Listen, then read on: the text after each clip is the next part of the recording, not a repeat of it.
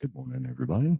Sorry I'm running a little bit late here. It's Billy Hines joining you for Billiards Media USA's production of Greg's Jurassic Brawl 10 Ball Open here at Brass Tap in Raleigh. We're starting out today with a killer match.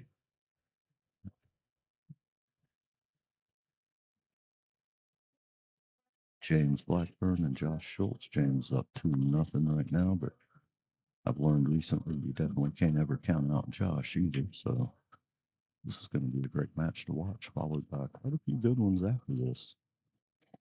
Got a good matchup on the table. You can see them at the top. Next table up, Chris Rhodes, Greg King playing on the last end. These are all matches we'd love to have on the TV table. We had a little bit more setup, more room to do it. You guys make sure you're following along on the bracket, and we appreciate you joining the stream this morning. Please be sure to like, subscribe, and follow Billiards Media USA. Let's keep these numbers up so it spreads to where everybody gets a chance to see it.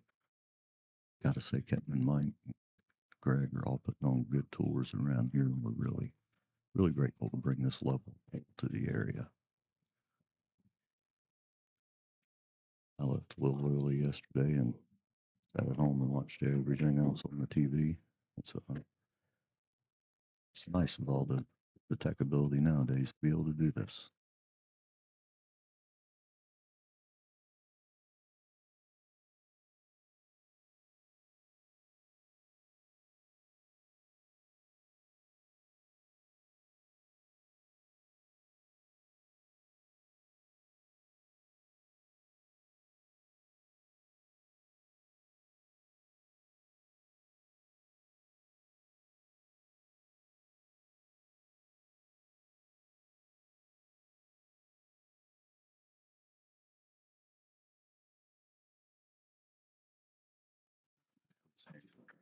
That's run rack. It's got about where he wanted to be on this one ball here. Like he's in about where he wants to be. It's just that two balls tough to get on. He's got a small little window. Definitely has the control. It wouldn't surprise me if it's perfect, but nobody will.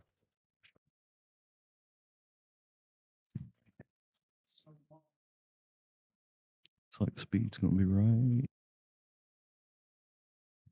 Get behind that three and at least touch it. And coming onto that the thin edge of it coming off the rail. Looks like it might cut it straight into the 8 ball. Looking to see if it looks like he's shooting to make it or if he's just gonna try to engineer a safe out of this.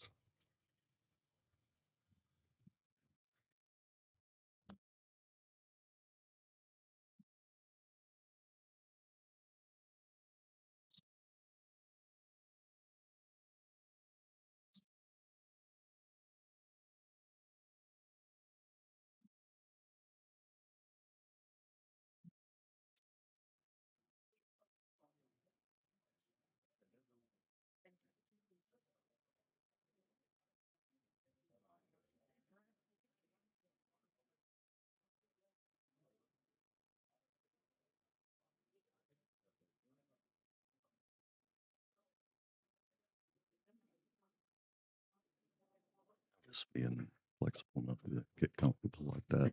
I can get my leg up on the table, but I can't quite get comfortable like that. And actually, I don't think it's flexibility. I just have a bigger gut than him.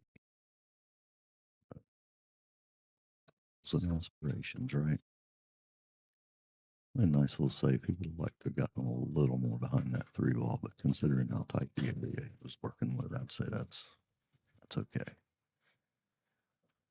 Definitely gonna make Josh work for it here. Looks like he's gonna cover that quarter ball. He's got the air bat out.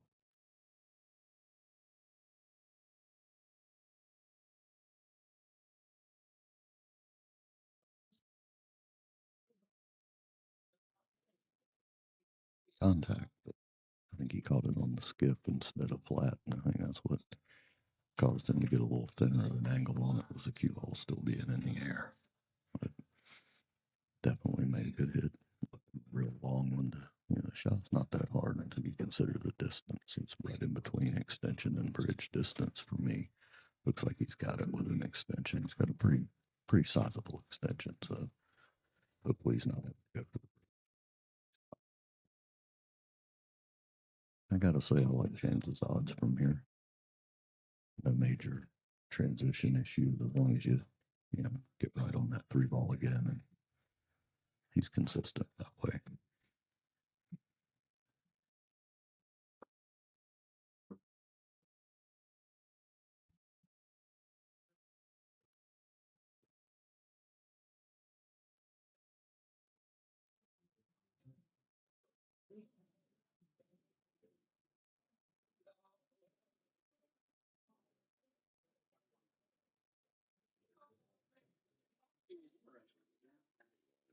Agree with having to get back on the two. I would assume he's going to go forward with this, just a couple of rails out.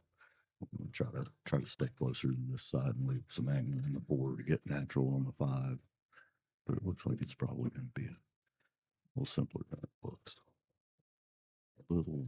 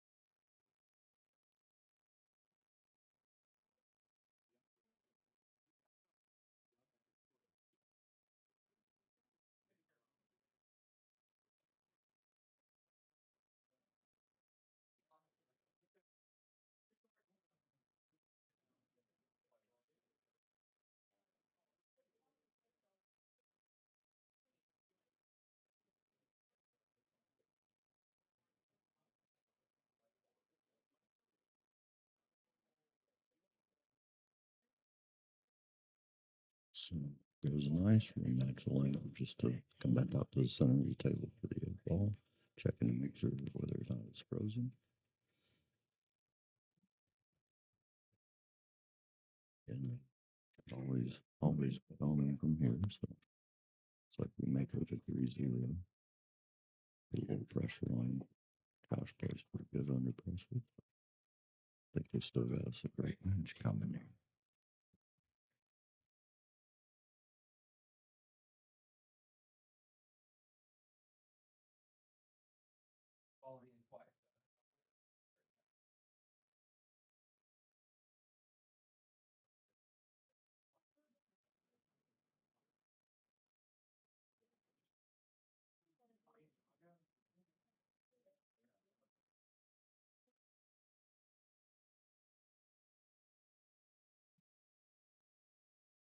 Thank you, Joe. Good morning. Glad to see you, brother.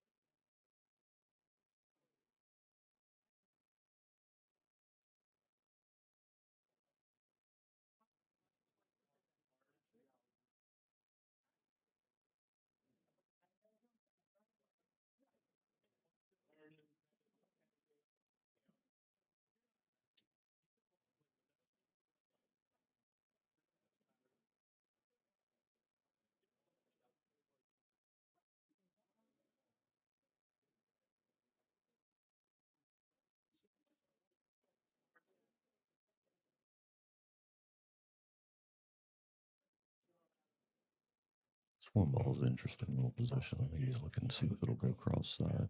Might put enough pace on it to try to hold the cue ball and two-way shot for a save. I'm not sure what exactly he's thinking. We'll see how he works his way out of this one or how tight he can leave it if possible. That's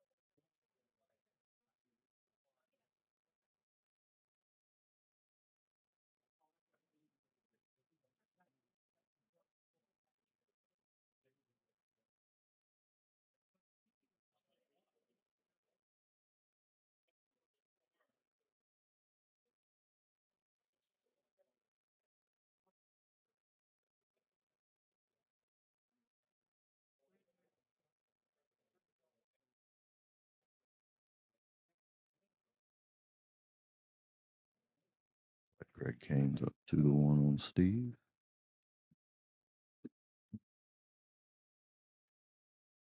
Graham Swinson has Chris Rose 4-0 currently. Chris has pocketed a nice four ball. I can barely see their table, but it looks like he's definitely got a run at it. We'll see how he does there eventually. Greg made a nice shot I could see there. Rolled up safe for his 6 balls, so just a quick update. Aaron Duncan's down 2-1. Trey Gray.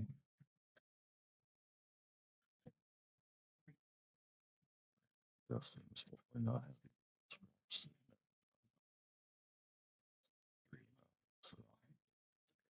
Coming out there playing James Blackwood. Nice open look at it from here with a lot of near stop shot shapes. Probably a little drift with the rail with the 6 ball. Get good enough on the 7 to get straight on the 8. Just keep your shape tight and in line. He's got a pretty solid chance of just finishing this one out.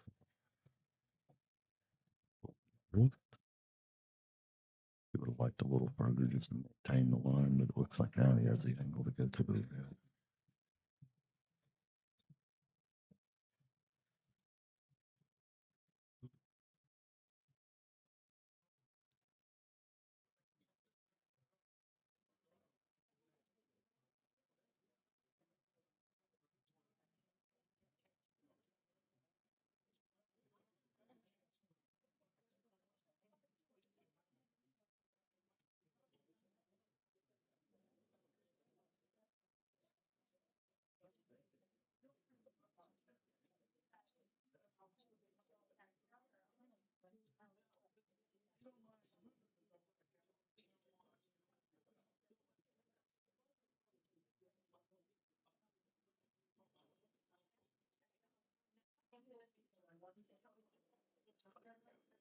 Back up a little bit. I can't say I blame it there. Like he stayed just to the top side of the line there, so they should just be able to stun the red. Okay, on the other side of it, I couldn't tell. Either way, just a little bit of roll with that one, and he comes up straight on the team.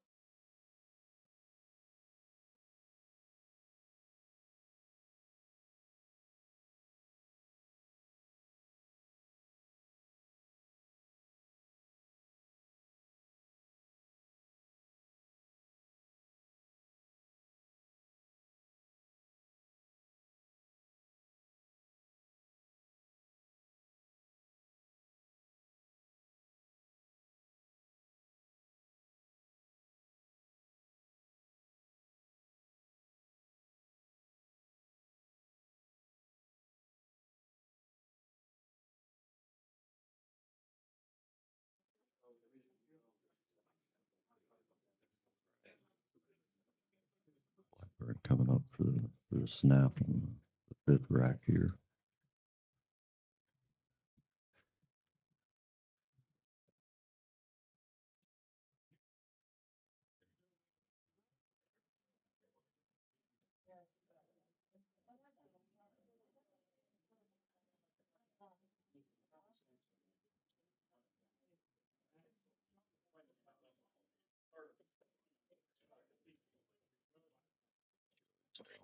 Nothing there. I haven't watched Graham play much, but by the scores he seems that I've seen, he seems to have been definitely pretty solid this tournament. So I'll be watching for him from now on. Graham Swenson, 674 Fargo.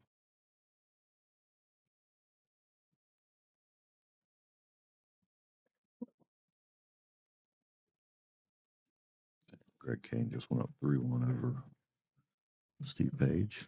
Also another good rack to be watching.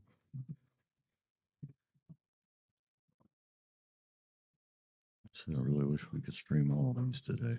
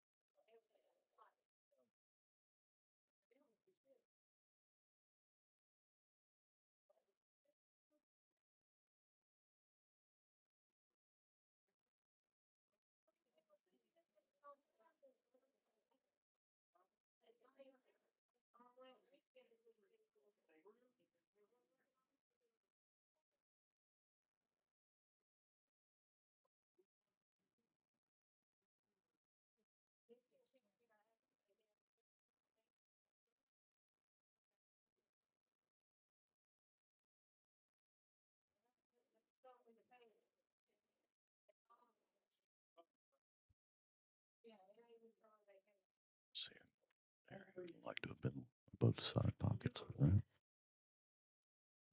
He's still got good odds in this back. He's just a little jacked up the rail, and the four ball's just hit it good, but he normally hits his. He's hoping just back up to this rail between 6 and 7. Go back up just a little more less dying. Got him back over to the other side of the line. 10's a factor, so I think we'll be seeing some sort of a kick or a save. It doesn't look to me like he has either edge of it all.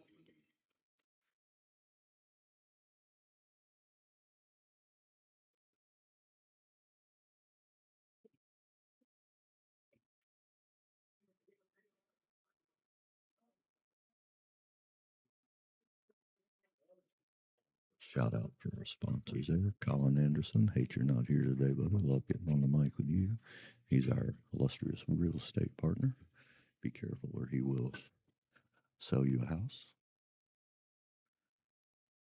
Thanks, of course, always to Ketten and or Billiards Media USA providing the stream that I get to tap on today. Definitely appreciate all the hard work he puts in. It's a crazy amount of hours he dedicates to making sure these productions are strong. Be sure to check out some of the matches a day or two later after they get cut out and separated. We're going to start doing some posts with the actual players where they get to come back and commentate their own matches, do a little voiceover, and give you an insight into what they were thinking.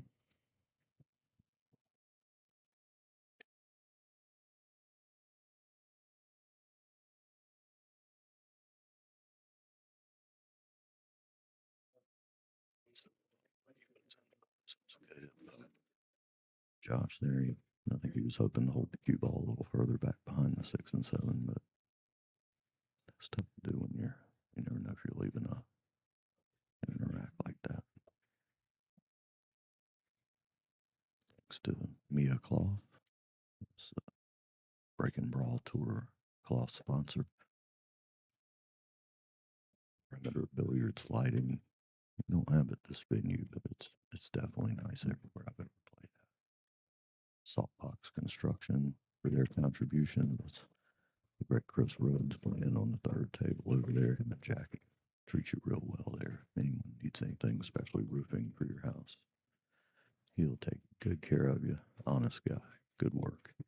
Even better pool player. Ticks me off every time I have to play him.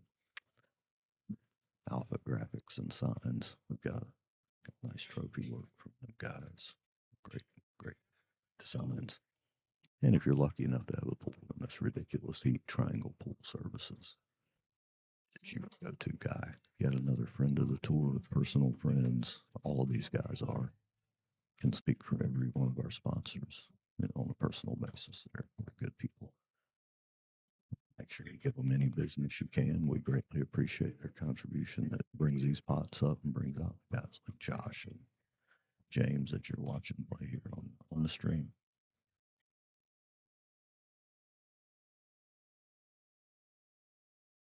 As always, thank you so much to the folks here at Brass Tap. Staff's outstanding. They take such good care of us. I know we can get to be a pain at sometimes, and always very professional, understanding. They wait until after we're finished playing before they start throwing pool balls at us or anything. So good folks here. We get treated very well. Always appreciate the events here. Looks like he's gonna cut this ball and just as long as we drift back over decent and not release the just off the rim, release it. So like all the odds. Stay out on that. Just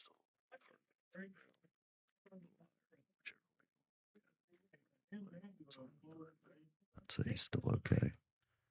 You'll either go slow and take the natural straight drift, or just a little low outside and pull it around 2 rails, which is kind of my favorite. But you always miss something when you side spin shot like this.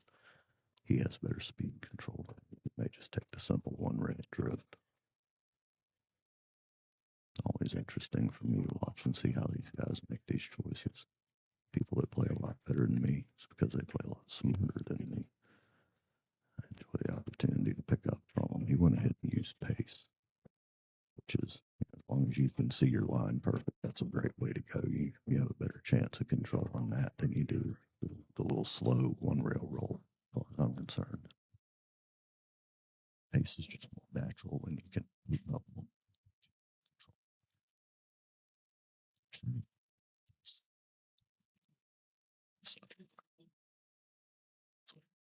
Generally bottom these days.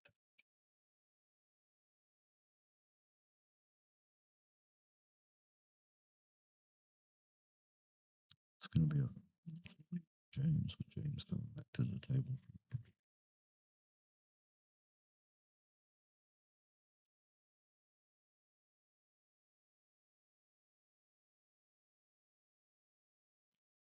As well as James plays, I say I'm a little, definitely a little bit, yeah, not surprised, but I wasn't quite expecting him to pull out the lead like this. Every time Josh plays me early in the morning, he puts on a clinic. That might be the fact that he knows who he's playing. I'm not counting him out yet. He can definitely put it together to come back from something like this. He's a grinding player.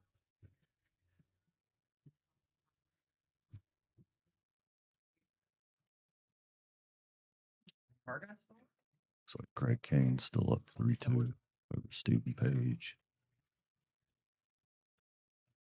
Again, there's nothing you can do with Steve. Sometimes he's a reliable finisher in most every event. I've been playing with him for years, and I've learned you've never beat him until you sink that last 8.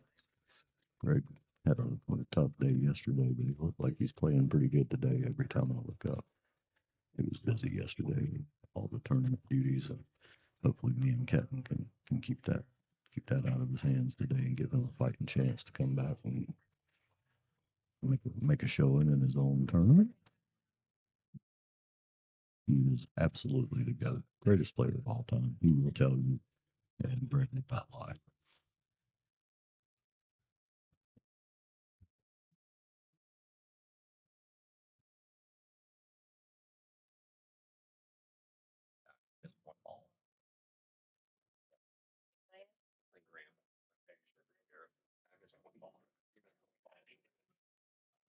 Rope drive. And I missed a lot of balls after rope drive, but he missed one ball home. He missed one ball. 7-0. Chris Rhodes is reporting as 7-0 will almost go live there. He said my man missed one ball against him, so you can't feel bad when somebody just plays that good. Taking a couple of those from Brandon Shaw, Josh Schultz, some other people lately. You catch your gear and you just can't get by them. I'm not sure he intended to contact them to there. Get out into a slightly tougher position. But if you can't see the whole thing, he's definitely got multiple save options here.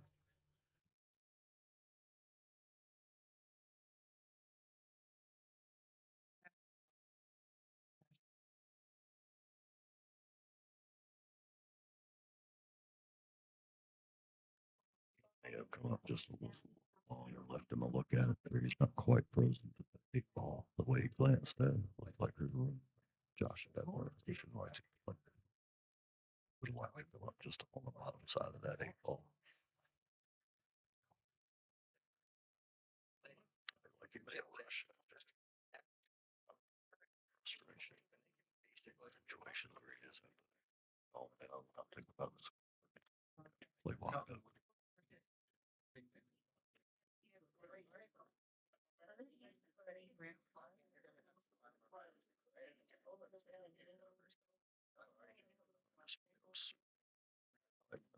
Come back, but you have to keep the comeback side out of your mind. Just make sure you stick with your routine, your pre-shots. Don't rush anything. Play like you're up 3 and you're looking to scuff somebody. I think you got almost exactly the line he wants there. He should be able to drift down just a little bit and still safely leave, room with an angle on the 4 ball to get out for the 5.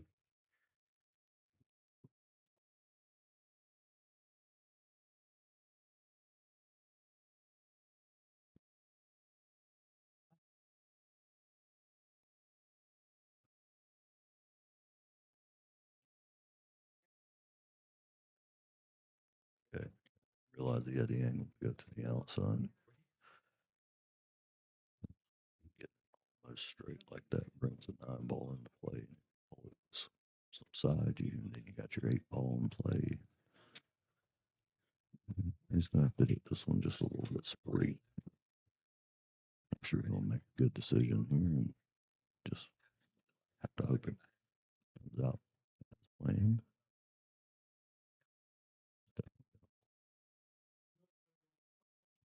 Okay, able to get to the outside of the 8.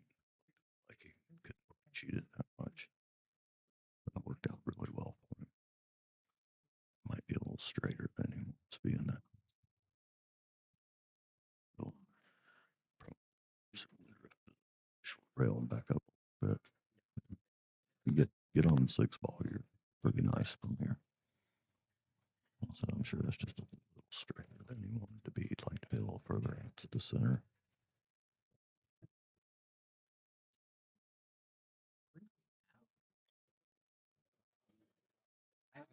Maybe I just need to, how to be a little less stressed. But he want Joe's very slim action there in the chat. Feel free to speak up. You'll go, would you? Careful though. He makes good bets.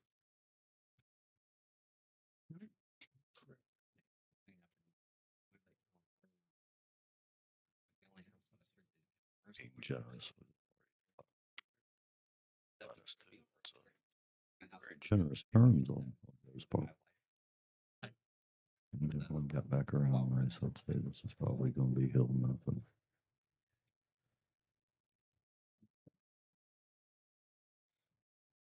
Chose to follow a bit there. I maybe would have just threw it an inch or two, stunned it off the rail, but it came up just a little bit more angle than you like. So he's probably going to go high with a little inside and just try to control back over. Stay on this side of that side pocket where he's still got a nice shot. May go all the way around on it. Surprise me. Okay. He's going to hold it to the side. Smarter probably than the force with a little inside to get to the other side. Again, that's where he trusts his low speed control a little better than I do. But he's supposed to.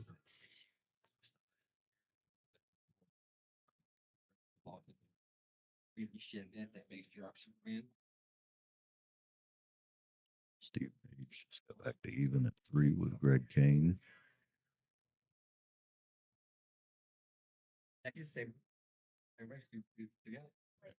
Trey just went up too long and done.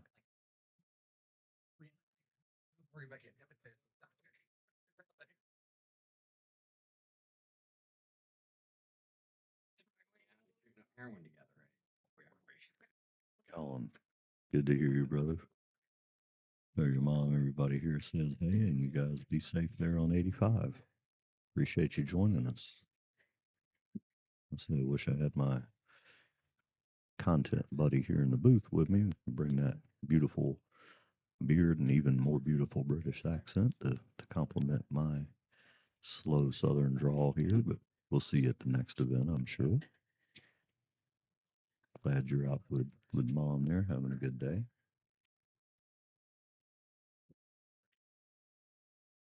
Thank you, Dave, reposting the bracket there. We definitely appreciate that. It's tough to manage the chat and everything all at once here. Not so much as too much to do. I just have too many devices at too many distances where my eyes don't work. Leaning and pulling and pushing, leaning around, looking. Don't ever get old, y'all. Steve Page getting ready to break there at the back.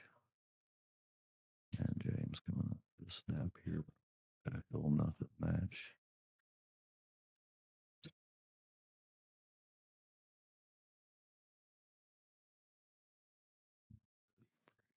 Looks like it's going to come out dry there. Ball's not too bad. Getting to the twos a little tougher, especially with the angle on the one.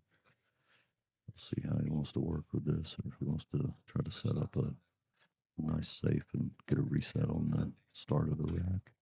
I'm sure how he'll play this. He tends to be pretty aggressive. And if it doesn't come up exactly right, he'll back out to the safe option quite often. Stack.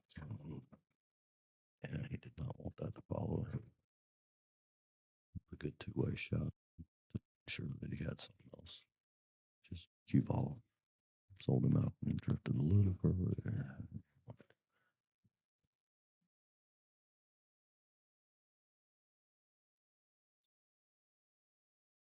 James ball in hand. Only tough transition really seems to be that 2 balls as long as a 4 goes out of 7. He's kind of like it here. He's looking at everything to double check some of the passages and some of the lines.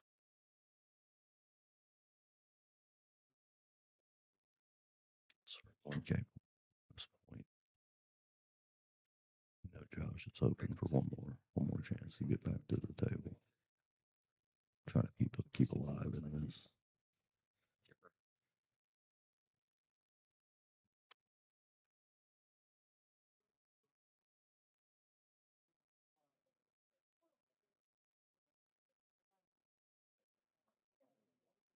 I was trying to find static. I swear to God. I think he's in the window for that too.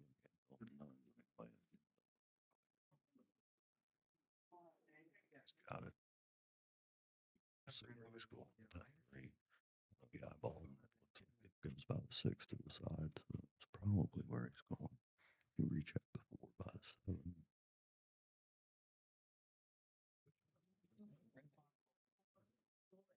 Nice jump contact on the next table there. Trade it, hit it pretty good, but he ended up scratching it. James hit this one, but he came up a little shorter where he wanted to be on the 3.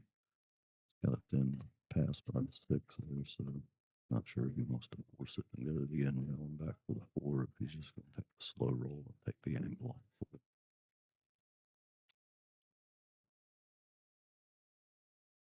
So just personal preference at that point. Feel like your odds are better on the slow roll, but he has great control with that deflection angle to the right and back, so there we go. Put the little pace and coming back up on it. Very well struck ball.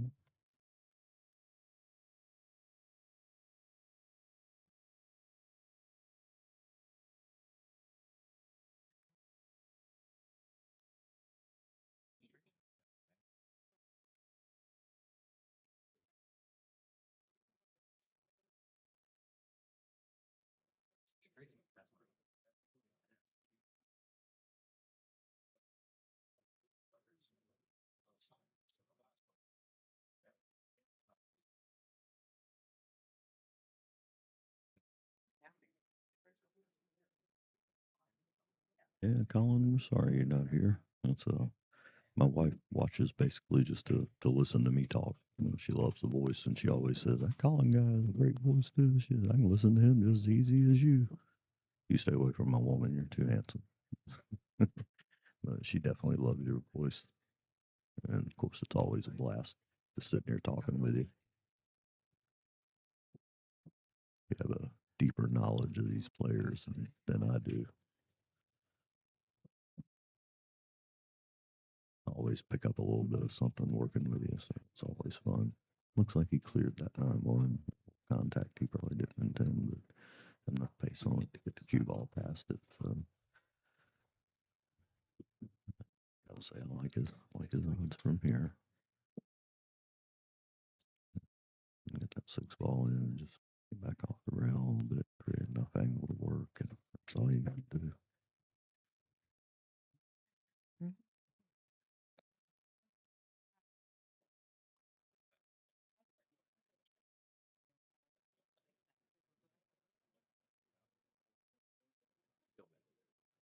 I would assume with the angle here, he may just pull it, but he might like coming around a little bit better. I'm not sure.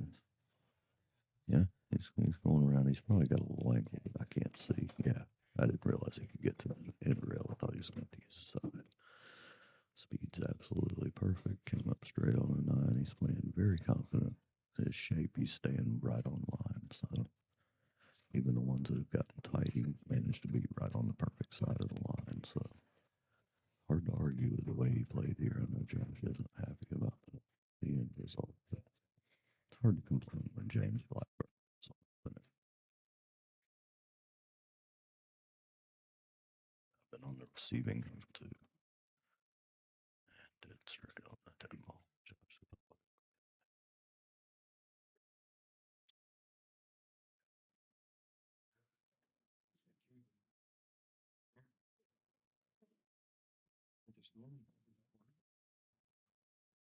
I apologize if anybody's picking up my breathing.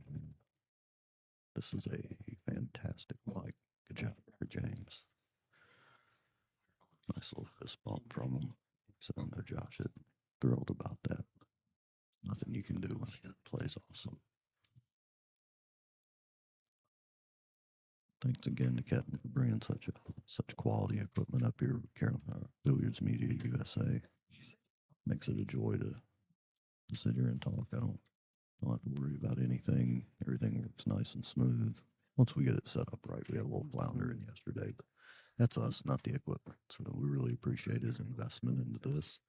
We appreciate everybody coming to watch, and definitely those that like, subscribe, and follow us. That just helps our numbers, helps us spread the word. Anybody listening, please make sure you're subscribed. And we greatly appreciate it. I'm going to take just a break here, just a few minutes till we get us another match ready. Might even grab me a little something to eat. Missed breakfast this morning. You know how us fat people get with no breakfast. So guys stay with us. We'll be back just as soon as we can. And thank you again ever so much for joining us on this Sunday morning here from Brass Tap, the Jurassic Brawl 10 Ball Open put on by the GOAT, Greg Kane. And we'll talk to you back in just a few minutes. Thanks.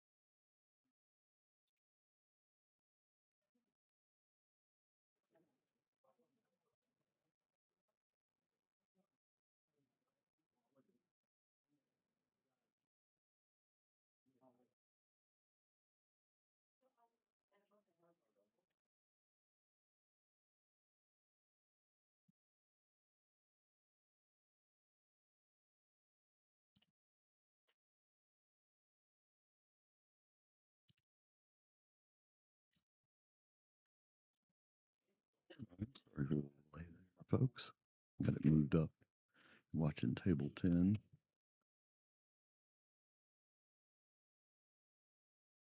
Score.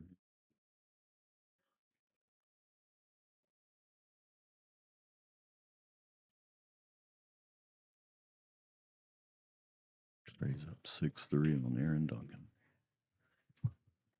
We're at the hill here. Trey, Aaron's at the table.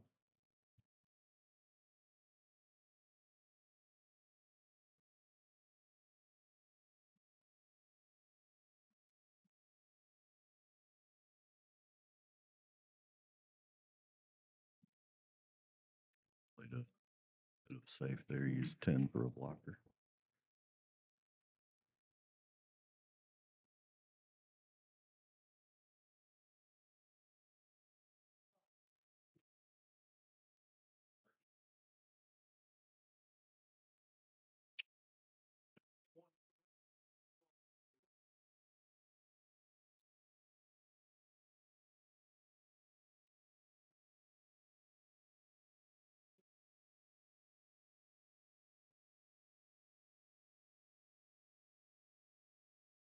Was pretty close pop at that jump.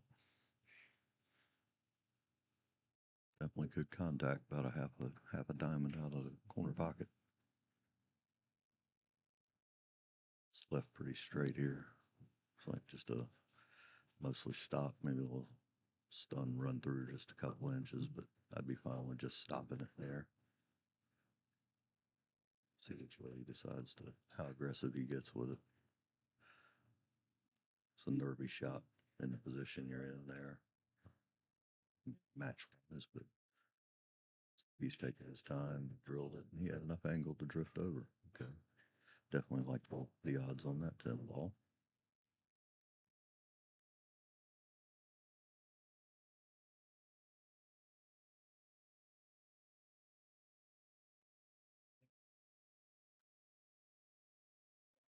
Can you take the blocker down?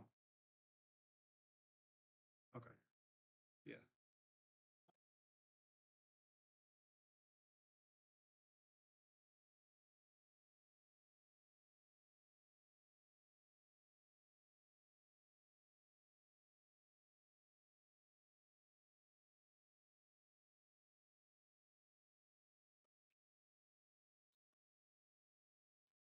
Greg Kane's up 6. Steve Page. Steve Page is about to break.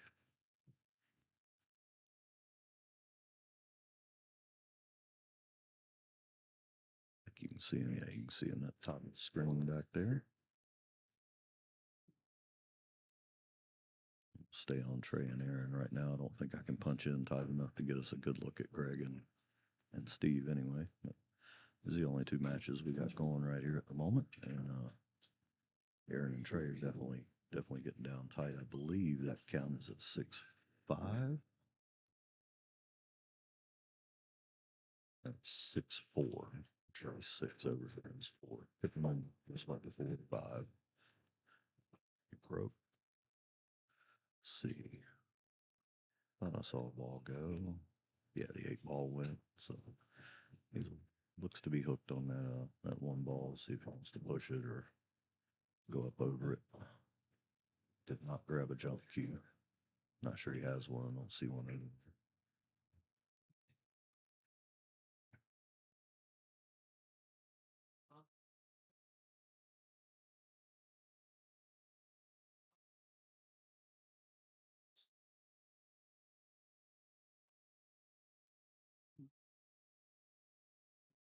Definitely thanks again to Doom Q taking care of some of the answering the questions in the chat for us. And stay on top of everything as we go. His assistance is always more than we could ask for. Definitely appreciate it.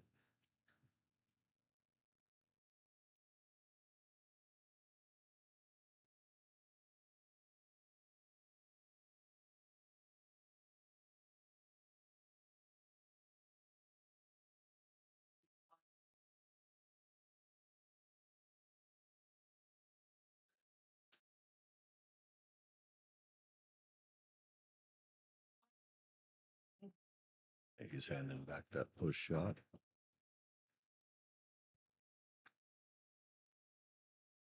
I think there's a window to see it, but I'm not sure how comfortable it is to make it. I'm not even sure you can see it, but it's definitely not an easy shot. And then you still got to get on that 2-ball with all the traffic there. It's I probably would have handed that back too, from what I can see from here.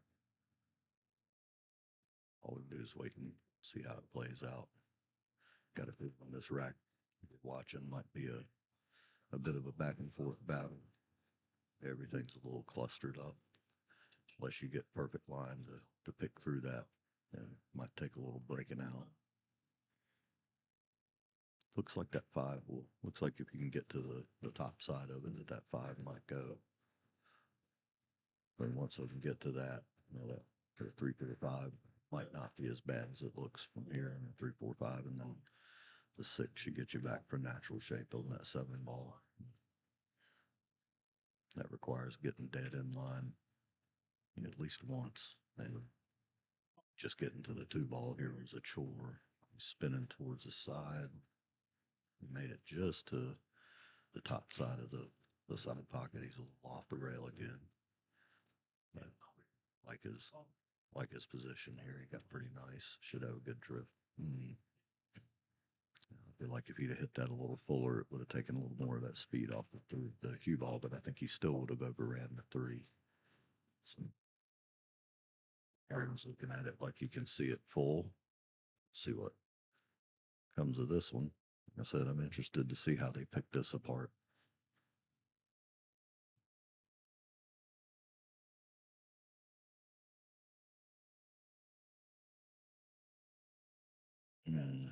I was thinking he could see it. I didn't realize he was having to go behind it.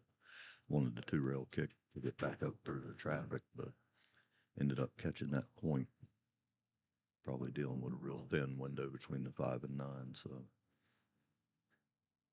So these clustered up racks like this are always something to watch. So many variables at play. You almost have to get perfect every time, especially until you can get it opened up a little bit.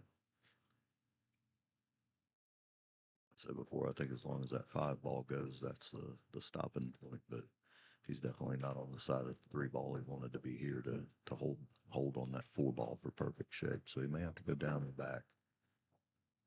And in that case, you just want to make sure you get back to this side of the football where he's at now.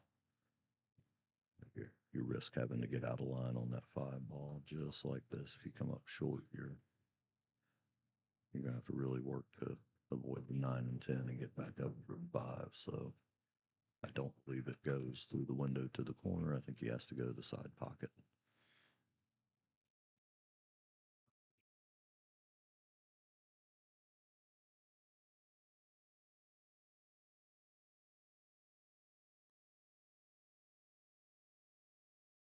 See what kind of juice he goes with. He may just fade under it. Take a little safe here. Yeah. I think that might have been the smartest thing to do.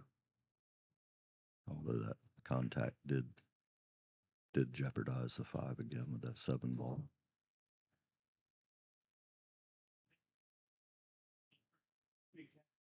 Say contact here is a pretty good chance it's going to rearrange all those anyway, unless he goes super slow. Yeah. Unfortunately, missed the hit and broke the next 2. So that brings up the odds significantly immediately there for Trey.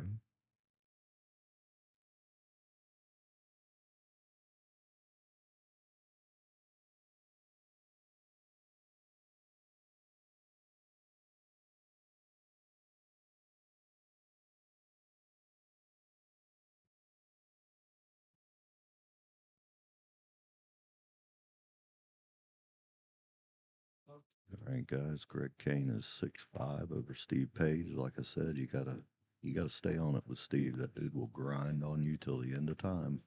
So we got a 6'5" match back there. Steve's at the table on the 4-ball now. Greg's on the stool. So we'll see where those guys end up at.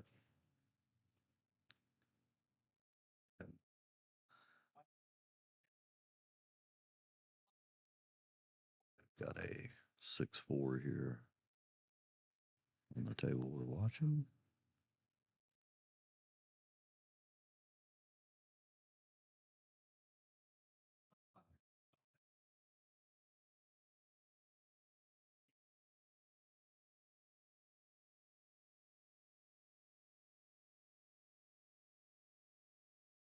Step away for just a minute. We appreciate everybody joining us. Take a look at all of our sponsors, and I'll be back with you here in just a few minutes.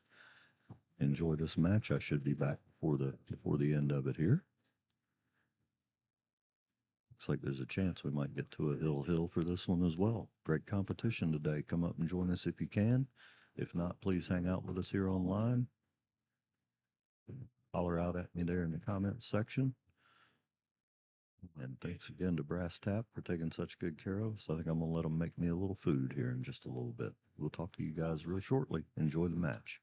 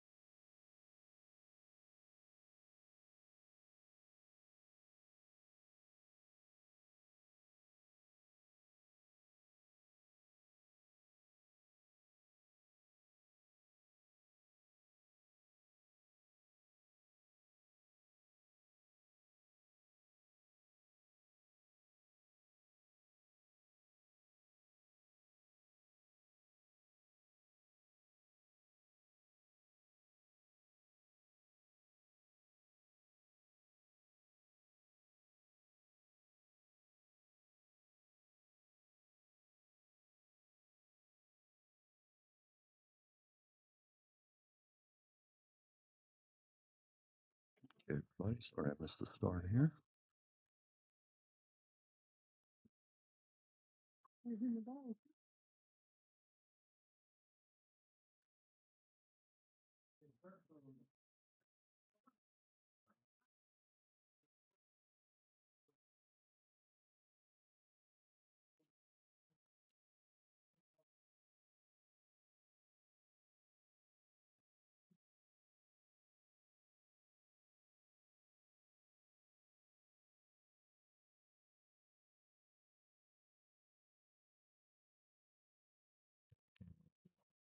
Sorry, I was in my duties just a little bit.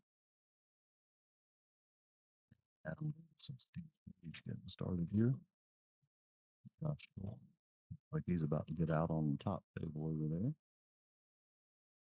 Check their score. I believe they just started. And Paul are still 0-0. 1-0. Slid that 2-ball real pretty in the side pocket. Got that on the 3. I like his odds for shaping the 4. The 4 to the 5 works out. But the odds go up quickly. Got to move a little bit, pretty much all these shapes to get through here, but it's nothing that looks overly complicated. As long as he can hold that cue ball there, I would assume if he can hold it under the 7 ball, I would assume he's going to try to create the angle across the table there from the 5 ball. Get back to that 6. And I would assume probably 2 rails as long as he's got an angle to miss the 9. Come back out for the getting close there. Come back out for the 7 ball. He may have gotten a little bigger.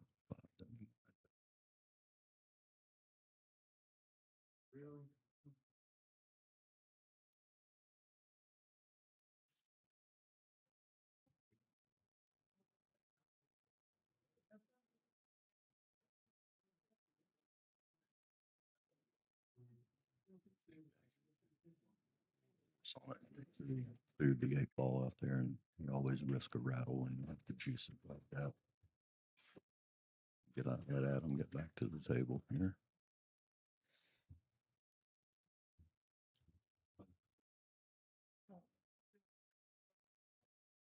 Simple little stop there. Didn't try to do too much with it. Just over the 10 ball a little bit. It shouldn't be any. That was next to it. Looked like he was going to be just over the 8. Good drift here.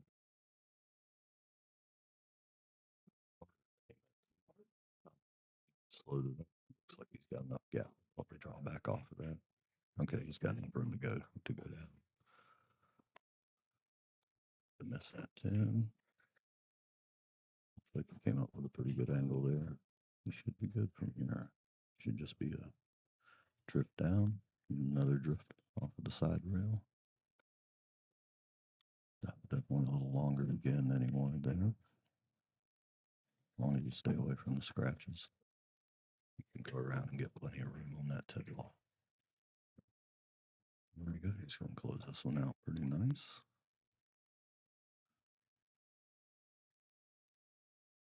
So you got a 1-0 Adam Davis here. Adam coming back up for the break. 2 of my favorite players in the tournament. It's hard to really say that. I got about 10 favorite players in this tournament. Love this 700 and under. It brings out the best of the non guarantees or non tour pro types, and you really get to see some good action. Every one of these guys is capable of playing to that level, so you're liable to see something unexpected or just pure clinical there at any given moment. It's been a great weekend. Lots of good pool to watch. Appreciate everybody joining us. It's like we got 19 people on the chat right now. Appreciate you guys live viewing. Please share it around and make sure any of your friends don't miss this. If nothing else, leave it muted and don't listen to me while you're cleaning the house, cooking, whatever. Definitely learn something watching these guys. It's one of my favorite things about commentating these matches is listening to myself at the time and later, second guessing, or contemplating the variables that they're looking at and then seeing how they actually get out of it. I learned quite a bit just from doing this.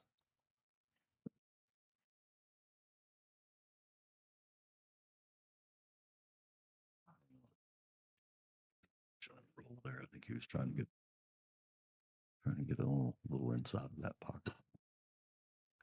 Miss that deflection angle just a touch. Just Steve the ball in hand, and again, you gotta move the cue ball a decent bit for a couple of these shots, but a lot of them are just about stops. Not this one, but it's I'm taking miscue there, and it's gonna roll right up in front of the pocket. Well, a little to the left of the pocket's gonna make Adam work a little bit here with that 5 ball being in the way. I think it's off the rail just a touch to where he could create that natural angle back over here towards the 8 and 10 to play the 2 straight over the corner of the 5 balls. Right in the mix. See which way he decides to go with this.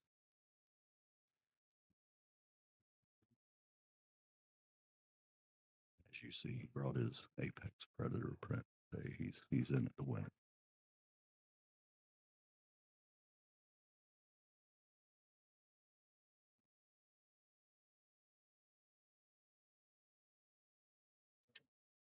And that rolled up real nice. Steve's probably going to be able to kick that ball in. Still a good percentage shot for him, but you got to put a little something on it and just hope for a good roll around the 5 ball to try to get to the 2.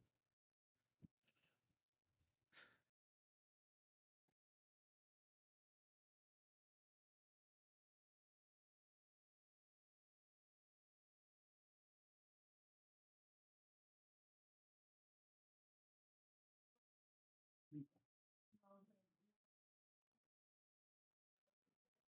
come on.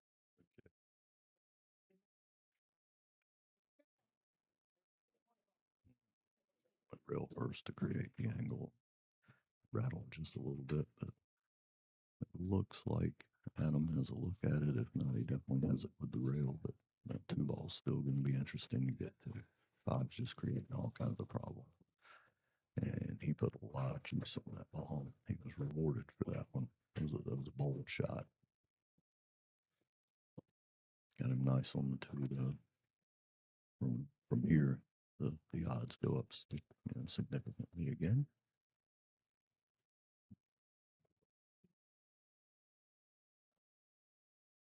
It's like Josh Schultz is up 2-0 over there.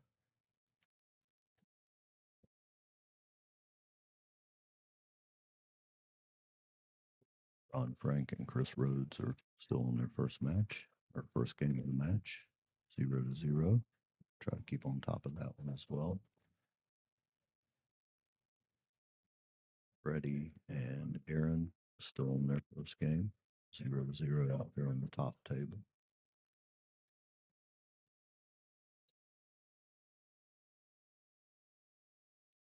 Graham Swinson, Trey Frank just getting started. And Greg Kane and James Blackburn back over in the back right corner. Lots of good matches. Like I said, we'd love to be able to stream every one of these. I don't feel like there's anybody left that doesn't have a shot at this thing. Lots of good battles going on.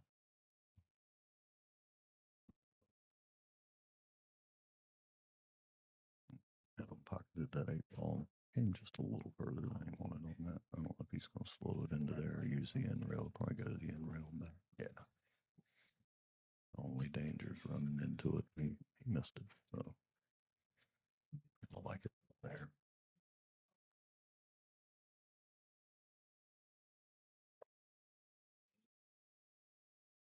Like 2-0 Adams way.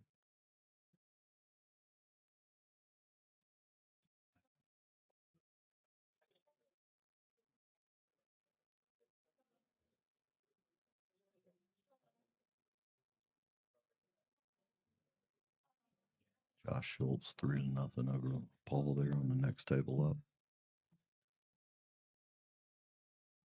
Everybody else still on their first rack of the set.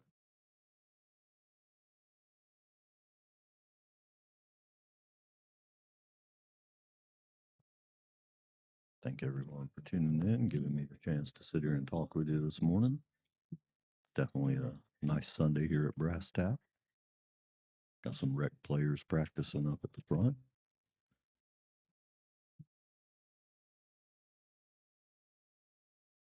Great way to spend a nice Sunday morning. Can't be fishing. This is about as good as it gets.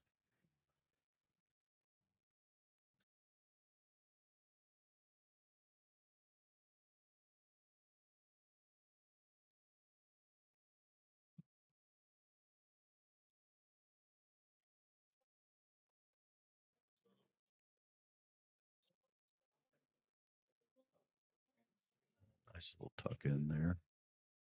Another quarter of inch to get on the 7 ball, maybe. But yeah, nothing easy here. He's got a single rail shot at it. He's gonna call it up in that top corner.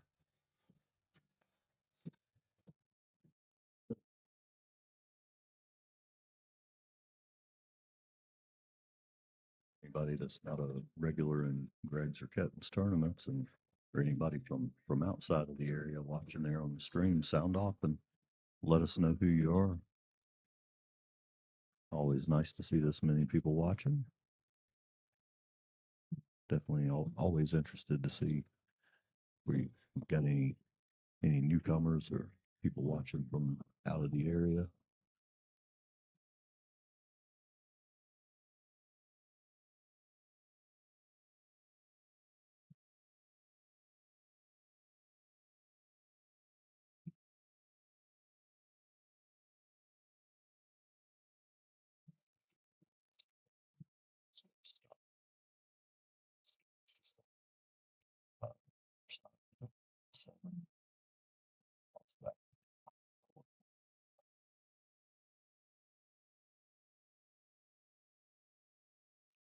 Layout is definitely in his favor here. There's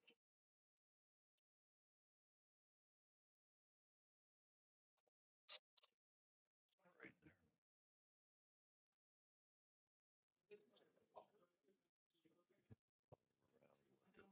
A little long, a bit of reach, but he's got the wingspan, so he's going inside to come around. Yeah, he can stay off that 10 ball. That worked out good for him. Got real good. Looks like he's dead straight in here, so I wonder if he'll yank it back to the rail and come back over. But it looks like what he's measuring up for. I'm not sure he has the angle to pull it to the side, but he may. Very hard to tell from over here sometimes. Looks straight. I assume he's drawing to the rail and back. So nice, comfortable distance for him. And he drives that one. That's going to bring us to 3-0 for Adam here. He's playing well today. He said he woke up feeling good and came to get it. So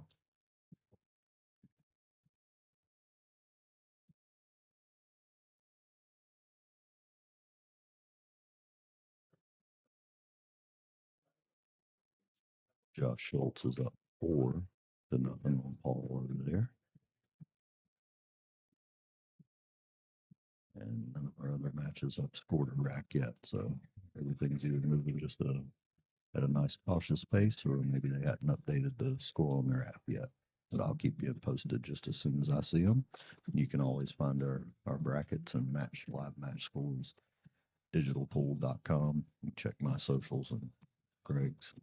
Check the chat box there. We posted the link. Both me and Dooncube both posted the link to the tournament. So if I'm not up quite fast enough for you, you won't pay attention to one of these other matches. Just follow that link and make sure you keep it in a separate window. You got to stay watching us now.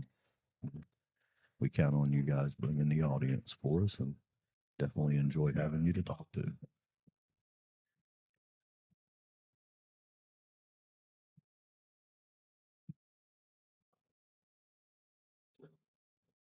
Adam made the 10 on the break. When it came back up, I believe it blocks the 8 for that corner pocket, but at some point he'll have to deal with that. But if he can get from the 1 to the 2 ball here, okay.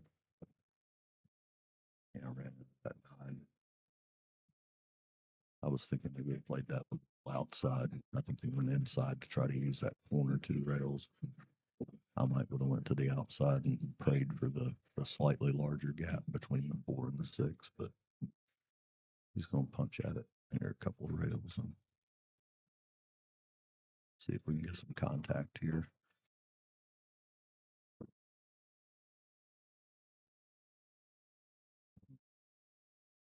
Just a hair off the line, caught the 10 ball, and the ball in hand back to Steve.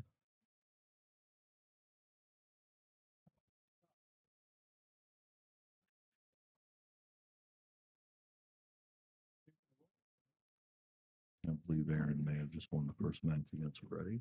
And check that. Our first game of their match.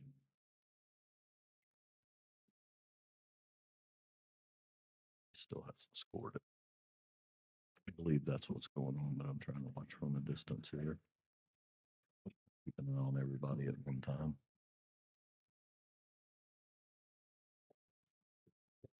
I'm not sure if Steve got safe there or not. I can't tell if the 5 ball or the 10 ball have him. He may be perfect in the window. Or Adam, which is, yeah, it's unfortunate. Just an extra half-inch roll there. Unfortunate. Definitely not particularly pleased with himself.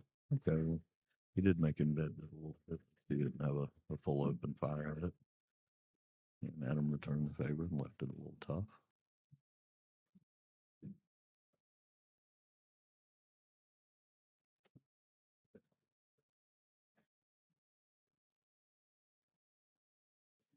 Olivier just got his first one on Josh, so we're at 4-1 on the second table up there. See Paul getting ready for the break.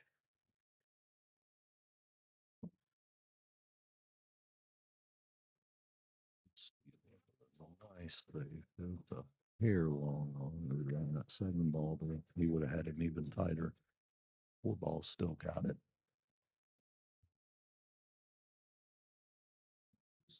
And he almost buried him right up against that 7 ball, which would have forced a 3 or 4 rail hit. Did good to make contact there. Almost got a lucky roll and ended up behind the 9. Left him a bank shot, but it's one of those can be tough.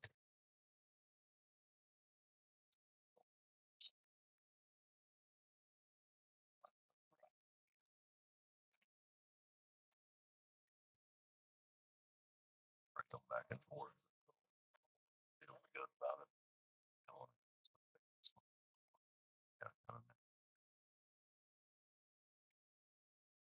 Get to just the right place. You might go break that 5 with the 3, or at least break the 8 out, make it makeable.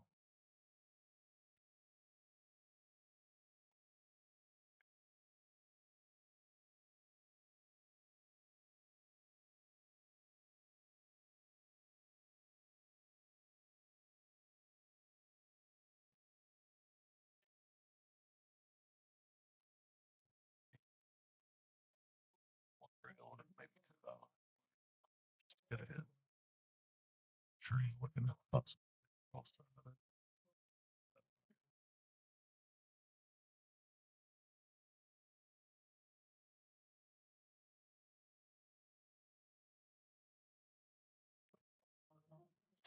Try to leave it tied up.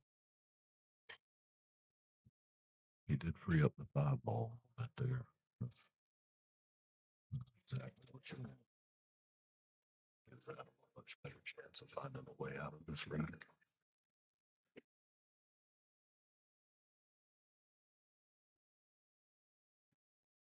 He's reaching over a lot down the rail. So got a little more ball out of the cue ball too than he would have liked. I suspect he was trying to make sure he got just far enough off the rail to play it in some bottom. He may end up with this much angle. He may end up following down to the short rail and back over the outside. 6 balls close enough to the pocket that you don't have to get perfect coming off the 5. As long as you get somewhere you can pocket it, you're 90% going to be okay.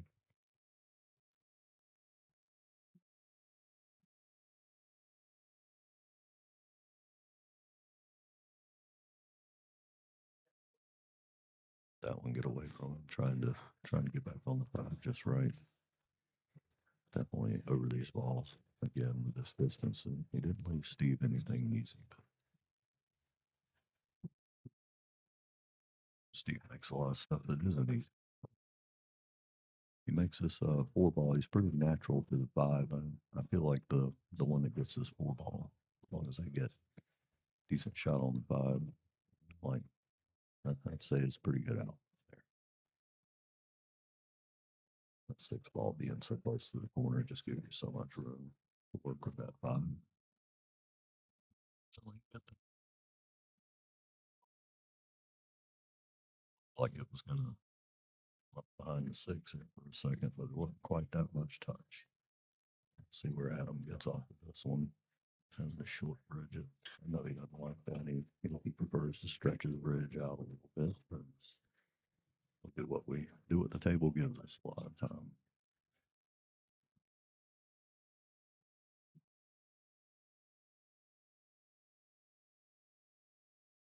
Hit that really nice. Came back off the eight with the six. Managed to get the eight off the side rail, but not enough to get the 10 in the game. So that chose to go behind his back rail and left-handed one. Guess that's the advantage of being tall and skinny. Fat guy like me can't reach around behind my back and have to play left-handed.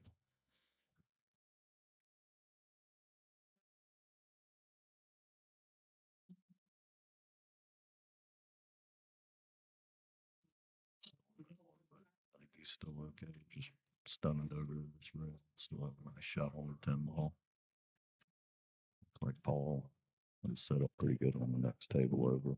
Might be looking at a 4-2 here. Almost think it will come back. I feel like Adam forced that one a bit, trying to get perfect.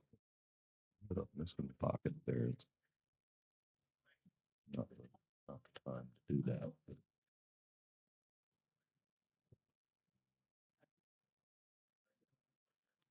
But let Steve close back in one of those racks here. Gotta like Steve.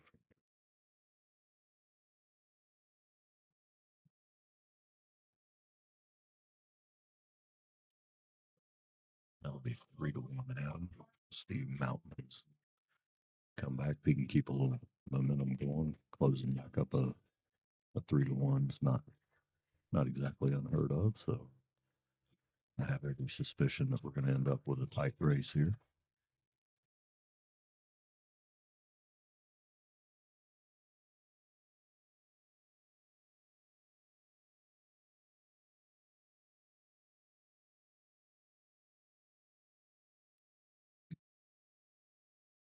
And Duncan's up 2-0 already.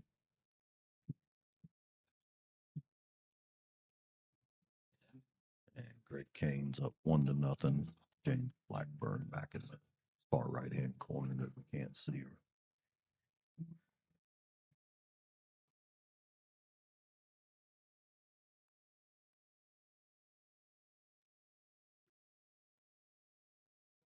See what that wild hammer break is. Looks like he might come up dry though. He did. He did not leave a beautiful shot there, but I believe it goes. I'll lean over and get out over that 5 ball a little bit, but I believe you can cut that. Hold the cue ball in line for the 2. Probably a little bit inside, maybe. Just straight. Definitely got where he wanted to be on the 2 ball. Oh, I'm sorry. I was looking at complete wrong. I looked away and was following the cue ball.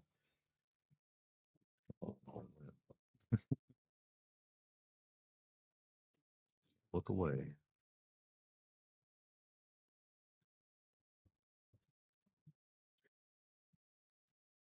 Steve stayed just off the rail there.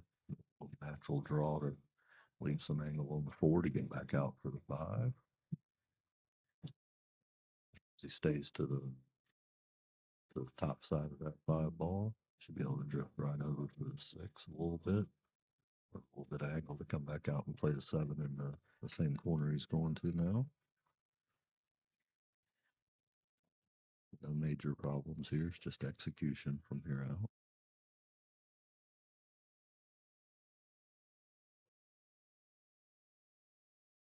He may have meant to get a little north of that 5 ball and just take the longer shot on the 6. I'm not sure if that was intentional or not. I would always be trying to get to the shorter side, but it's not always the smartest thing. Just psychologically feels a little easier.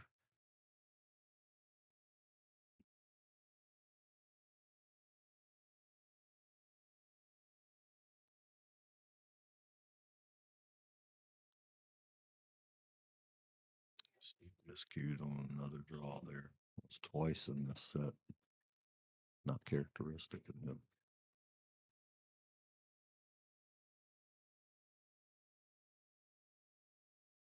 And I show a sportsmanship here.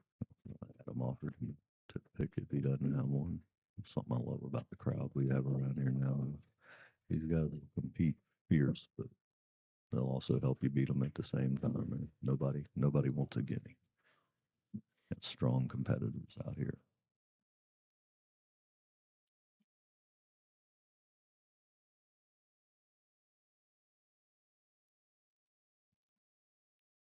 Missed that 10 ball, but he got a nice kick to send him back up for it. No, he doesn't like getting it that way, but definitely worked out good for him. Behind that 9 ball. So nice comfortable reach instead of leaving it too close.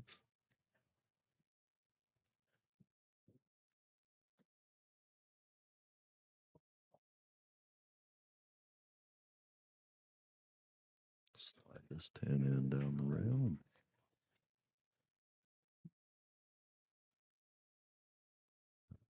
And one match here.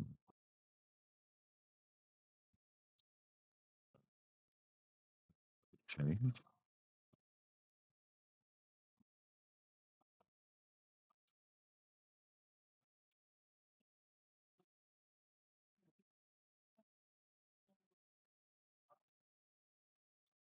Got a game back. Whenever.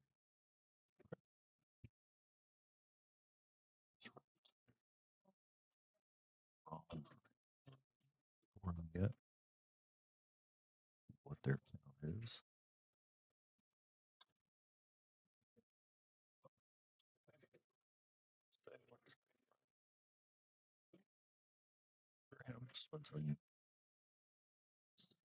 And I'm still showing Greg Kane up 1-0 over James Blackburn. James looks like he's shooting on the 7 balls, so 6 ball maybe. That's so hard to see from over here. If those scores are current yet. Yeah.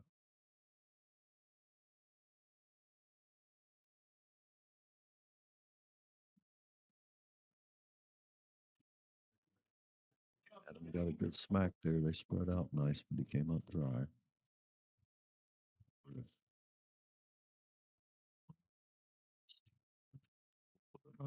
Nice open spread.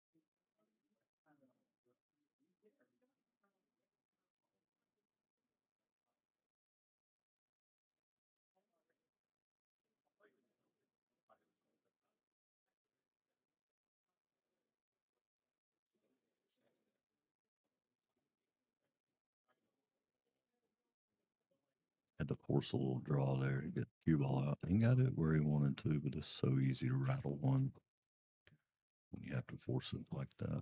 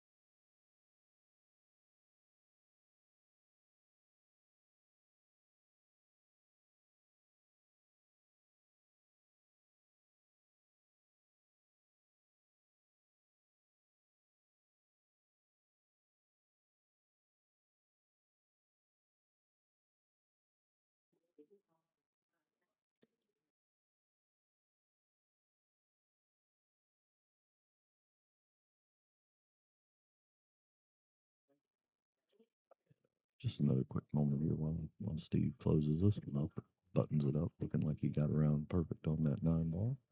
I want to thank Ketten again for the nice setup here from Billiards Media USA. You guys make sure you follow us. We're going to keep trying to up the production game and bring you an even better experience to watch. We are having a ball putting on tournaments and streaming them, making sure everybody gets to watch all these good players. I'm not always the biggest fan of technology. I worked on it for 30 years or so. Not always the biggest fan, but I do greatly enjoy what it's done for pool. Said earlier, it allows me to sit here and talk to the I got 25 people watching right now. I can't believe that many people can stand to listen to me on Sunday morning. I'm just going to imagine none of them have it muted, though I would not blame them. But yeah, it's been a lot of fun being able to do this and sit and give my opinion and pick it apart and see how wrong I am when the better guys show me how to do it and learn what I can and hopefully make it enjoyable for everyone at home. I can't tell you what they're thinking, but I can at least tell you what I'm thinking as we go. And I do keep an eye on the chat window best I can, so free to pipe up here. And again, anybody listening from out of the area or anybody new, feel free to introduce yourself. We love having you. Thank you. As always, Cloth sponsoring Breaking Brawl tour here. All Record Club that you're listening to now. So, perimeter billiards lighting. I don't know if you guys have played on tables with those, but man, they really take the shadows away and just give you a real bright look. It's definitely an upgrade that I've enjoyed everywhere that has it. Saltbox Construction, Chris Rhodes, they're playing on the third table over. They will absolutely take care of any needs you have for your roofing or I think pretty much anything around additions, that sort of thing. But definitely in the roofing area. They're solid people. All of our sponsors are people we know personally. Makes it easy to sit here and talk good about them because I actually know them and know they're good people. So I don't have to wonder if I'm recommending someone might not treat you right. Yeah, Adam's definitely not going to be happy with that. But Steve can miss the traffic on that side, stay this side of the 10 mall, or go around the corner and stay away from the 5. That 4 ball's going to be a little tricky again. Now that I look at it, even if you get down to it, the 5 ball could be a problem. So set up a combination with it there. 2 ball hung in the pocket, so let's see who gets to it to take advantage of that. That's definitely deep in the shelf. I'm not sure how that ball stayed up. It is way in there. See how well Adam's looking at it. Steve couldn't believe it didn't fall. I can't either. I had already looked away from it. Adam's definitely looking at how to get back out of there. I'm not sure he could see enough of it to snap draw it back there. He's really looking at it. It is behind that point solidly. So you're gonna have to base that 2 ball. Anybody looking to purchase a house, sell a house, please reach out to Colin Anderson with Spotlight Compass Realty. He's not with us today. He's on the road watching from the car. Any of you that don't know him, you'll recognize him on the streams in the future. You can literally hear that his beard is almost as nice as mine. And he's got another great voice with a bit of a British accent. I'm always a little nervous when my wife's listening. I love my accent. Can't seem to do much with those British guys. It's just smooth. Definitely thanks to Colin, and you need a good deal on something, he'll definitely take care of you. Great guy. Alpha Graphics and Signs does all of Greg's work here.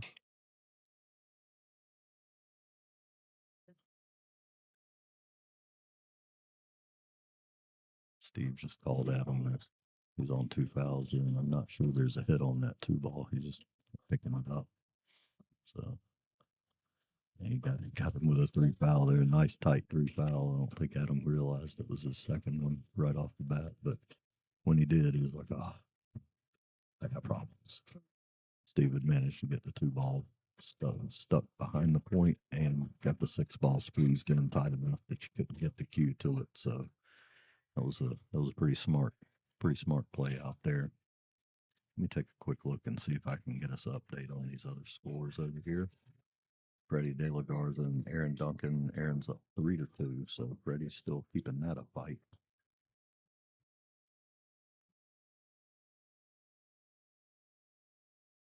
Paul's catching back up at Josh here. We're at 5-3. Okay, he just switched the score. Josh just marked his last one, so we're at 5-3.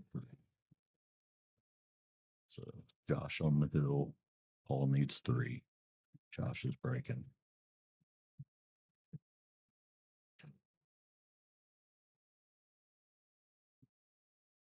Adams up 4-1 on Steve. 4-2, I believe now. Yeah, sorry, I forgot where I was. Doing too much scrolling and trying to keep up. Seems like some of my matches aren't scored yet. Greg Kane's up 2-0 on James Blackburn. Be a great match to be able to see. Sitting too far away, can't see it.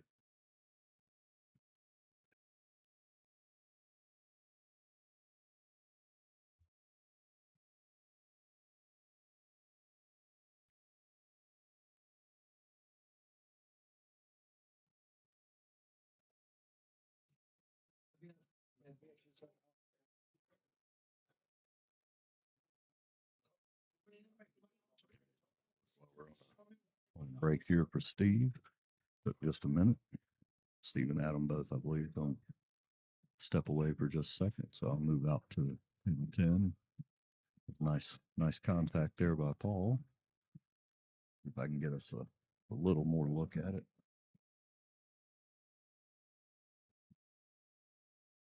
Sorry for taking the players out of the view, but to get tight enough from this distance, I have to kind of close out the edges.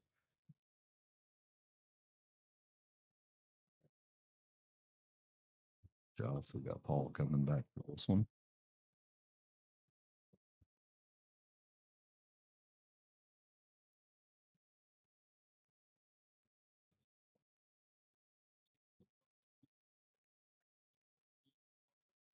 Pockets one ball pretty nice and left himself a straight two balls. He can drift over perfect to get under that sixth ball for the three. I'm not sure if he did or not from here, but he looks like he's happy with it. Try to pull it to the four in the side. Not quite hit by that 10 ball. So a little hook. Straight up.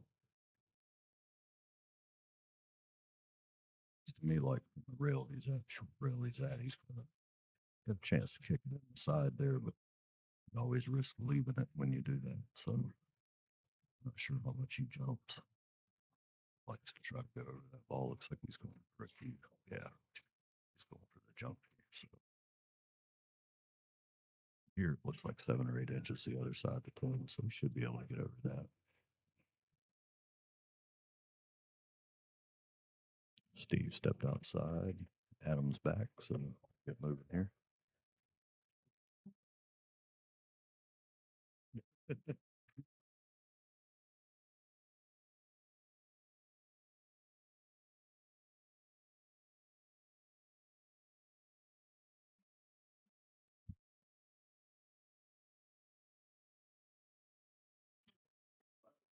Josh coming back to the table with a ball in hand there. See if he can pick this one apart before Steve gets back to continue this Adam Davis, Steve Page cage match between two of the nicest guys in the room, but someone may die. You never know. It's pool. Adam hit that ball good, or Josh hit that ball good. I was looking at Adam talking about Josh. He hit that one good to pull it back. He's probably a little straighter than he wants, but he's going to pull that right back for the sixth ball too. Overgrown just a hair, but he got by with it. Dinked it straight up for the side pocket. He should be able to stun that cue ball and hold it. Okay. He put more on it than I thought. I was thinking he might just stun it and hold it right there, but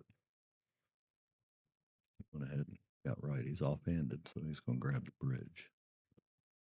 Have every inkling he'll find his way around for the eighth ball and get out.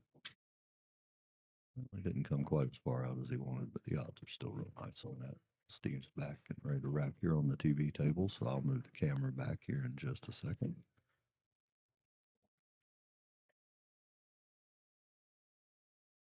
Got 4-3 here on the TV table. Steve's way. I'm sorry, Adam's way.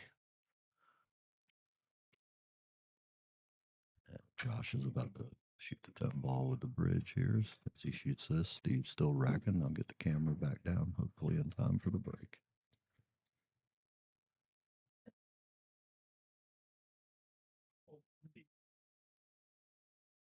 And Josh pockets that one nice. Let's get back to our previously regular scheduled programming.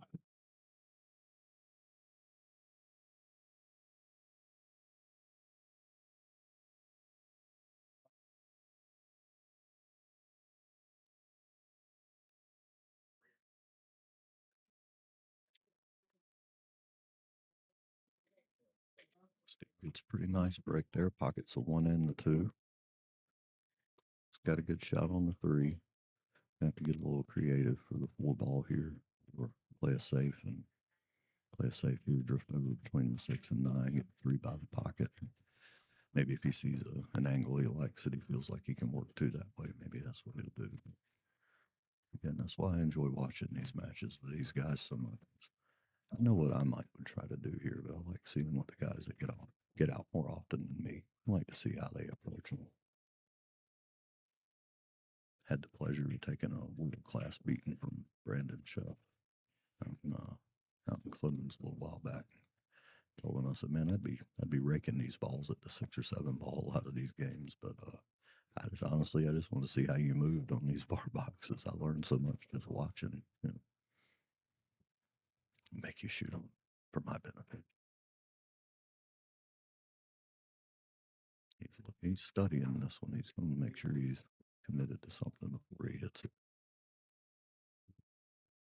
Might be wanting to drift down and play the combination, just let it come back up, and hope he can hold the where there's still a shot left on the 4 afterwards. I'm not sure what he's going to do here.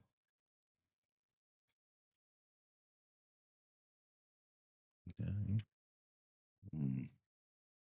It's always a problem with those little slow control shots. It's so easy to be off top of the walls a little bit when you're trying to finesse your cue ball so perfectly, which he did get absolutely perfect too, but the ball just did not go for him.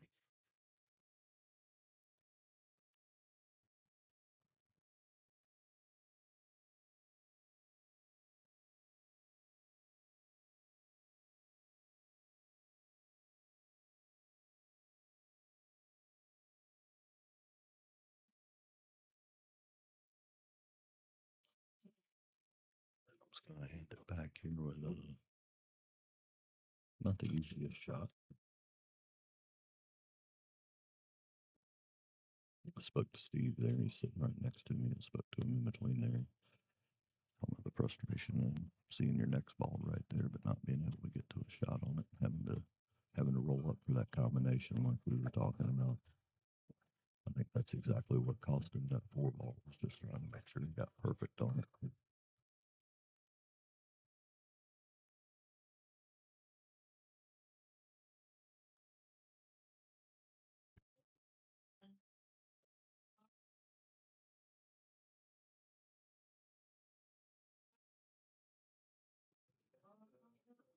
It's a decent little safe. He's got room to get to it, but have to spin it. 5 balls got him off the natural line, so he'll have to come on inside there and spin it to it.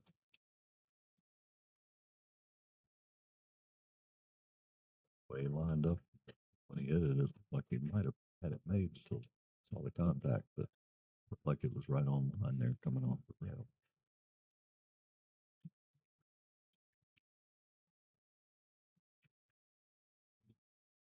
Weird little angle for Steve. Looking at another safe. Back toward the middle of the table and you there. Not quite enough on it.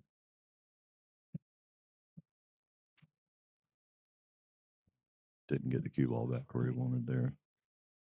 So there's point trying to get behind the 5. 4 goes here. It's not a crazy shot, but getting over and getting between that 10 and 9 there, you follow it a little bit. Do something crazy with it. I assume just follow it a little bit would be mine. But this is a tough shot to make it and get right on that 5. It's another one of those racks where once you figure out this little part of the puzzle, I feel like you got a good shot from there if you can get out of that 4 ball and get on the 5. Rolled off just enough away from the 5 ball there to give Steve a shot at it. I said I feel like this is one of those where the tables opened up now, and it's not so much of a puzzle anymore. It's just a little execution. Hold the cue ball in line for these ones that are close together. Make sure you can get to your next one. Once you get to the 7, I feel like you're in nice shape. If he drips over just a little bit towards the 6, he's perfect. And if he just stops where he is, he's still in good shape. Come back out to the middle for the 7, 8 corner, 9 corner stop shot for the 10. See if he's going to go back or forward here. Looks like he's queuing center. He's probably going to pop it in. So I definitely would have went that way with it. Take the 8 and 9, or 9 and 10 out of the equation, rather. He's a little longer than he wanted to be, but it's not going to hurt any here. Slow roll this one in. Looks like he might be going to stun it there just a little bit. Going to the end rail. I'm not sure I would have risked that, but I guess there's not much downside with the layout. long as he didn't knock it all the way back to the other end, he's going to be okay. Looks like we got 3 stop shots here. He's going to follow this a little bit, but I feel like he could have just stopped it, if he wanted to. It's comfortable enough angle, though. He felt good about running it back up and making the 9 a little more of a sure thing.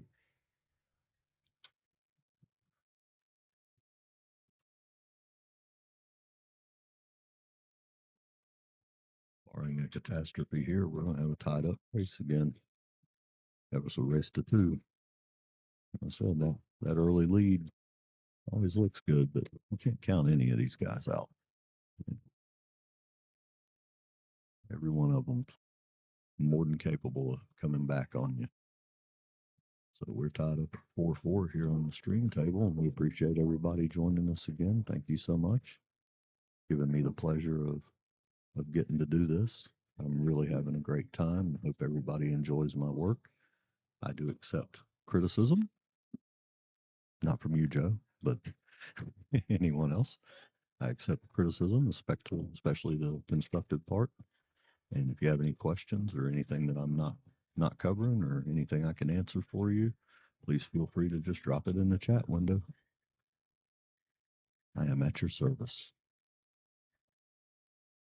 Check some scores real quick while Steve puts the smack on this rack here. Looks like Aaron Duncan still up 4-3 over Freddie De La Garza. Greg Kane 2-1 on James. James picked up a rack. So they're at 2-1, Greg.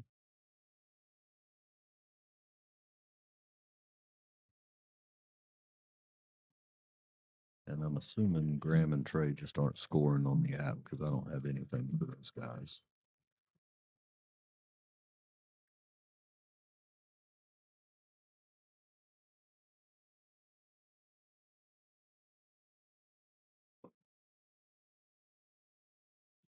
I don't think Adam has as much of this one ball as he wants. And with the cue frozen to the rail, he's having to really think about it. But I think the one's just a touch off the rail, and I'm not sure he has this edge of it. Yeah. Gonna go for the save. Got a nice control there. Make Steve take an awkward hit at it. He may have the right edge of it, but there's not much he can do with it. Maybe go cross corner. It's a low percentage. I'd be looking to play a save here. It's like maybe he's got enough of it to shoot it. He's calling the bottom left corner here. May have enough to fire it in there. So hard to tell from over here.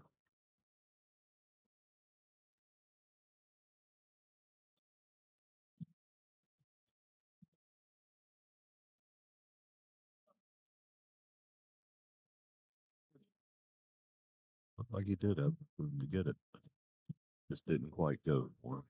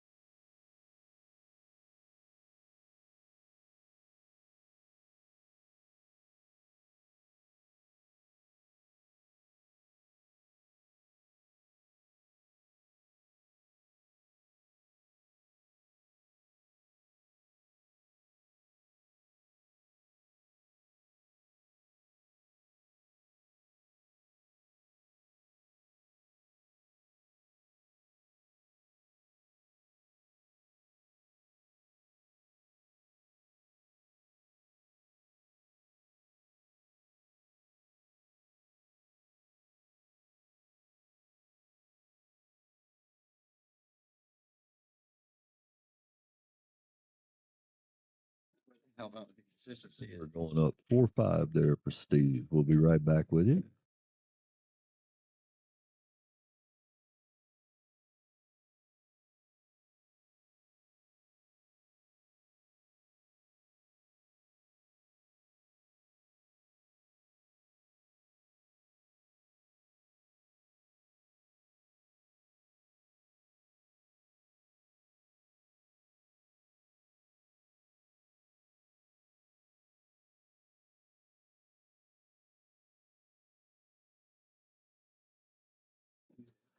Yeah, Freddie De La Garza and Adam are now at 4-4. Little comeback going on there.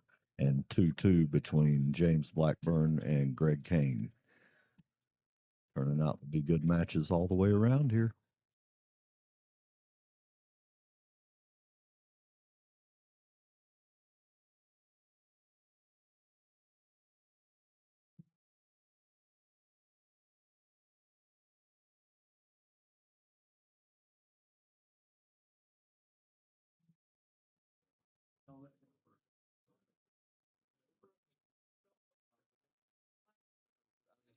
With the idea of ordering a dining table. Yeah. Because I need a 3-piece plate.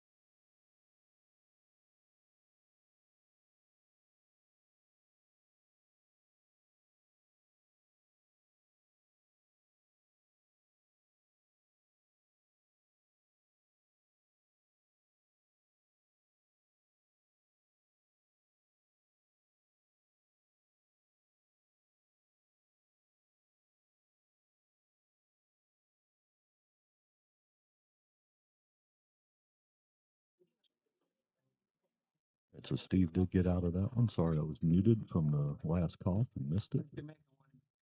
Steve did get out of that. You saw two of the nicest guys in the pool in here. They, shook hands and put a grin on it. They're friends and both great competitors, so always a pleasure to watch those guys play. They're two people that I'll bet to cash anytime, especially Steve. He's been doing it my whole life. That's okay there, Adam. You played good, brother. You played good. No need for the womp womp. Sometimes Steve just gets mean like that. We'll get some more matches going for you here in just a few minutes. Let me update some scores real fast before I step away for a second. Anybody that is scoring, looks like James Blackburn's up 3-2 on Greg Kane. Aaron Duncan and Freddie are tied up at 5. It's a hill match over there. I wish I could zoom tight enough to get it for you, but can't quite reach that one.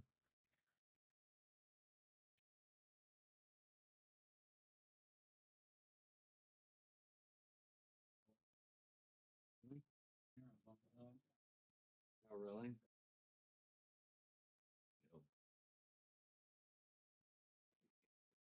Thank you, everybody. We appreciate it. Stay tuned. We're going to have some more good matches coming up here real soon. We're just waiting on a couple out of range of the camera to finish. Again, take this time, grab yourself a snack or hop in the car and run up here and grab one here. Get you a cold beer. Bartender's taking real good care of us. As always, Brass Tap's a great venue. We've even got a couple of our sponsors hanging around. Come up and see us. We'd love to see you. And if not, just stay on the stream with me. Love to see you there too. Thanks, everybody. I'll be right back.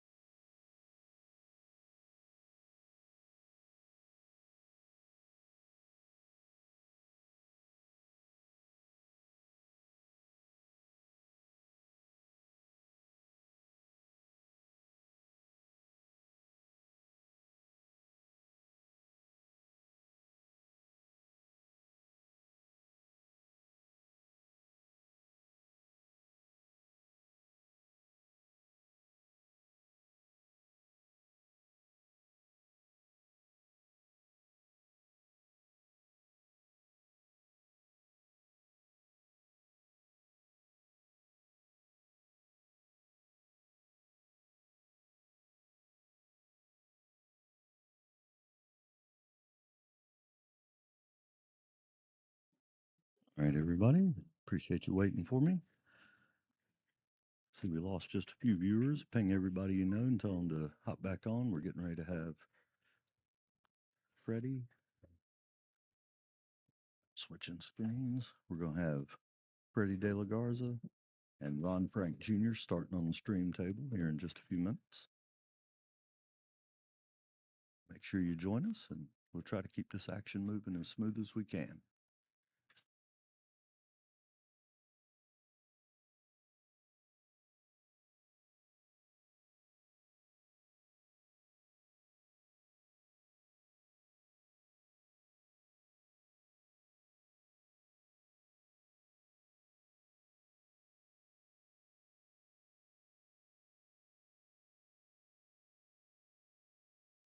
Glad to see you there, Doom Q.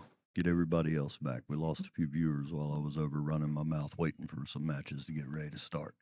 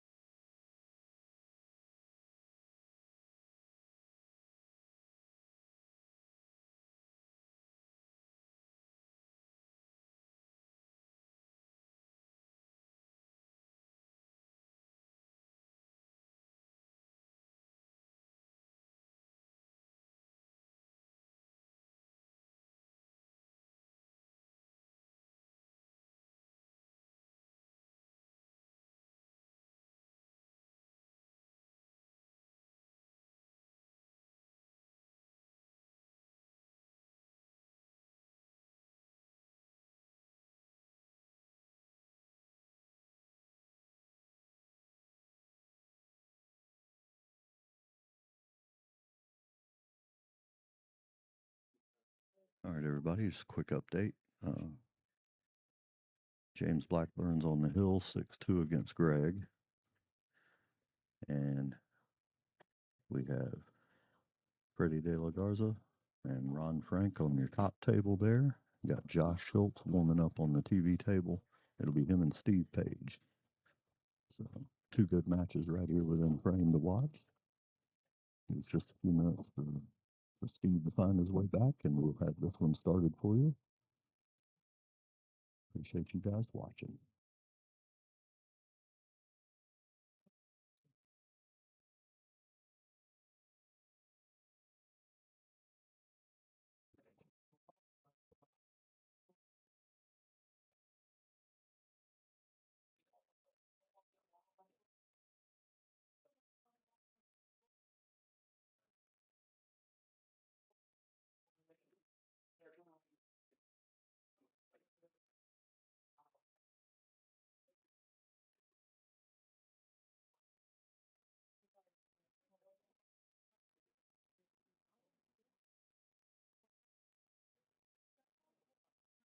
Just zoomed in on Ron and Freddie here for a minute while we wait for Steve.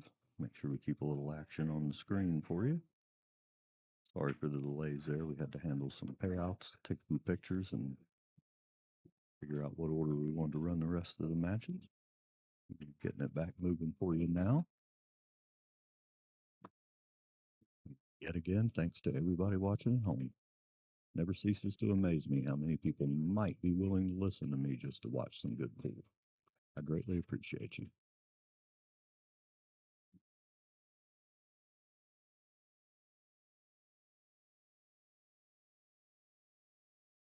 Ron finesse that one in a little bit there and left himself a nice little shot on the 9 with a little bit of angle. Looks like he could go forward or back. He's going forward.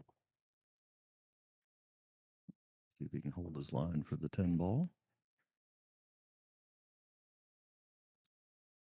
Okay. He went ahead and came on back there. So that's a confident shot. I love it. Left himself beautiful for the side pocket. Say this one's in the books.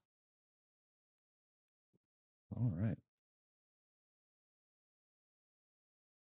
That'll bring him to, I believe, 1-0 over Freddie. Yeah, 1-0 on Ron there. Josh is still just warming up a little bit here on the stream table. I'm gonna step away just for a minute and see if I can make sure Steve got his notification. I know some of them haven't gone out today. I'll be right back. Thank you, everybody.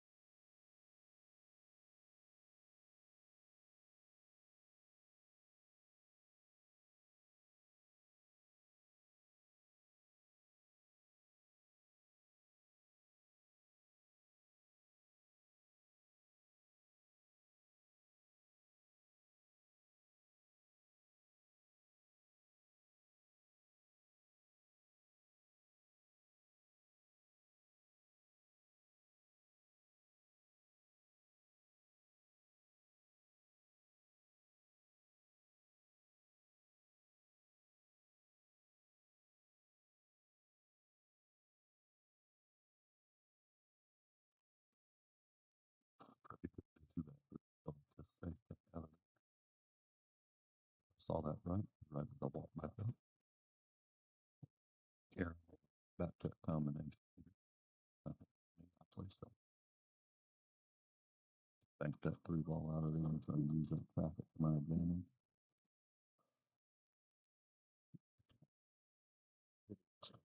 That just manifests.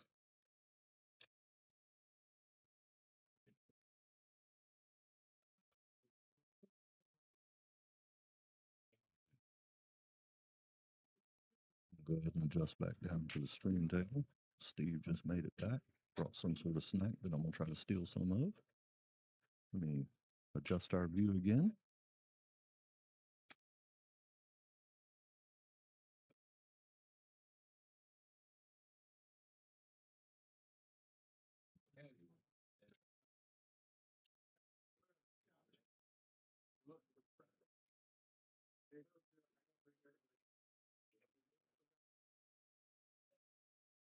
And the coin flip there. Looks like Steve won the toss.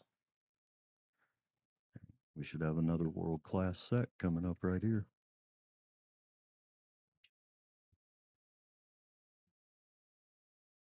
Both of these guys were in the three I predicted to make it a good ways. Just the first three I predicted. Like I said, it was probably 10 people in here that you got to feel good about. And it looks like James just finished off Greg back there, so I should have our illustrious tournament director back on the mic here shortly. Give you guys a little insight as to how everything's gone and maybe how his match just went. I know he was not happy with how he was playing today. Had a hard time with James, and James doesn't give you a whole lot of wiggle room when you have a hard time, so it's always a rough one. Steve with the signature smack coming up here. Bend that few down.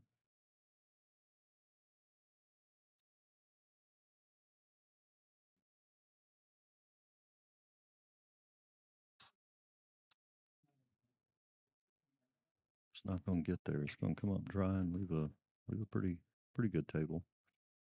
Got to get perfect to the 3 ball to have a pocket with that 4 sitting there. And be mindful of the 5 close to that point. And the 7 ball, make sure you stay in line. But overall, it's got a pretty good spread. There aren't too many problems here. Watch these guys carve a path through this set out.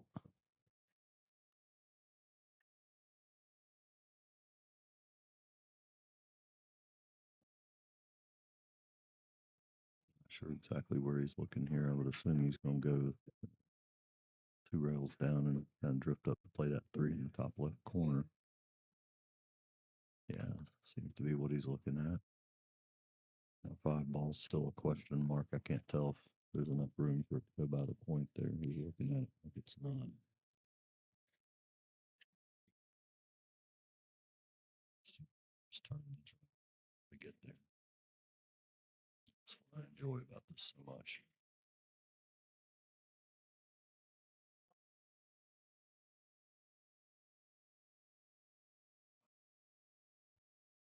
Pull it back over there, it looks like.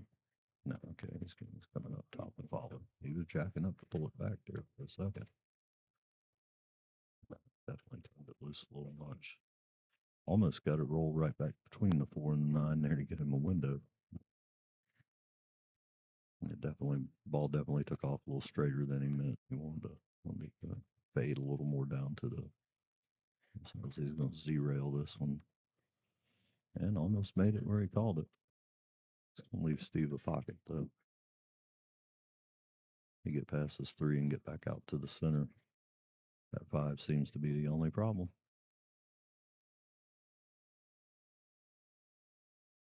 He's taking a little extra look at it too. Came over and checked his angle on the 4 ball for shape after the 3 and saw him look at the 5 too. So the 5 ball is what I'm especially curious to see how they handle. Wish I could tell what kind of room there is there, if it's even possible to slide into that side, or if you just got to work around it some other way. Break it or take a very funky cross side. He's going to elect to save this one up and try to get something a little better to work with. Josh definitely got room for contact here if he can't see it by the 7, which I think he might be able to. He's definitely got plenty of room to kick at it. It'll just be a trade-off back and forth till somebody slips a little. Okay, he's coming over. I didn't realize that was his jump cue. I was looking at the table.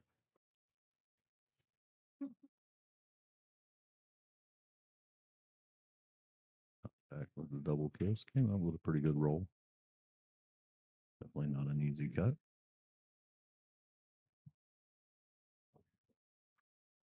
Be right back in just one moment.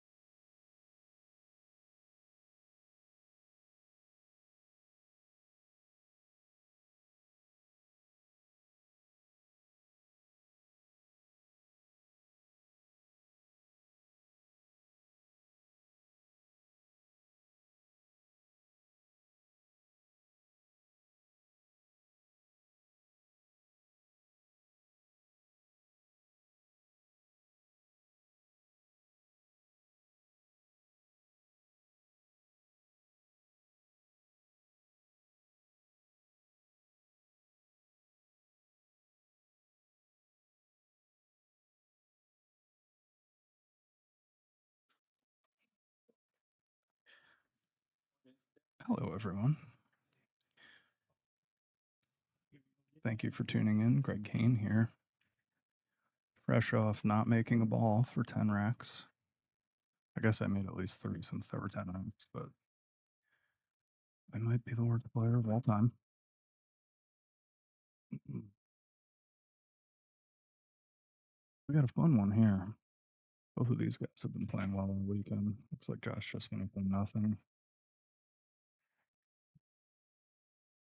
In the backdrop, we got Ron, Frank, and Freddie. I will play the winner of the match. Freddie played Ron yesterday. Ooh, looked like Freddie just missed the whole ball back there. That is not like him.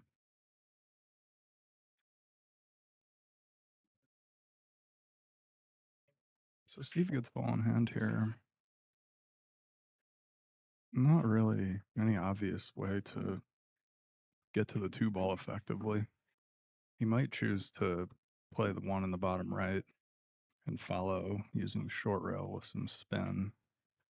But you're really not guaranteed an outcome there unless you really run into the 9-ball good. That would open up the rack, but shot comes with risks. You could definitely choose to play 3 foul.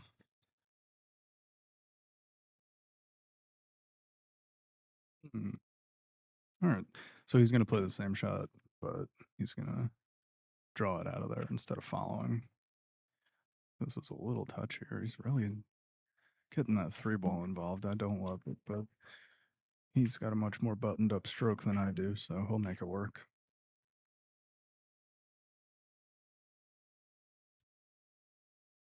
See how he does. Looks exciting.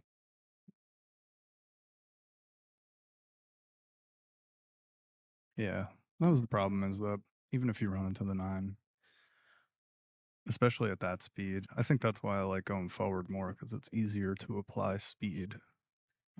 Just because of where that 3-ball was, made it hard for him to really stroke without jeopardizing fouling. So now he's got to play some form of safe.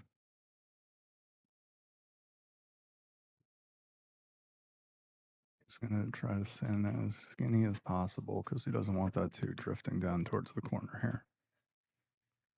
Big skinny. Hit it good, but it's going to give up a window, it looks like. I think there's a piece of the 2-ball available there. Even if there isn't, I think Josh is a massive favorite to hit this ball.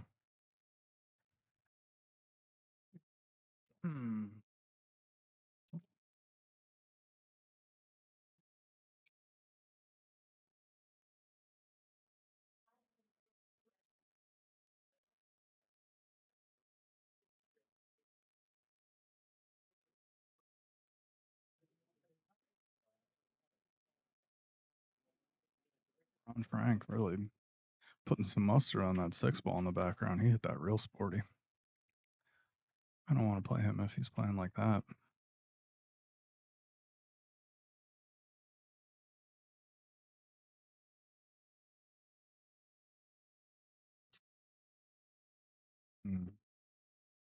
I jinxed him. Wasn't easy. All right, so Steve here, probably just going to try to use the 8-ball.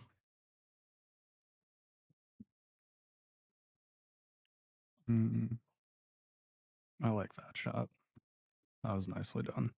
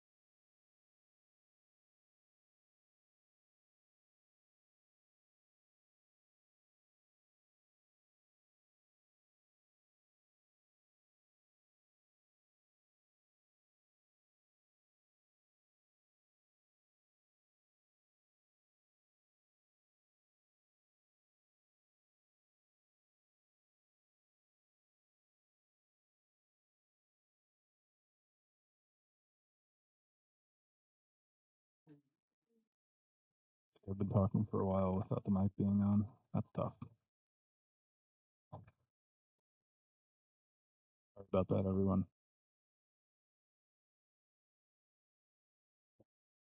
Good shot by Steve there to get this back to level. I'll do the scoring for them since they appear disinterested in our web scoring. Okay.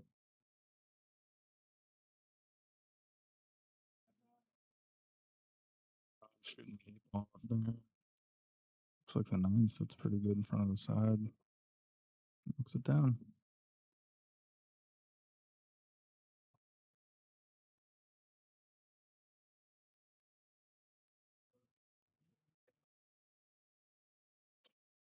He hit those real nice. Steve hits the 10 ball break pretty good.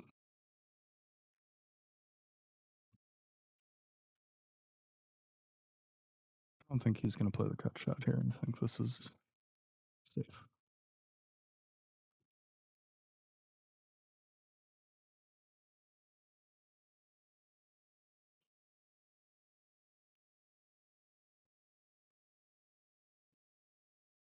A little double rub was unintended, but that's why you see the hand there. Josh will be going to the air now.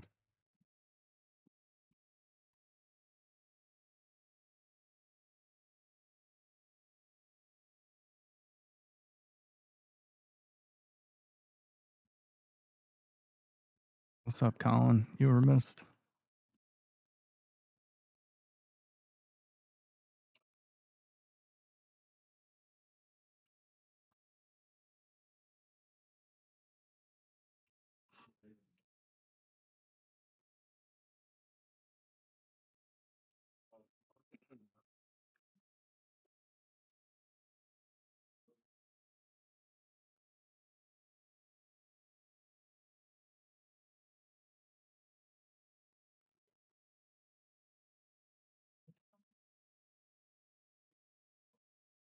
Pretty good outcome.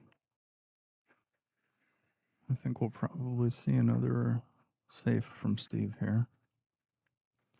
Probably going to try to chip the 2 down by the 7 and bring the cue ball 2 rails towards the 4.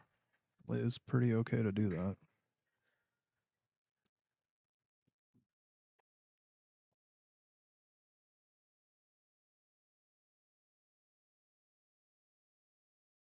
Man, if that rub on the 4 was a little bit more, probably would have been perfect. But I think Josh can probably get to the edge of this 2 ball here. And this is going to be with a lot of speed because he's probably going to run right into the 7 with it. Oh, no, wow. He had the whole ball? Okay.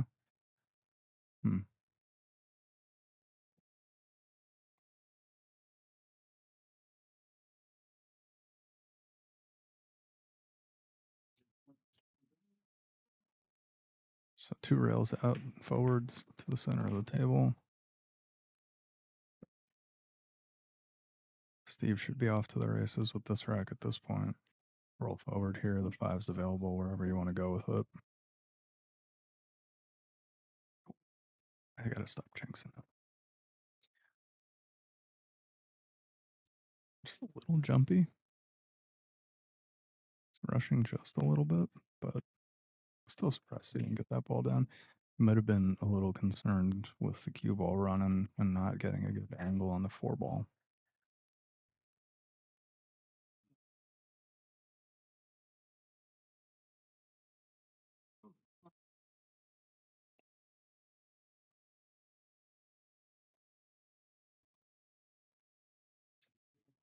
A little frustrated with himself. That was a tough spot, though. This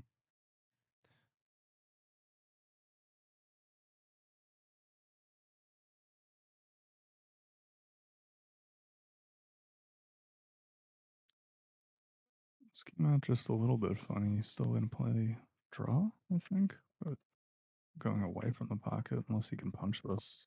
Okay. Back in line. This should be tic-tac-toe.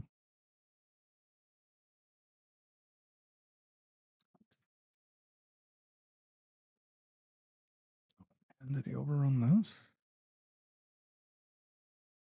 feel like everyone's fighting it in here a little bit today. Just conditions are these tables are playing real tough. Looks like Ron is in stroke, but I'm really surprised that Steve went as far forward as he did there.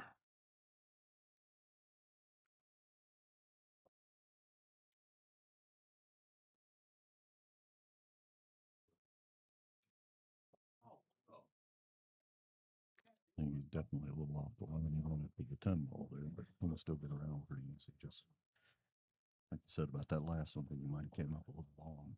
Yeah, I think he just overhit it for no reason. I know he wanted to play a firm shot, like stun run, but A couple of times in that last set on the screen table, just letting it out a little bit too much. yeah. Still finds his way out of it more often than not. Yeah, he's a crafty player in a lot of ways. This is not going to be the easiest 10 ball he's ever shot.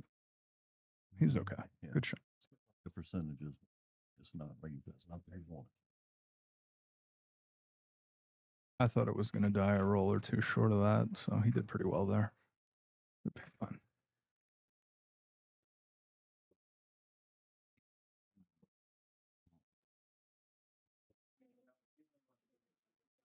Steve concedes the rack. Yeah, I was just saying before you jumped in here, really pretty much everyone that's played has really struggled a little bit. Nothing has come easy for anyone. No, it's been a lot of good battles. Yeah, everybody, like you said, struggling just a little bit, but Yeah. lots of good battles to watch over here. That last match was nice. Yeah, so you said Adam came out swinging? He did. Yeah. He did. He ended up dropping it. He definitely came out trying. He pulled a 3-0 lead, I believe, right from the get. But he closed it back up on him. Said it 100 times. You can't never count Steve out. That guy just grinds Yeah. by nature. Yeah. He's got a great mindset about being involved in the set. His game never changes. What position he gets in, it's rare to see him even look flustered. And I know he gets that way. He doesn't look it usually, and he thinks his way through it. Yeah, 100%. He's been around beating me for most of my career, so I've had a lot of chances to watch him do it. He never count that sneaky, flying under the radar, looking real nice guy. Yeah, creep right up and put a beat on you.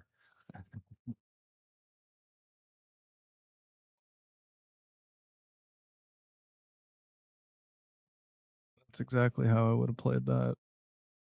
And the only thing he has to make sure of when he shoots this 2 ball is that he leaves himself a little bit of an angle on the 3. Unfortunately, he's lefty, so I don't know if he's going to try to leave this with a pretty steep cut on the 3. I don't know. I think we're going to be seeing some power draw, baby. Yeah, he's definitely going to have to jump that one. Came back and got a little straight. And he's got to deal with the 5-8 here.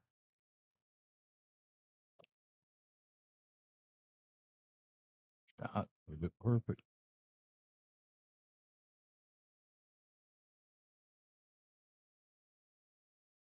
Freddie picking up another rack over there, so now it's 3-2 Ron.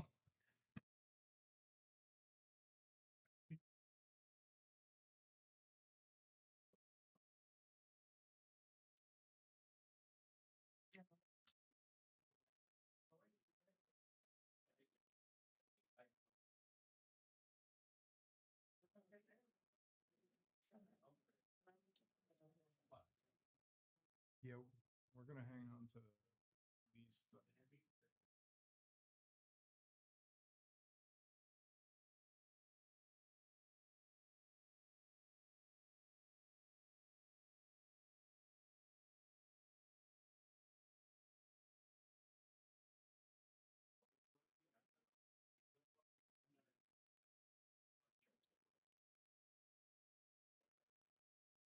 What did I miss?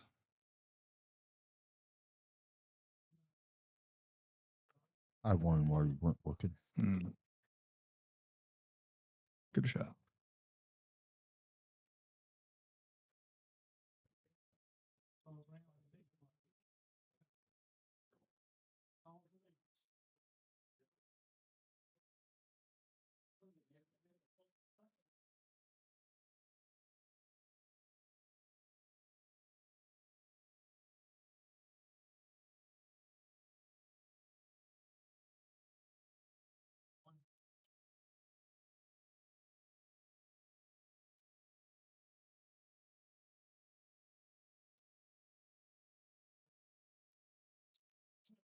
Out there by Josh. A lot of confidence in that stroke. Yeah, when he's feeling good, he just opens right on up on you. Mm-hmm. All right, 3-1. Nicely done.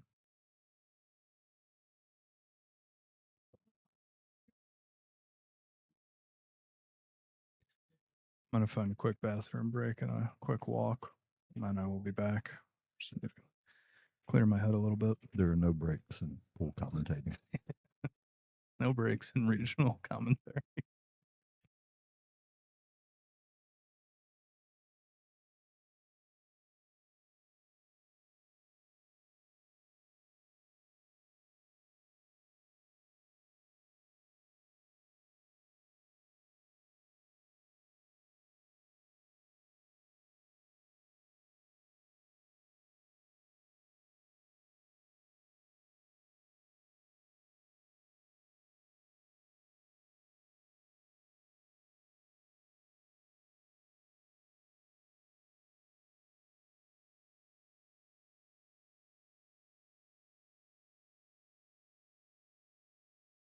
Josh crushed those, but he came up dry.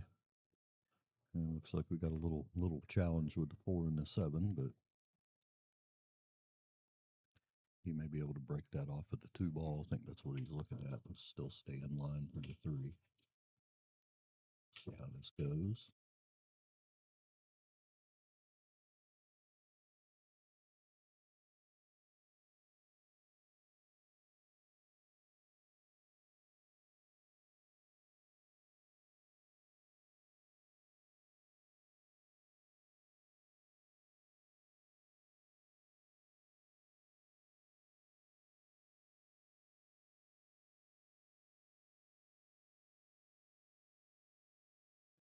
I think he definitely went for the contact there and just didn't quite get it. But I could tell if he had enough angle to ease into it, but he had to go to the rail first. Did not quite get it. All he needs just a hair of separation. That 4 ball and 7 changes the whole rack, but missed the contact there as well.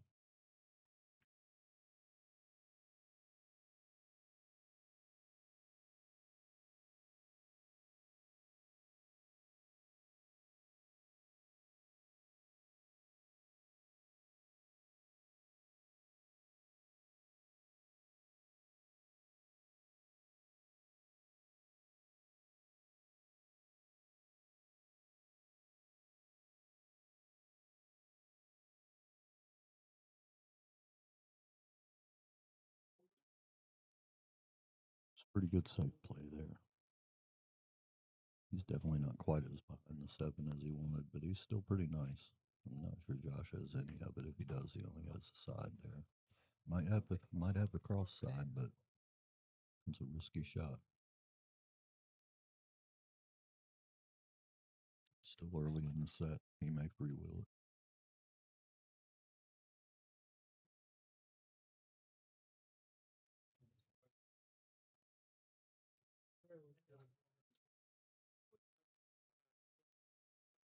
And how did he hit it?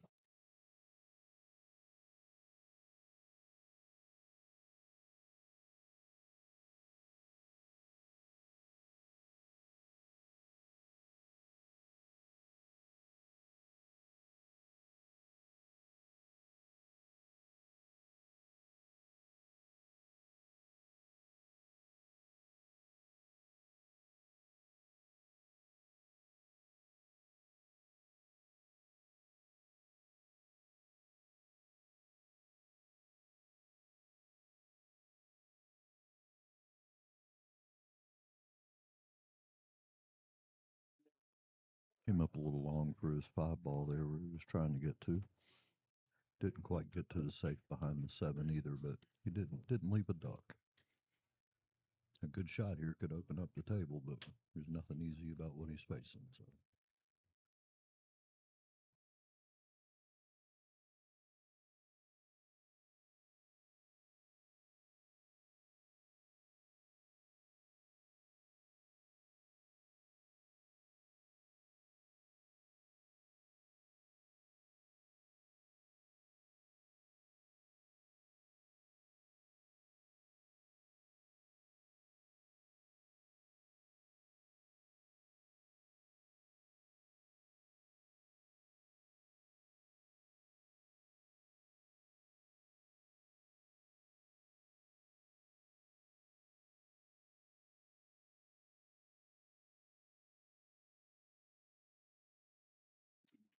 Oh, nice by Steve there.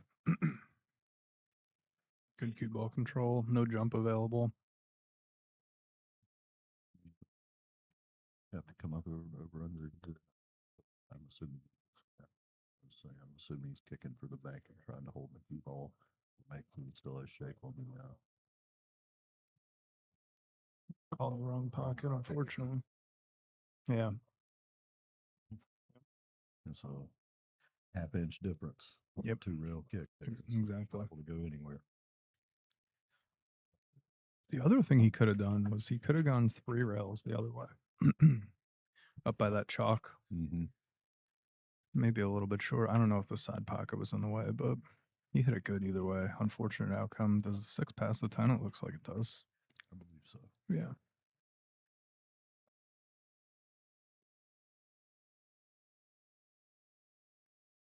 Good shot. Very nice shot. Built the cue ball pretty. There's a little tight, up close grooves where you have a little short stroke. Sometimes it's tough to drop a nail like that. Yep. Exactly. Get a little punchy, get a little uncomfortable. Wow, a lot can go wrong. I almost feel like Steve's stroke kind of lends itself to that, but just the way he's got the Yes. start and stop. He plays those shots really good too. Flat, 1 rail off.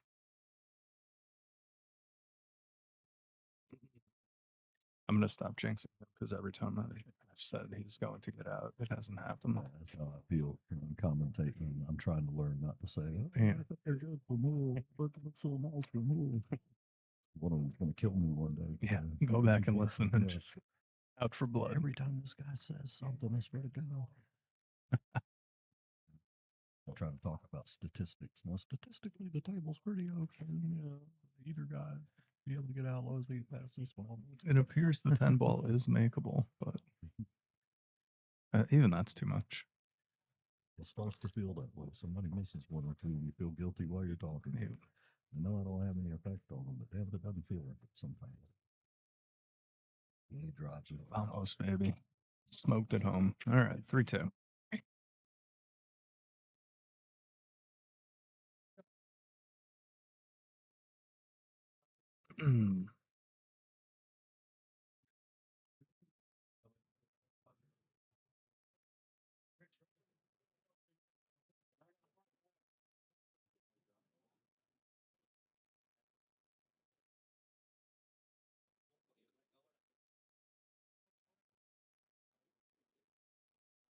Not surprised that he's hand racking on this table. When I played on this table yesterday, the balls were not wiring up with the magic rack. Every table has been a little bit different. That's going to happen as the balls age, right? But like table 18, where I just played with James, the balls were perfect in the magic rack. I think they might be a little newer. These you got to hand rack this table, I think. You're actually not the first person I've heard say that. Yeah. They were having trouble with those magic, especially on this. Yep, this one's been the most egregious of them all. But I think, like I said, 18's been real good. I don't know.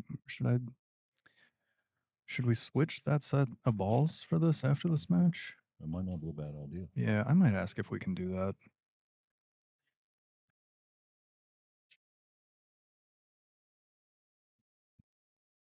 Almost got kicked in. Narrowly avoided. Well, if the 2 passes the 9 ball, like it looks like it does. It's like it starts to get uncomplicated. Yeah, we're gonna see at least a 4 ball run here, I think.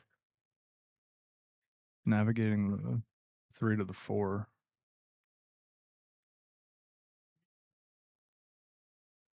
Yeah, that's why he's checking this angle right now. This is pretty important. I think just play a little stop shot and roll forward on the 2. From right here where I'm looking, it's like as long as you can stay back from the 3 ball, come back just a little bit. I think he's got any angles okay to use that end rail. I think he can miss the 7 from almost anywhere he's going to end up. So as long as you don't run into the 5 here. Does look that way, but also the 6 ball is there too. It looks like the 6 is far enough down, but it's so hard to tell the angles Yeah. over here. I'm trying to imagine it will be in their position. I'm finding it's another place where I'm quite hard to know. So I think what he's going to do. Okay, so My brain was telling me to play the 5 in the bottom left, but I think probably the shot is to play this for the 5 in the side. Might be right. Gives you a little more room for air. Open it up. Okay. Yeah, that's why he decided to do that. I think that, Never a bad time to play it safe and just try to get you something better to work with. especially when you play it like that, he hit that great. Mm-hmm. Stuck it right to the pin. I do not do that. I leave more than if I do get somebody blocked, there's enough room to jump it without a jump. So it's So he's just going to put the 6 on the 7 ball and make more work.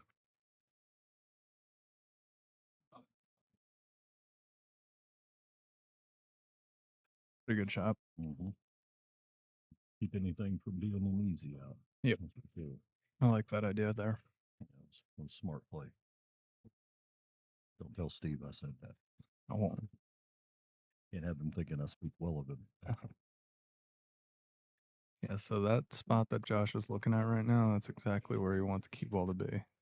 That'll afford him the angle to fly the cue ball right at that 6-7.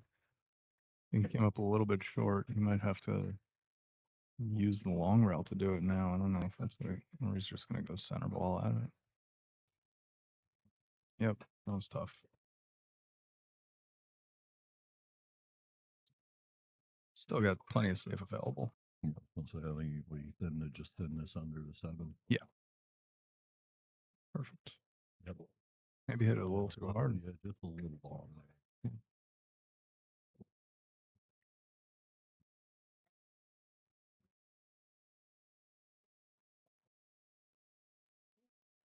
Got Ron up 4-2 over there on Freddie.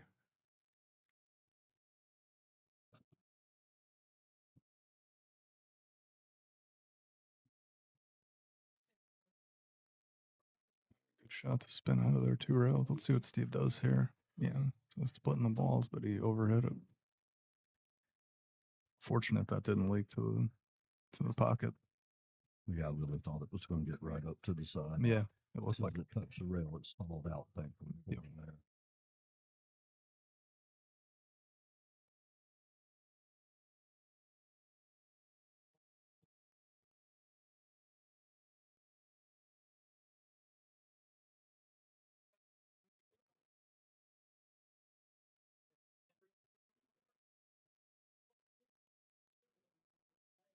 I was going to say, what do you do here? You just go low and try to Z the 6 ball down to the end rail and get under the 9-10 maybe. That's what he decided to do. Good call. Oh, I'd have never thought of it if I was shooting. To me, if you're going to shoot that, yeah. Isn't it amazing how that works? Unbelievably so. To me, if you're going to shoot that shot, I think it's wise to at least call the corner just in case you misjudge it.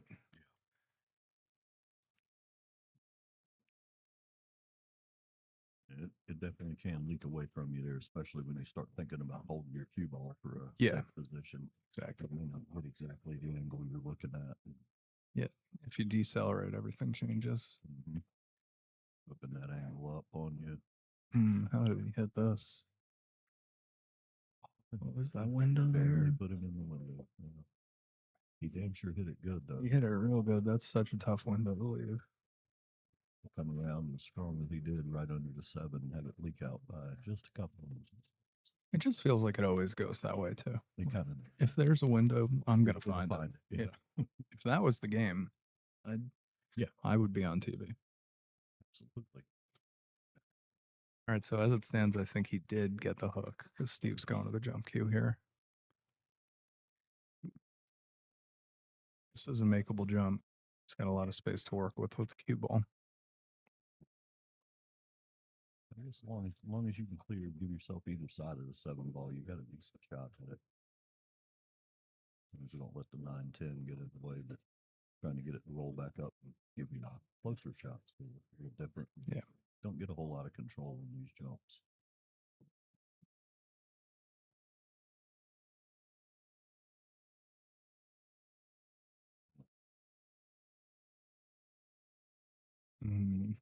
That's a tough outcome for him there because of where the 8 ball ended up. It's Karam. You can spread the 6 and 7 a little bit and Karam that 8 at the same time. I don't know if he's even playing it. That's surprising to me. I kind of thought he would go for that. Yeah. Because the safe he opted to play looked pretty touchy with where the 7 ball is. I 100% thought he was gonna go for the Karam. I imagine Steve is going to here, right? Or I mean, the only reason not to is if the 8 is really that buried in that pocket. But It looks like it's outside of that point from here. You're looking at where the shadow is. I was gonna say, not taking crazy pills. If you are, make sure you leave me some. Don't take all my pills. So he overdid the draw there and ended up getting a super fortunate roll.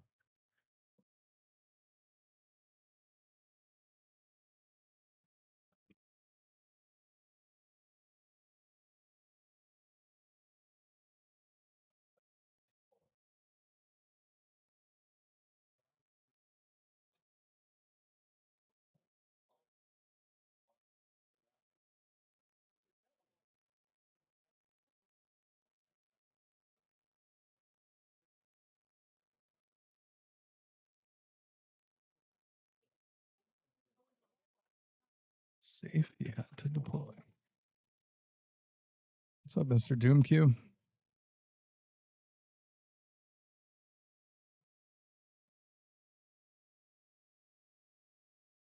He's just dropping in to make sure we hadn't messed anything up, and we appreciate it. Haven't messed anything up yet. I thought that was just understood. I will mess something up by the time it's over.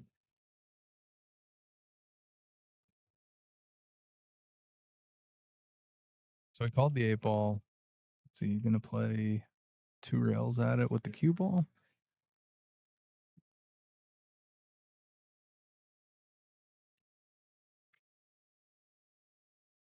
I'm not sure which way he's looking at going here, even from checking that spot there. I still can't tell exactly how he's looking at this. It's a dangerous shot if that's what he's doing because there's not going to be any cover for the 6 ball really. And then if he makes the 8, he's got to deal with it. I don't know. Yeah, I don't know that he had. Huh. Honestly, that almost worked out great. It really almost did. By an inch again. That being said, it almost worked out that way because the 6 ran into the 7. Otherwise, it would have been flying everywhere. Mhm.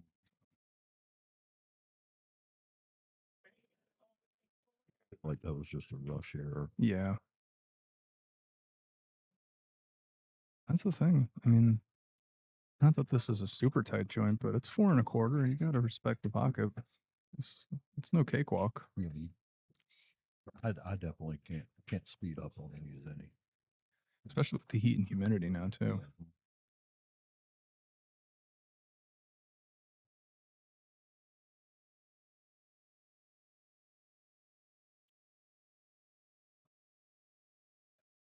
He can hold to a decent shot here and let the cue ball get to down towards the end. I think he's got a nice chance.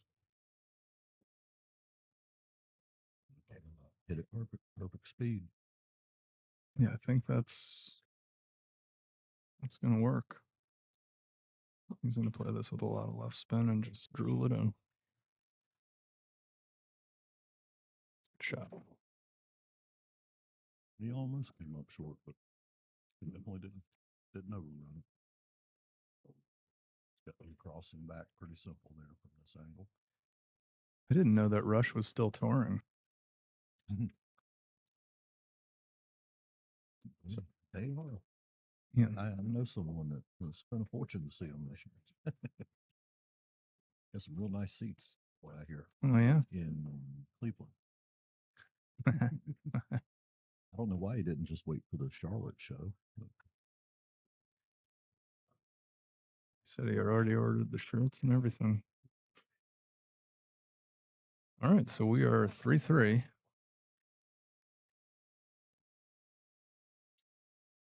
What happened?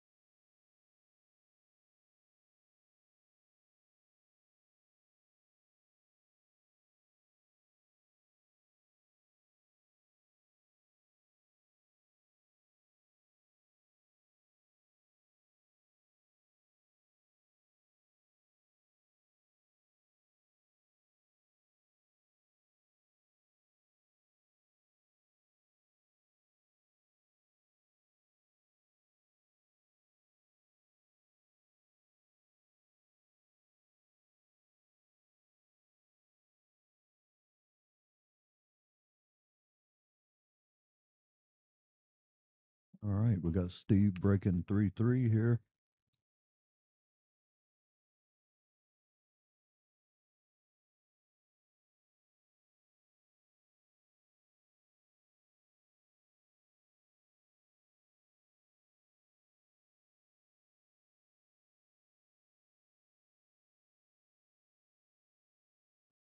Exception of that 3 ball, we got another nice open rack. Waiting to see one of these guys turn it loose. That is, I'm assuming the 2 ball goes by the 5, but kind of anxious to see one of these guys turn one loose.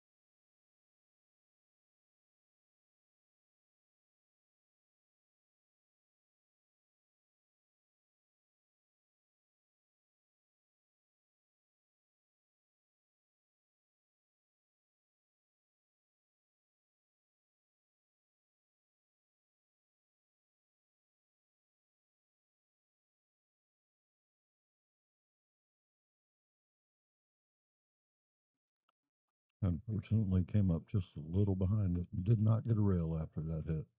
That's a tough roll. He hit it with great speed.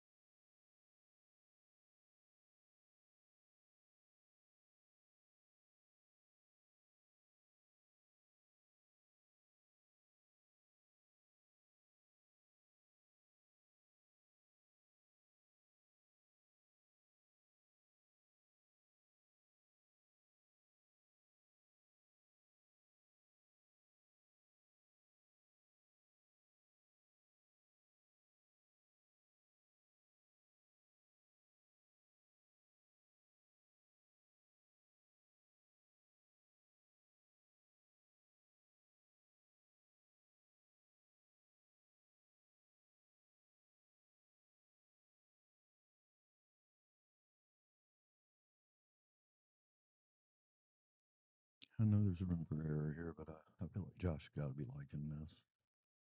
Get around. There he goes. Maybe a little longer game, but still fine. He may go around again. No, he's going to bring it back.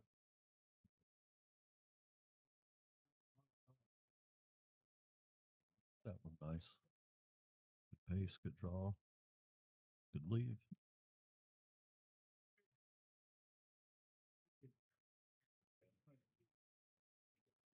Another one in the books. Just a minute here and see how the next one goes.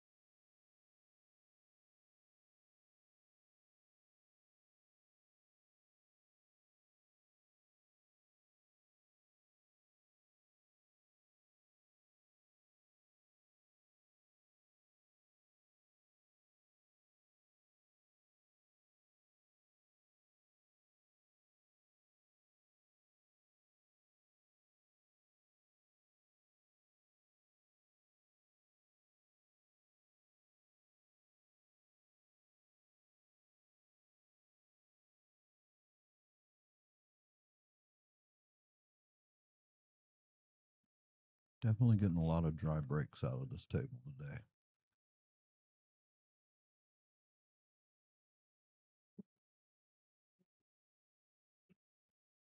I was just saying, we're definitely getting a lot of dry breaks on this table over here. Yeah, I think I'm gonna make the request. Right. Actually, I should have just gone and done that. God damn it! I'll bring it back. I'm sorry. Want to corner?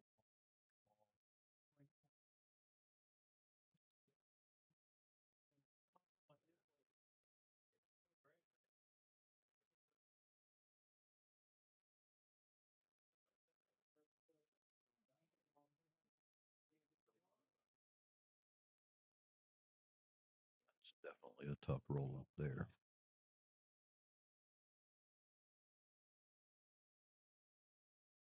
And it's a tough ball to hit.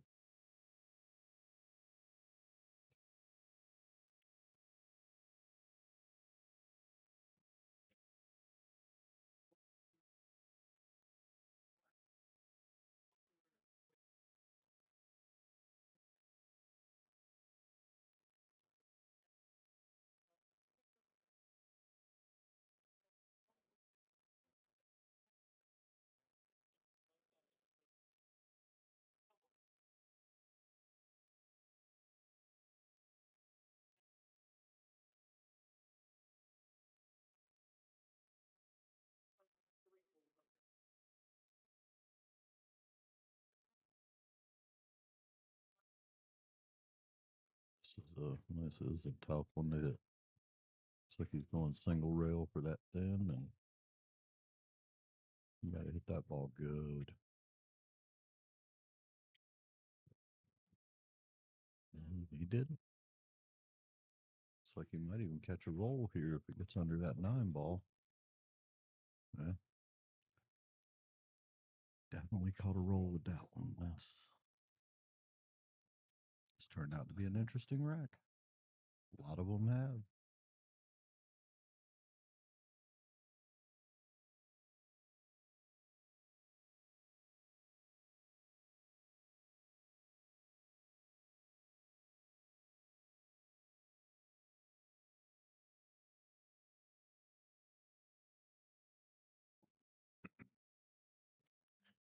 We have confirmed that we are going to swap out balls after this set.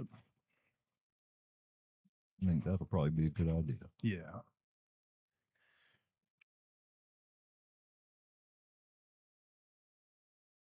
So all the tables in the back row apparently have the other set.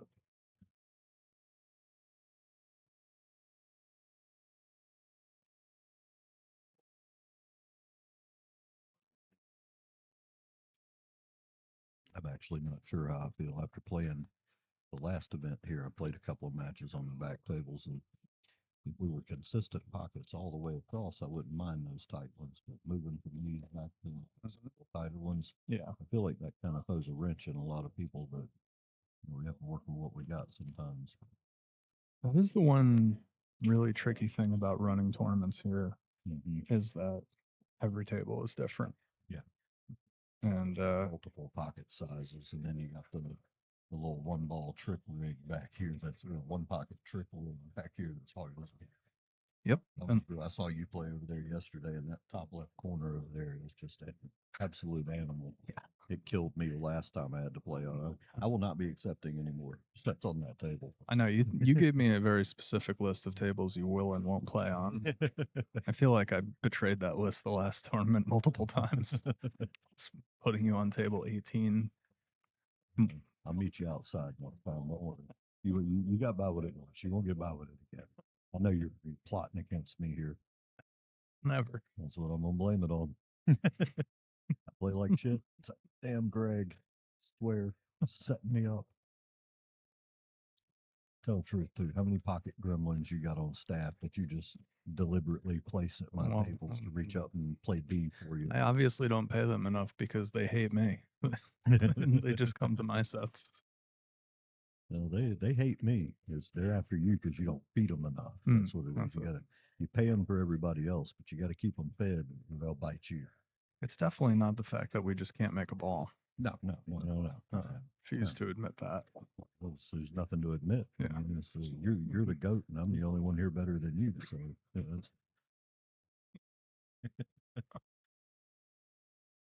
Touche. to something. Don't get over the 10 ball. I think he's just good. Yeah, just to the right of it. A little bit of a rattle there. Make your heart stop in some of these mapping. Yeah. I had to hit it without firm, so The only way to get you out. it's like Ron is getting ready to finish up with Freddy over there. It's quicker work than I would have assumed to make a Freddy. Well, he's been playing this weekend, but I haven't been able to watch much of that set. I don't really know how it went, what it broke on. Yeah, I don't know. So last night Freddie played champion speed, but today Aaron Duncan's been playing great, and I know Aaron. Oh wow, was that my fault again? It might have been. You definitely can't get by with that one. Oh gosh. Just hang out right here. I'm gonna go tell him what you did. Yep. I'm sure he'll want to talk to you about that. All right, so that's gonna put Josh on the hill.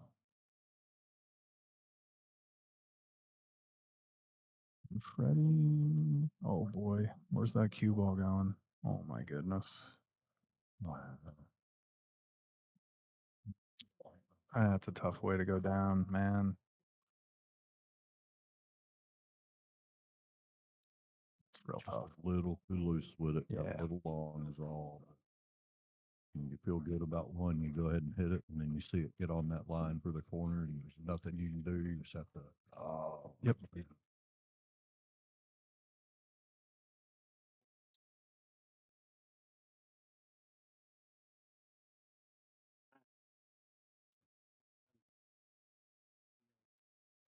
Not shooting.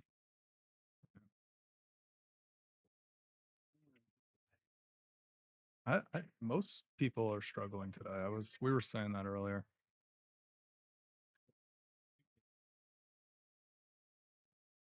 Struggled my whole life, Steve. And I've watched enough of Steve's games this weekend. He ain't struggled quite as much as he's making out. But he's always a humble fella. Indeed. He's another one of those that you feel like he's never quite happy, even when he gets perfect, because he wanted to be an inch further. He's Exactly. still perfect, and he knows he's fine with it, but just can't accept that he didn't get exactly It's what he wanted. perfect-ish versus. And those are the guys that just keep getting better, their entire lives. And you look at it that way. If you're never happy with what you do, that helps you keep getting better. Yep. Annoys the hell out of the rest of us that just want to be complacent at mid-grade. Yeah, well, I was gonna say if you're not growing, you're dying, or whatever they say. What they say. That I saw the other day. You don't see scabs on something that's dying. Scabs form on the living. I like that. Might have been scars instead of scabs. Can't remember. Both play. Same one. Yeah, Same both. general. Yeah. So I'm gonna have to leave you in a moment because I'm gonna have to play Ron Frank. Cannot allow it.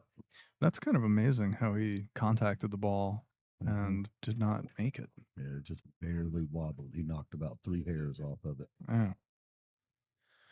You might want to go ahead and. Oh, yeah, I gotta handle that. Yeah, you got the picture? Yep.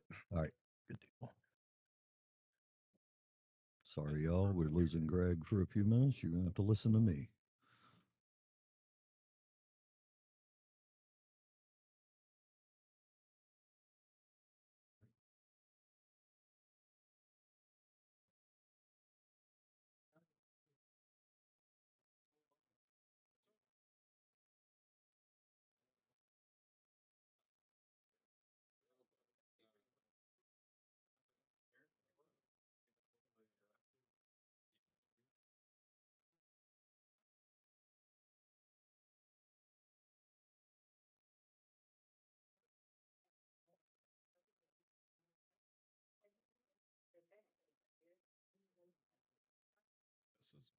Yeah, with that, and I try to get where I can see that and Silverman between them. Yeah.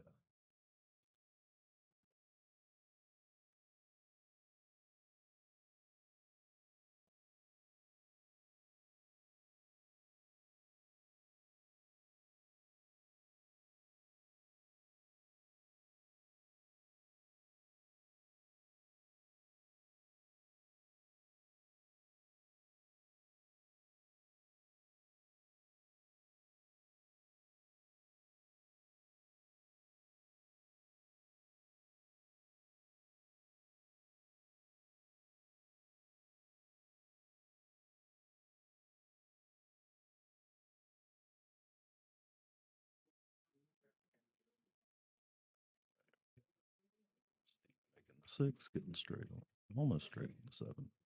Probably get out to the end rail a little bit and drift back, leave himself some angle to draw for the 10. I'd say she looks good.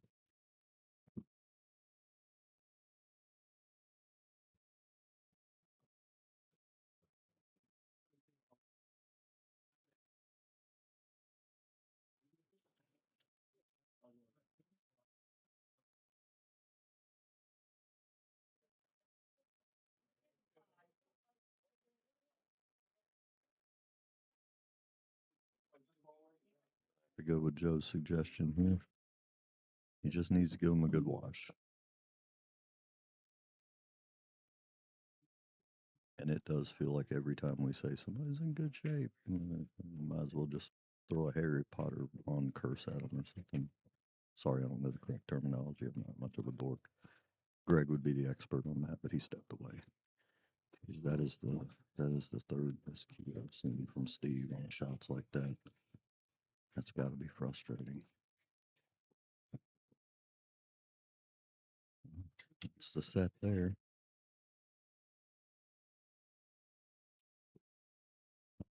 Probably push the camera up a little bit on James Michael over there. And we will be right back and join you here again in just a few minutes. Thank you so much for staying with us. We appreciate it. All 44 of you too. Thank you. Now let's make that 45. We got to count Joe Ramey twice. He's twice the man most of us are, so got to count him twice. So we'll call it 45 viewers. It's a good number. We appreciate you guys joining us. Thank you so much. We'll be back in just a couple of minutes.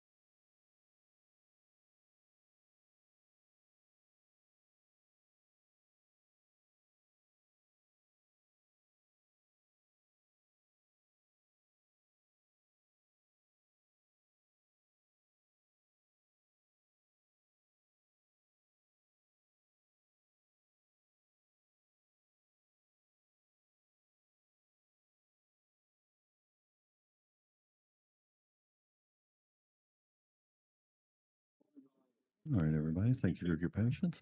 Step away and get a little breather. Finish up my lunch. Glad to make it back here.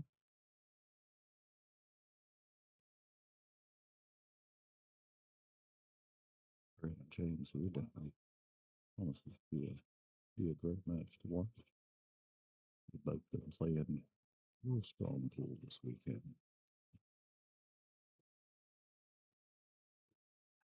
Our Domino tournament director is in the middle of starting the match over there, so he just got me for a little while.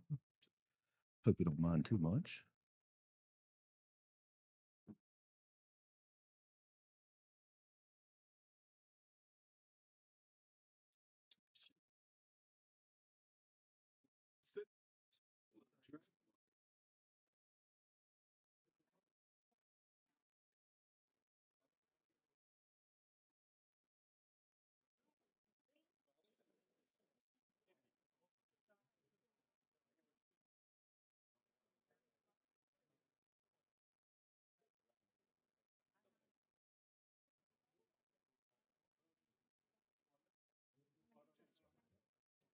Apologies, I was trying to see if I could camera down just a hair to give you a little more look at this side of the table, but I think we got a pretty good view.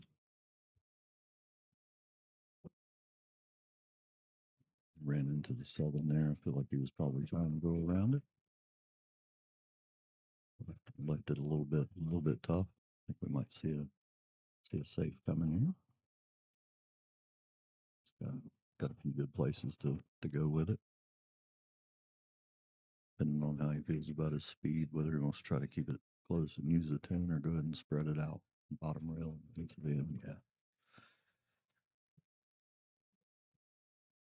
I feel like that's the right way, though. Even if you don't get dead safe, at least you're creating the separation. I think James may have a look at the right edge of the ball.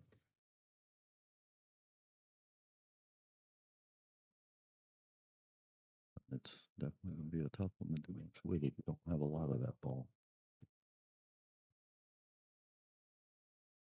Corner pocket's big.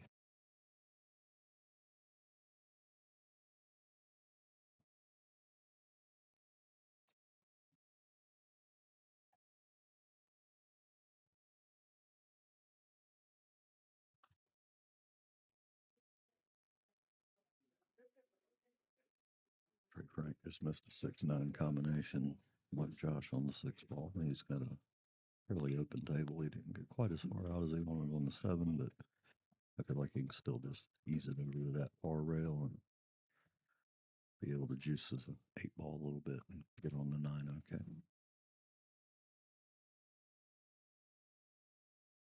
James may have himself just a little bit too on the stream table for that 7 ball. Can't see how much of the 8's in the way.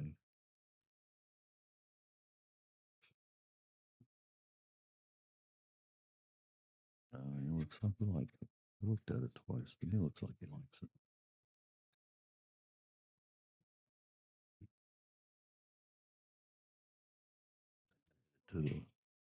To the thin side, away from the 8. I guess even when you do know you have it and you play as good as him, you're still prone to that same mistake I make. Scared to go by too thin.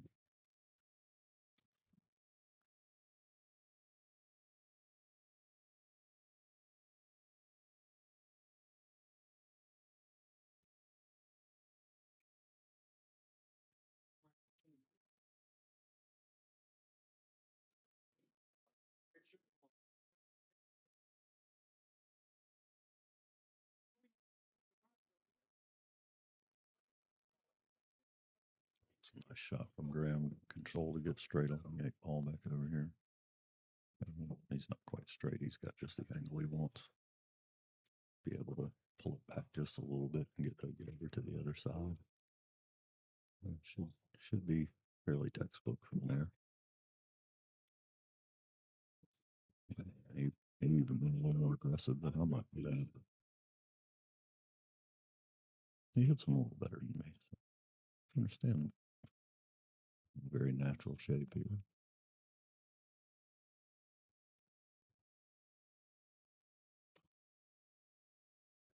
Need a bobble. No problems.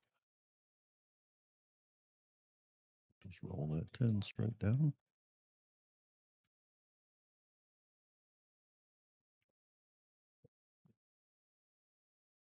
Yes, there we go.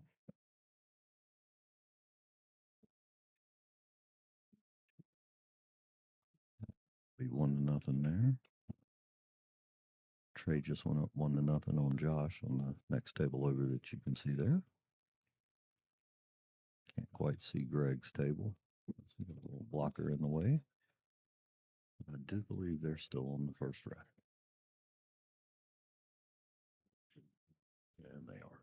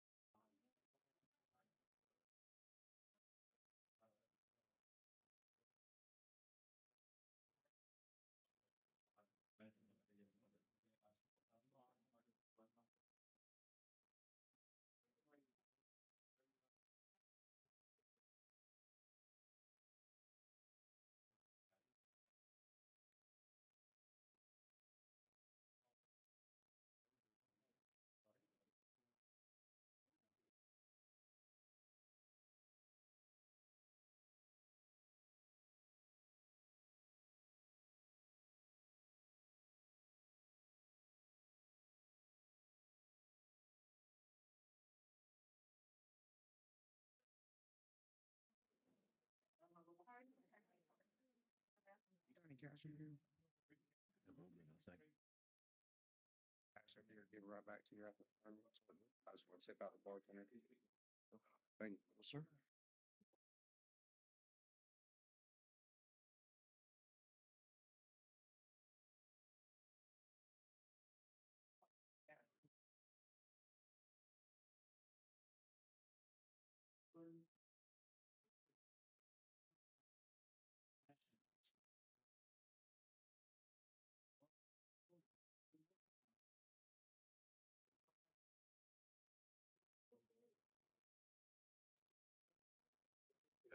Very nice save. I was afraid it was going to get off 5 ball into the corner there, but it's pretty nice save. Got him tucked behind the 3.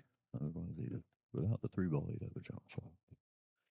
Tucking behind that 3 was definitely a little fortunate end to that. Keep it tough.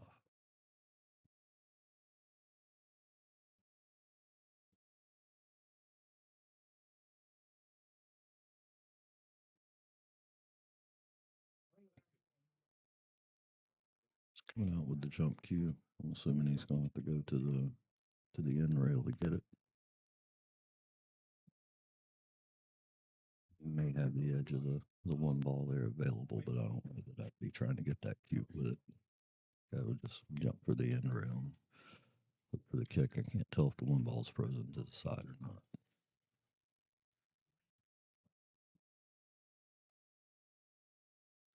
Find out together.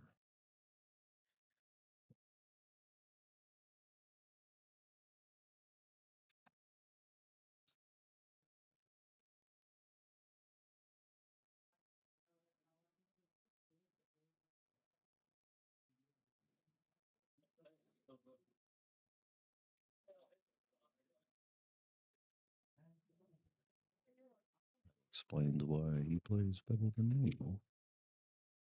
Absolutely fearless there. Well struck.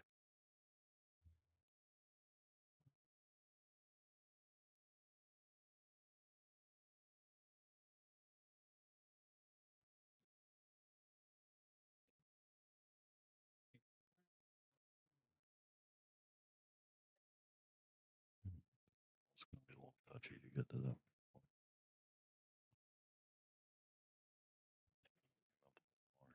I think he's still got it.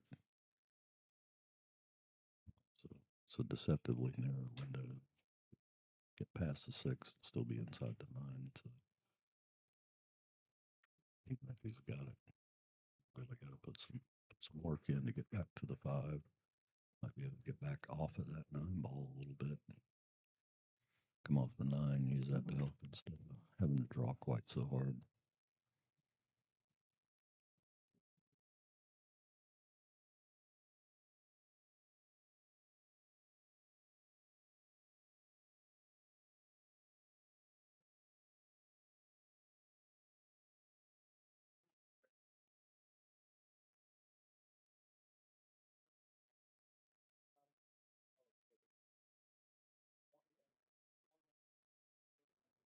See how he seems a little high, like he might be using 9. You know. I think that was the intention, just didn't quite catch as much of it as he wanted.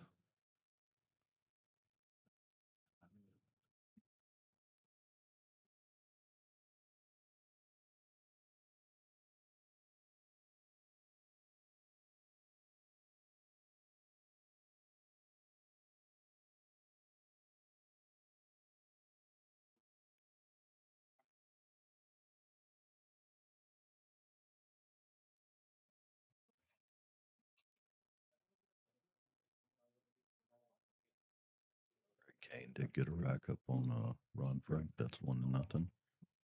Trey's still 1-0 over Josh. They're working on their second rack. So we're on the TV table with Graham up 1. How do you like the speed on that? That was a nice shot.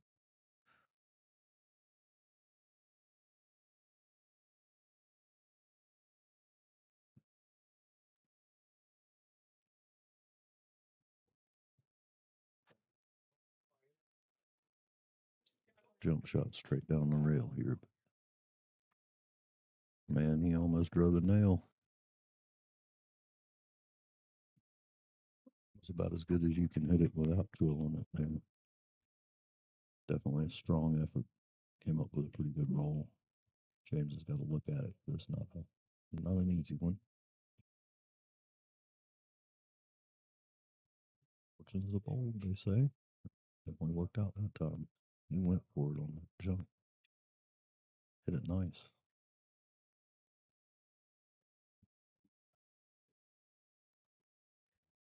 James tucked him in behind the 6. I think he meant to get a cue ball behind the 10 too and came up a little short there, but 5 went about a half-inch long. Definitely helped him out. I don't know, maybe he's got the edge of it from there. Yeah, he's got it.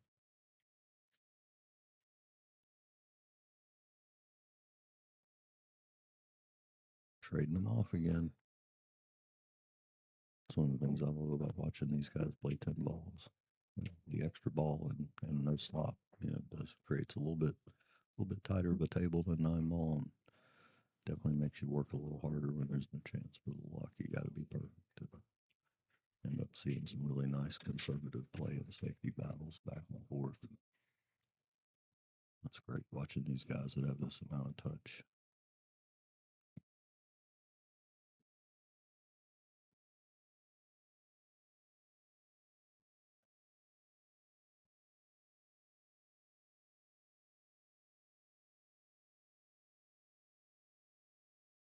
He hasn't marked it yet, but I believe Trey just went up 2-0 on Josh Schultz. See if he marks it here. Yeah, he's going for a small. So I believe that's 2-0 Trey over Josh. Greg's still up 1-0 on Ron. And still at 1-0 here on the stream. Thanks again, everybody, for joining me. This makes it much less lonely over here in the booth, just knowing y'all are out there.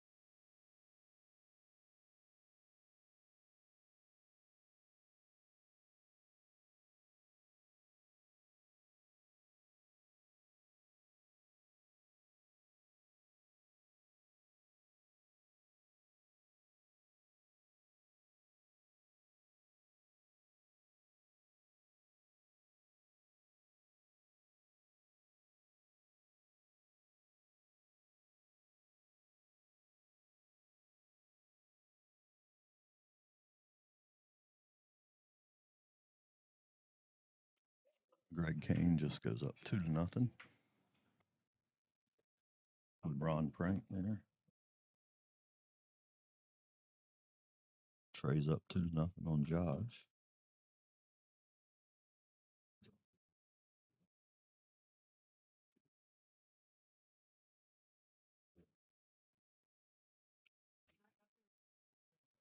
James just a little above that 7 ball where you want to be, but he should be able to kill it right into place. Spot to get shape on the 9 and come back on the 10.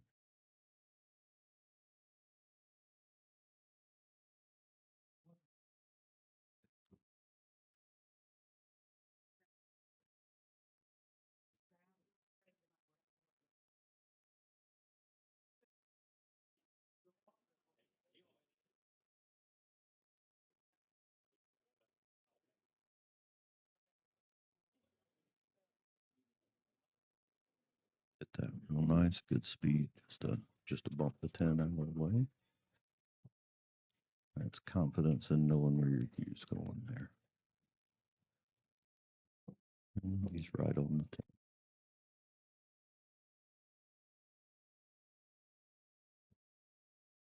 Josh Schultz just missed a kick shot there by about a 16th of an inch.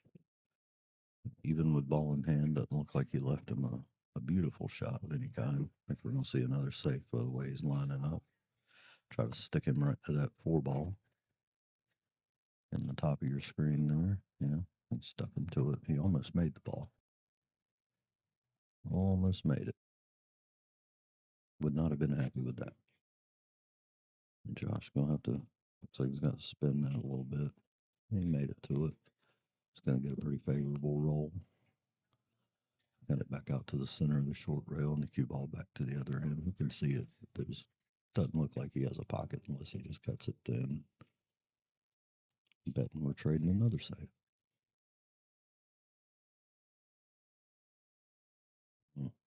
He missed his blocker there, getting behind the 10, bumped into the 6 and got it out of the way. It looks like Josh has a 3 ball to the side pocket. Would require probably a little force to get around and get over on the 4 ball, but yeah, he hit it like he meant it. Only caught 1 bobble there, so pretty good from that angle from the side pocket. It's about as good as you can ask for.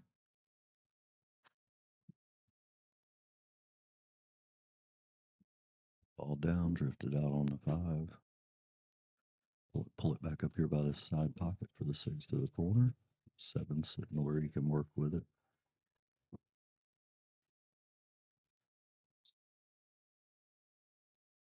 Looks like he's got an open table to work with over there. Just a little bit of concentration on the execution on the 6 ball and then making sure he gets through the window for the 8 ball. Seem to be the only challenges on that table. James coming up for the break here at 1-1 on the string table.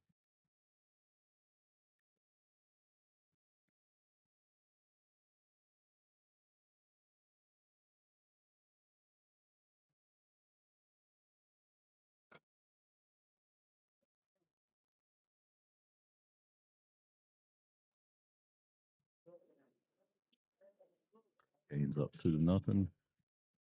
Trey Frank's still up 2-0. And we're at 1-1 here on the stream with James. Great.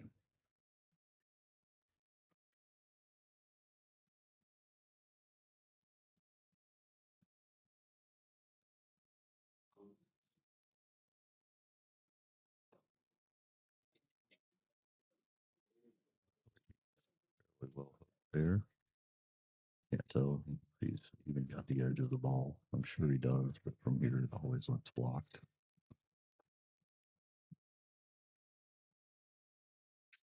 A stream view.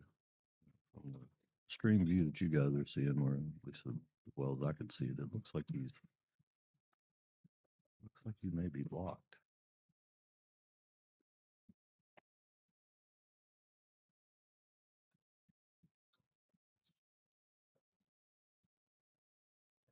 He's coming around, pushing. But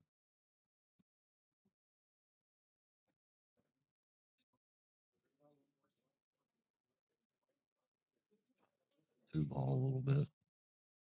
Definitely make him either go for way a lot here to try and break him, or just playing himself another safe out. See if he can start trading them back and forth to wait for a slip again. He's going to hand it back. I think I agree with that choice because I don't like any of the safe options on that 2-ball. Statistically, I think that's the right call.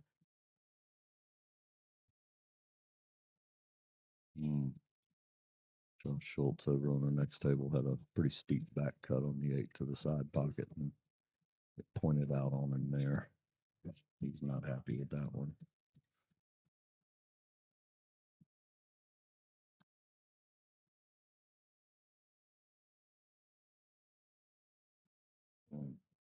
Trey rattled it in the corner. I thought he was going to pin it back to the side, but he played it down the rail and rattled it. So Josh is going to get a shot back at it again. Graham just put another nice safe back here. He's got James sewn up pretty well behind that 5 and 2. Goes for Ed here, just picks it up, but I can't tell how much room he's got to get out from behind that 5-ball there. You know, might just want to leave it and pass it on him. I think he's only on 5. My memory is back and forth. If they'll try and pay attention to 3 matches.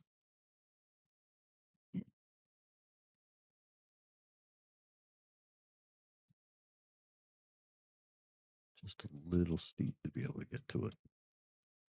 Nice effort, though. That was a very nice save. He played it. So I'm not sure I would have even poked it. That I might would have just picked it up, but the 2-5 does go. So 2's a little behind the 5, closer to the rail, but it does go. Looks like that's what he's shooting for. I'll drift over just below the 3 there and try to leave it straight. And I would assume play the 2 in the same pocket he's going. Well, same corner he was going to with the 1-ball.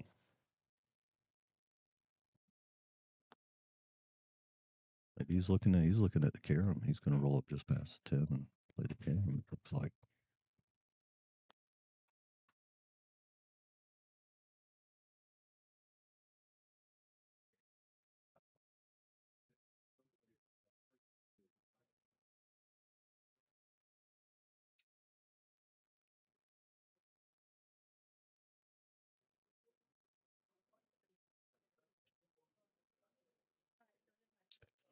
Biggest danger there is where the 2-ball get to. I think it still goes past that 10, but it's risky to flirt with the line there with that 10-ball. Hit it a little bit harder and you block yourself.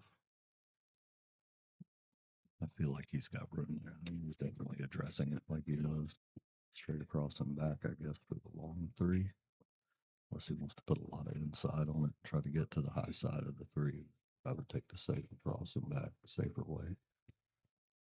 Yeah. Then it just becomes a speed shot. You don't want to be dead straight because you do have to get above that 7-ball for the 4. So overall, I think he likes where he is. I'm pretty sure no matter how good you are, you still stay a little nervy about crossing the side pockets up against the rail like this. So we'll see how he hits it. He's definitely been playing nice. Tell this, he's feeling good. Nice long bridges. Focused. So he's feeling good. It rattled on him. Those are so tough when you have to cross the side like that. And I really thought he hit it perfect. I was a little surprised it rattled even with these tighter pockets. I really thought he hit that ball perfect. Those tiny little differences are why we play them all out. You never know. You never know what might happen on this ridiculous world of pool that we all keep coming back to. Greg Kane's up 3-0 now on Ron over there. And Trey, Ron's son, I believe is, if I was told correctly, is up 3-0 on Josh Schultz. So quite an interesting tournament that we're ending up with here. I feel like everybody here has got a shot at it. Been saying it all day, but I really do like this 700 under.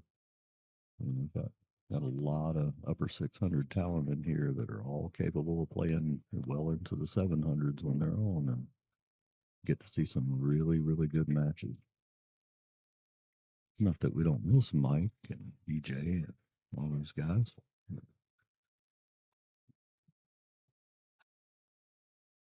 Watching us mere mortals and the rest of these guys that are much better than my mere mortal self. Watching these guys battle it out is definitely nice.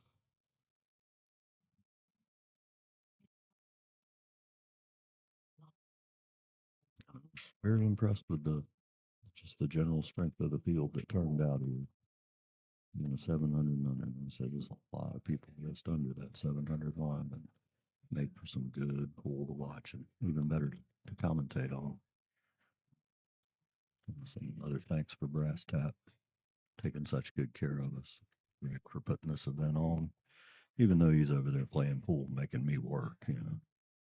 He pays me in chicken fingers, so life's pretty good. When you're fat, that's better than money. James did not get the hit there, and he's going to sneak down here for a little short one, just drift around on the floor. Would like to have been off the rail there, but it looks like the angle will still get him around the 7 ball. Probably under the 7 ball, but it's like he can go either way. As long as he doesn't end up straight behind the 7 ball, he'll be just fine.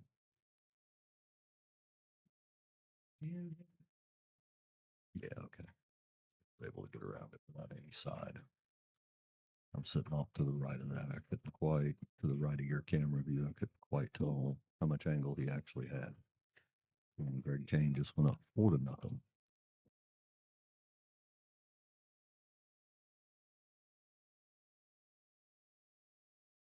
It's Greg Kane 4-0 over Ron Frank. And Trey Frank is on the 7 ball with a fairly wide open table against Josh Schultz with a 3-0 lead. So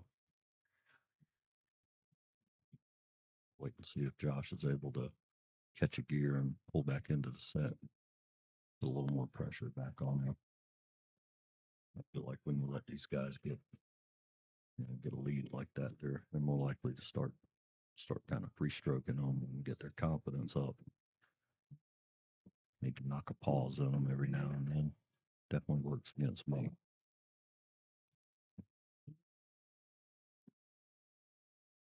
It's got a basically spot shot here from just above side pocket, and he drops it home.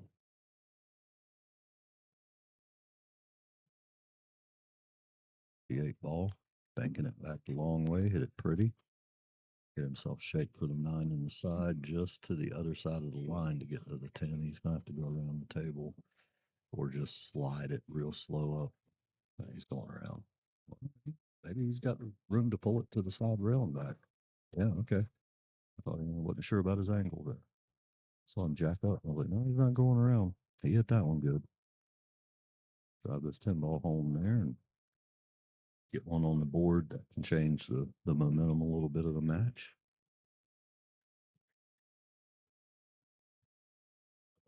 So he'll be at 3-1 over there. Trey. And Greg's still at 4-0 with Ron. We've got 2-1 here. Yeah, I'll check that. And then Graham's up 2-1 on James.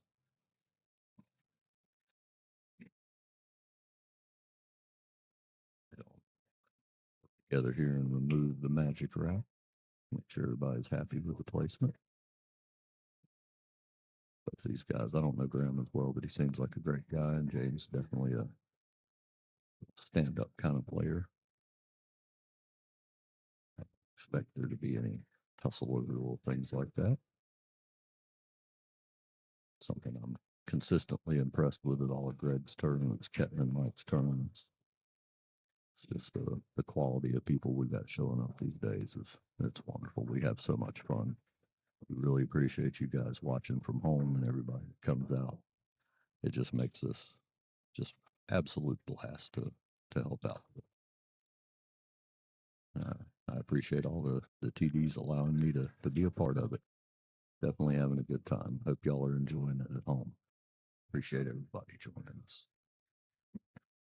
Yeah, 47 right now. Definitely appreciate it. Let me see if I can move that camera just a little bit. I was trying earlier and having a hard time. I have to kind of lean out into their view with the remote. So as soon as he shoots us one ball, I'm gonna have a shot. I'll give that a try for you. Thanks for pointing that out, Pam.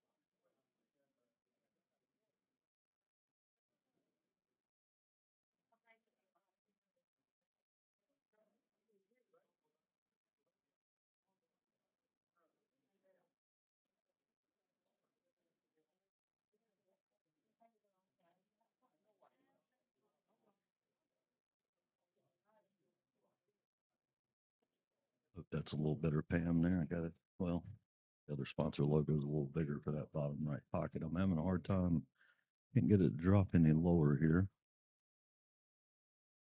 Playing with the zoom helps a little bit.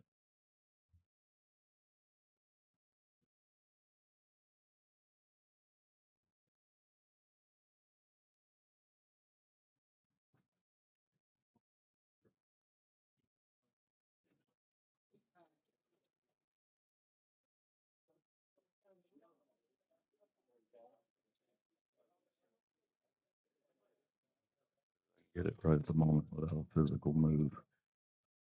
Might give that a shot here in a second. Slide it back just a couple inches. I don't know how it got off.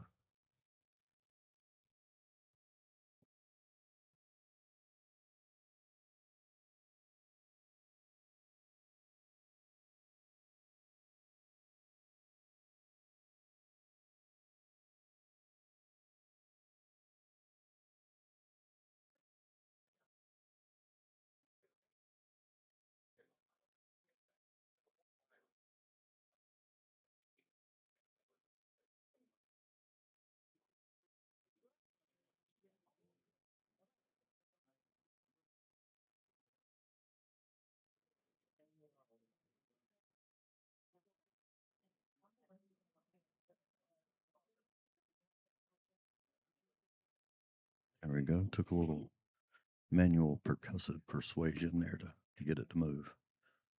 Appreciate the tip there, King K.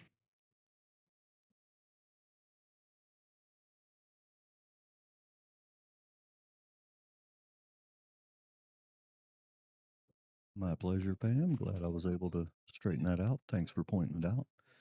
Let me know if there's anything else that needs tweaking or especially any constructive advice for my commentary. Always appreciate that too. This is fairly new to me and I'm really just having a ball doing it. So always accepting advice. Need to know what everybody at home needs to know.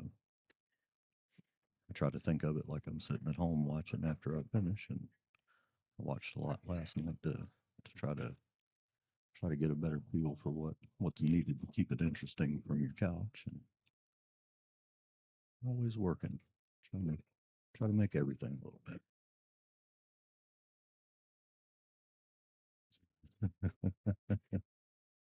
If I could tweak his game, I'd be something.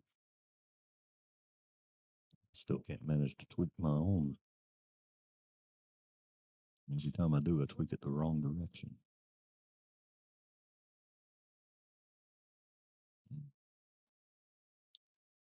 There, 7 ball right in a tough spot.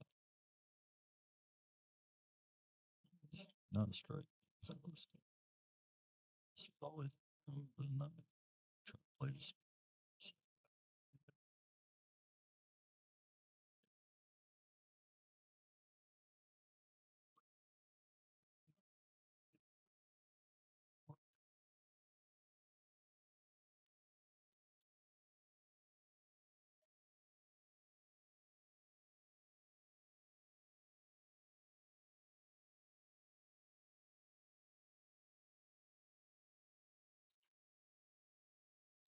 Josh Schultz came back a little bit over there. He's now at 2-3. The Trey, he just broke the 6th rack, so it's 3-2 Trey.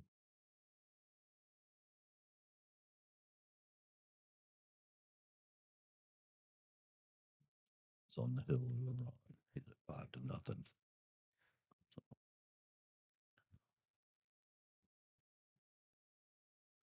see if Ron stages a big run and jump and comeback on him here.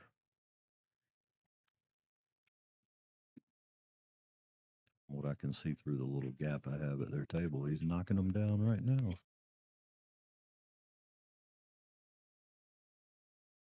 There's been quite a few nice comebacks, especially today.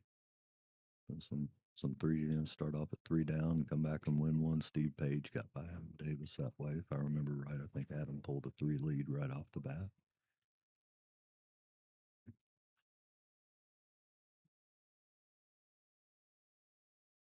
Both of those guys play great. That was a very good match to watch.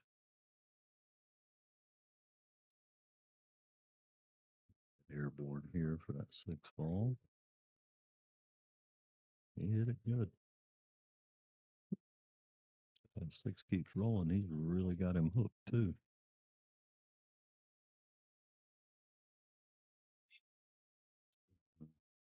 Doesn't look like he has any on that ball. Like he's maybe he does. He's lining up like he's got a little look, yeah. From here, it looks like he's completely setting in. From here, everything looks different. He had a lot more of that ball than I expected. Almost locked in completely on 10. 6 is just off the rail, so if you want to try to get aggressive and go at it, you gotta go. But the 10's in the way to try to get back to the 7. I assume we're looking at another safe here. Yeah. Speed just a little long to use the 10 for a block. But again, I don't like the percentages enough here to go for this one.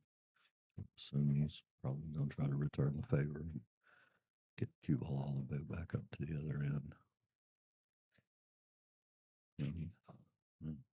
He's calling it.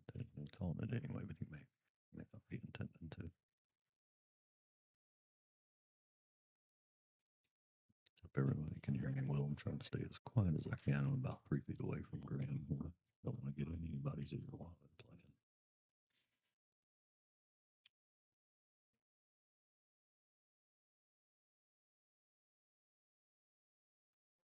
Not sure if he went for that or if he was just going for a safe and shot it a little long. I'm not sure exactly which one he was intending there. With the cue not on the rail where it's at, he would have a safe for the 7. But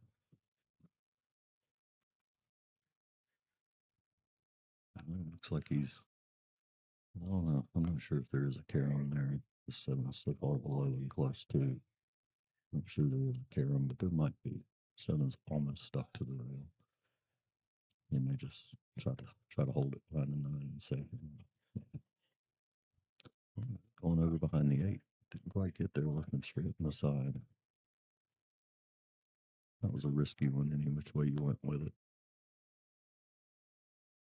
Sometimes you just have to take which one feels best to you. Count on your ability to just kind of make whatever happen. Sometimes the best option just doesn't feel right. And sometimes the game's funny that way.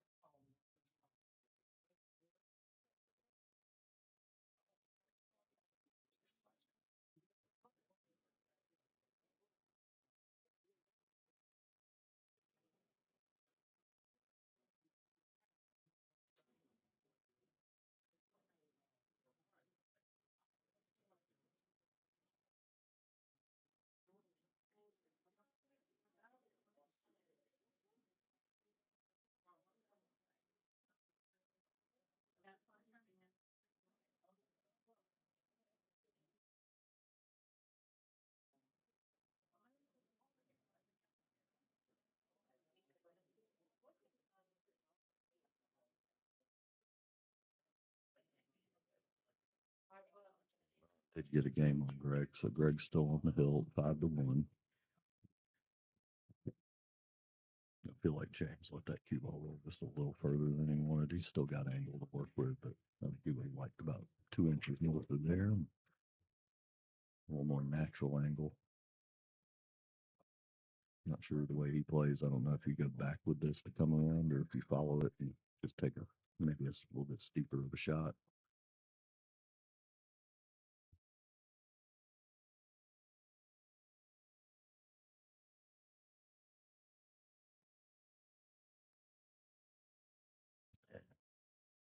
Power through it. Just didn't end up too steep there. He's got a pretty nice shot at it.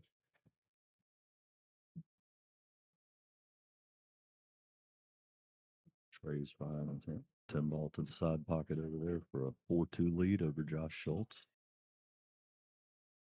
Greg Kane's at the table on the hill. Still pretty shallow in the rack. I think he's on a 4 or 5 ball from what I can see. Try to keep an eye on that one too.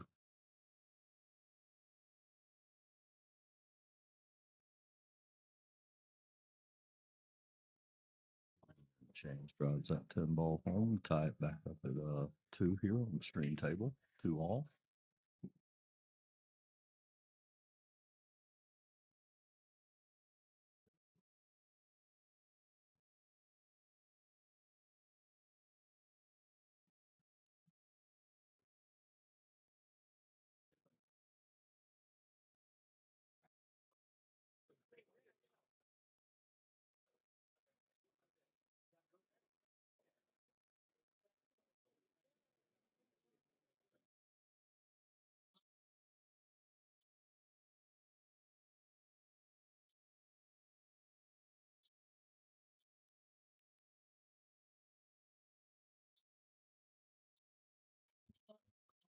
Somewhere there. So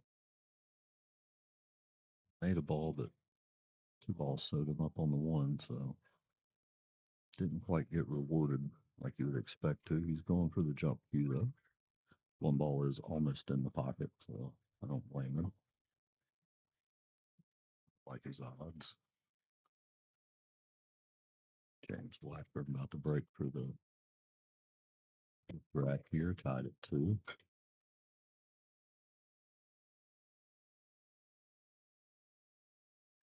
Another absolute crush. Comes up dry. And Greg and I were talking about that a little while ago. It's been a surprising amount of dry breaks here on the string table. So we even swapped the balls out just to make sure. And still seems like everybody's having a little trouble today. He also mentioned humidity's up a little bit today. So no telling all the factors we could possibly blame our playing on.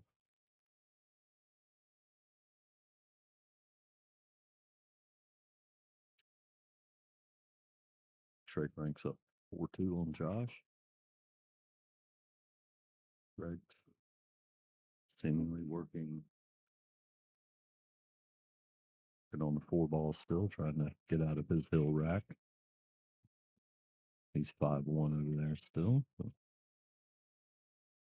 anyone that didn't catch it, or just for my own sanity to keep repeating it so I can remember where we're all at. James has got a limited look at this 1 ball here on the stream table. Looks like it goes to the side. That's where he's calling it. Looks like it goes. Extends in the room. Not sure how he's going to move it to get back, but hit a little thin. Don't know if that was an instruction issue or concentrating on the shape issue, but he got a nice roll out of it. Can't tell if you can get between the 5 and 10. I think you can, but even if you do, you're just smacking into the 2 balls face on there. So definitely got a nice roll out of that. Not making it easy for him.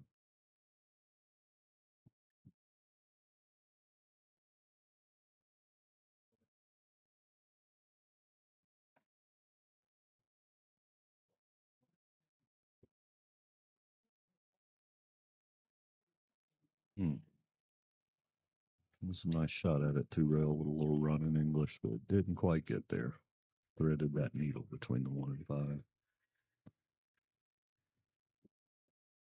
saw the English take. I thought he did it perfect. It wasn't quite quite enough to get it over there.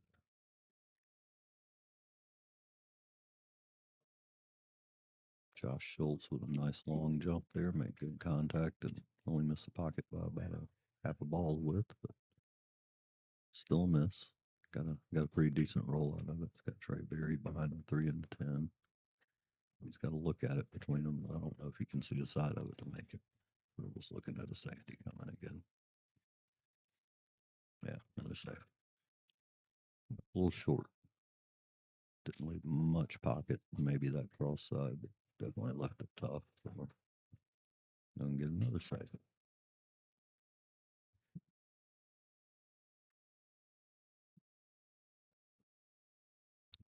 Not happy with where he got that one. He wanted the 2 ball a little further in, the cue ball just a little further up. James played a little safe, tucked him up to the 5 ball here. He's got a one real shot at it, but no open look. And he's going to call the 6 here in this side in case he caroms off.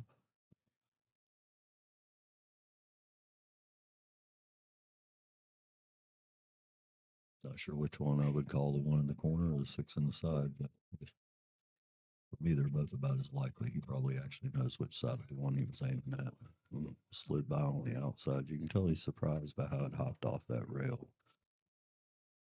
I was a little bit surprised. He had a better look at it. He was definitely surprised. I think he caught a funny little hop there.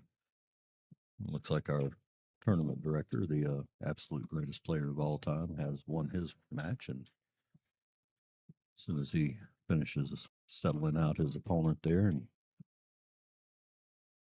sure he'll join us back on the stream. One.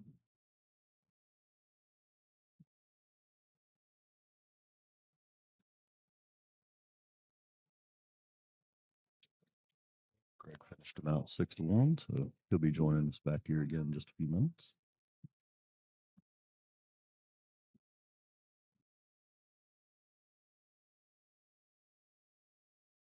James did get the blockers in the way there, but he didn't get the cue ball behind the 8 where he wanted it, or behind the 6. Leaving him a kick at it, and he's calling the corner.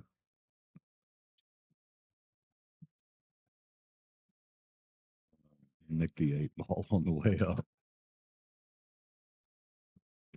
Got big sexy Greg over here holding envelopes full of money in my face and expecting me not to snatch them. I don't know what he's thinking, but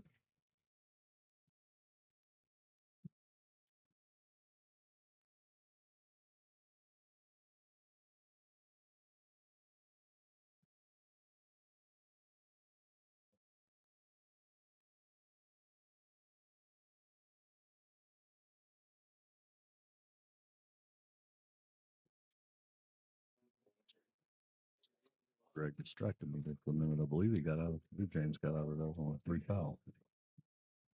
Don't quote me.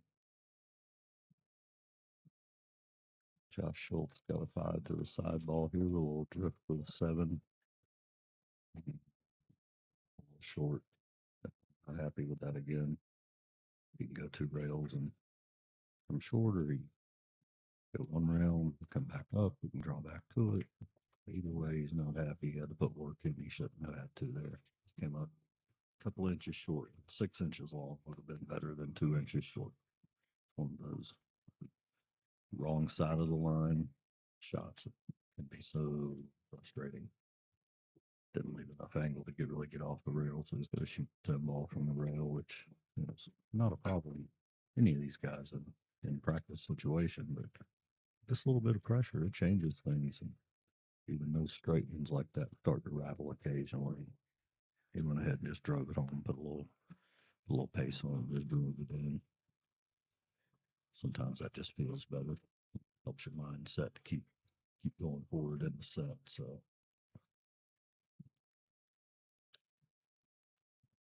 got James Blackburn leading 3-2. Trey Franks up. Is he up 4-3 or did that just tie? I think that just tied it at 4. I'm waiting to see if he scores it or if I need to change it for him. I believe Trey's scoring it over there. He's got his phone out. Taking a minute to trickle through the wide area webs here and sync back up on my digital pool feed up here.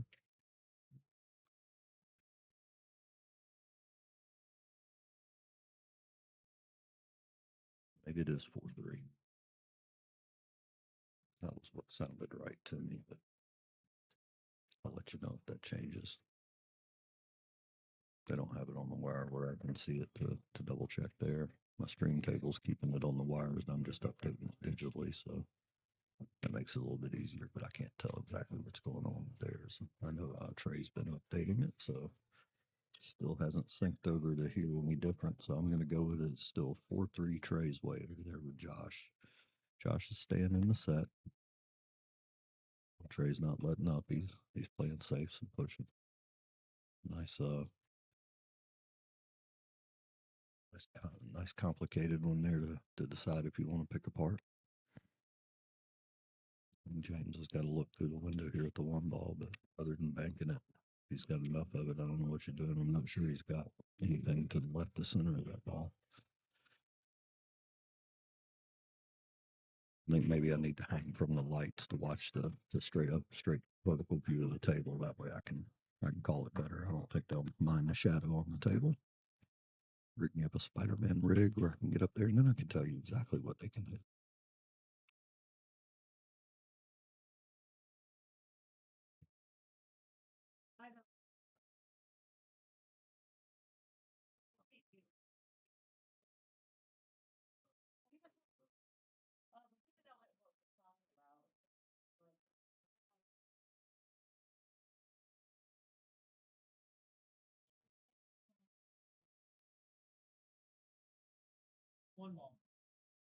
Thank you, Rodney. Appreciate it, bud. Trying to keep it tolerable to watch here.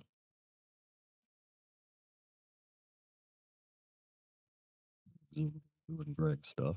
He's talking. Get him back over here talking here shortly.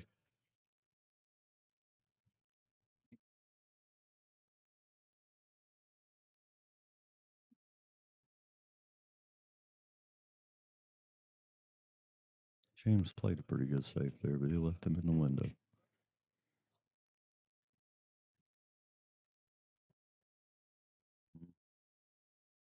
He is going for the jump cue. He may have a look at that corner pocket. I believe he can hit it either way. I believe he can hit the ball without the jump cue, but I'm not sure. I just want more of it.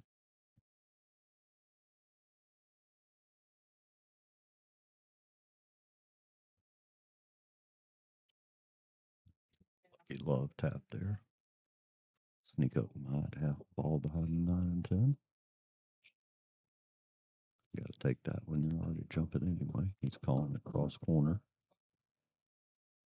Normally with the intention of shooting a safe 2-way, then just try to keep speed right to leave it behind the 3 and the 4. I would assume maybe you get the cue back at 2 and the 4, unless it's thinner. So like then maybe the 2 on the side, but that would require a lot of spinning. Assuming he's coming back, towards where he's at now. He did miss much. He did, however, come up with the scratch there in that corner. It's just a tough roll when you're hitting something that long and bend. Corner pocket can start to grow on you, and they give him a pretty good shot to put him on 2 fouls here if he stick that cue ball a little bit. He didn't stick it as much as he wanted to. He wanted that to come back to the 4. I don't think he even got him hooked. He's got him a little bit. He's going back for his jump cue. Looked there for a second like he might have given it to him wide open. Even with the jump cue here, though, you need a nice roll to get to the 2 ball. If he's only got to get over a little bit of that 3, he might be able to keep it pretty flat and play off the rail back over towards his side pocket, just with pure momentum and end up on the 2 to the corner. Looks like Josh Schultz is about to bank an 8 ball to have a pretty simple 8 or 9 and 10 ball out. Well, he cut it in and came around. Get around as far as he wanted, but I think he's still okay. James hit that one great. Rolled just a little too far for him to get it back in this side pocket and lined up with the 5. So Didn't get the most favorable roll, but he definitely pocketed it well. Got as good as you can do with that. I guess he's calling 5. Must be pretty dead. Josh Schultz has got a straight 10 ball over there that I believe ties up their set. And he drives it home. Let's see if that ties them up. Yeah, that'll bring Josh and Trey to 4-4.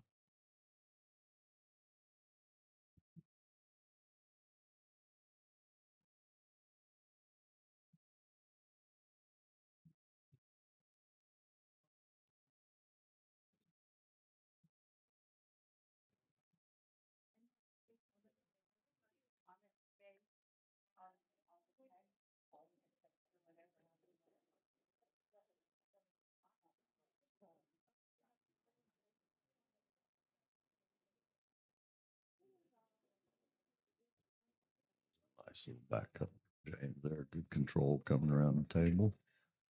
Got him his 3 ball right where he wanted. I guess maybe he's calling the 4. Couldn't tell. He pointed at something there. Maybe that 3 doesn't go by and he's calling the 4. I couldn't tell.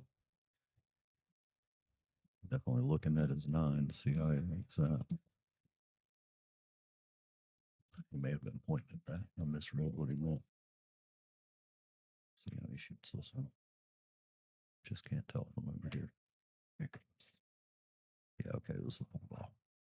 I thought that was what he was calling originally there, and then saw him go over and look at the 9. Wasn't sure if I was seeing him point a spot for later or if he was looking at that as a carry on or what.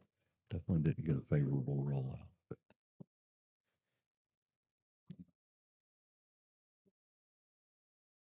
Shot. yeah, this has been a safety trading battle over. Yeah, I believe it. Both these guys have been respecting each other's game, playing nice and conservative, and just waiting for that one little slip. How's the break been? It's still coming up dry a little bit. Yeah. It's, there's been some balls made, but there's they- also been a couple of dry ones. Are they breaking from the center of the table? Yes, for the most part. And their hand rack. No, I believe he's been using the magic. It's laying over there on the end of the table. It's surprising that they're sticking with it when it's not working. By the way, right before I jumped on the stream, I opened my phone to my wife just updating me on the nicknames that you're giving me over there. Those are professional titles, not nicknames. Those are absolute certified professional titles. I said it's just factual. These are all things given to me by the International Naming Standards Association. None of this is my own work. Bring a lot to this broadcast. Bring something. It's a lot of something. So what's the score in this? 3-2 who? 3-2 James, I believe. Gotcha. Let me double check and make sure I remember right. Yeah, that's right. I have to refocus my eyes every time I look over at the laptop.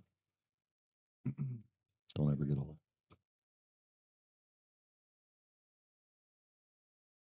I think I'm just so we're gonna hold off on putting me out until after this match resolves, and then it's just feature table all the way through, right? I think that's it. I believe so. Yeah. I believe we're down to that. Man, a lot of good pool this weekend. It really has been. Some great matches to watch over here.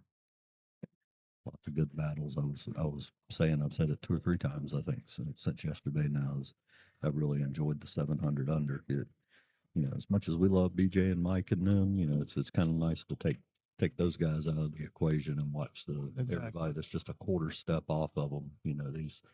These 6 somethings that play like 7 somethings, half the time. It's been nice to watch them fight it out. It's been a lot of really good matches.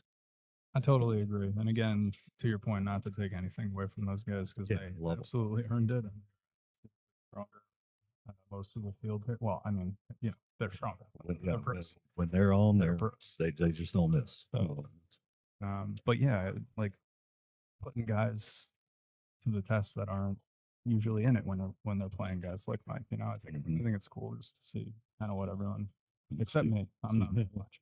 See how it shakes out. Oh, you're still doing all right. You're on the winner's side, aren't you? No, I'm on the loser's side. I lost to James, but I will say that I did. 100 speed set just against Braun. I played pretty good. I noticed the score was creeping up quick over there. Yeah, so I it couldn't was- see much of the action. I actually did not miss. I might have missed one ball. It's the first time I played a good set in a long time. Why'd you miss that ball? Do that. This is not. These are not godly things. I keep telling you, don't miss that ball. Just make the damn ball, Greg. I don't know why you don't just listen to me. Speaking you of- would play so good if you listen to me. Can I just have you with me? Absolutely. Absolutely. I'll just say, look, make this ball. If you don't make the ball, I'll hit you in the shin with my little fish bat. Mhm. Next time you'll make the ball. Still haven't seen the fish bat. Oh, it's in the car. It's always in the car. I know. You never know when you might have to kill a fish.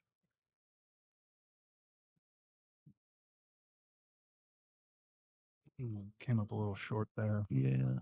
I was wondering if he was going to play it to shoot the 9 in the side because that felt like easier position. It definitely felt like easier shape. I'm not sure that 9 quite goes to the side. Yeah. He looked at it like 3 times, and if it does go, it's really, really tight by the way he looked at it. Okay. So, I don't know. To me, the natural would have been for the side pocket, too. And this ball goes. You Yeah. know, it's just when it's sitting on a ball, it starts to mess with your eyes and your brain. And you got to worry about the side pocket and you're on the rail. There's some. I'm more afraid of that corner pocket cross over there, I think, than I am that side. But Yeah, he should get to like the first diamond and be okay. Oh, you called it. Great call. it looked a little frightening. Yeah. I only know that because I've scratched that way at least 754,763 times. I wasn't the first one, but I was the best one. I most consistently scratched that way.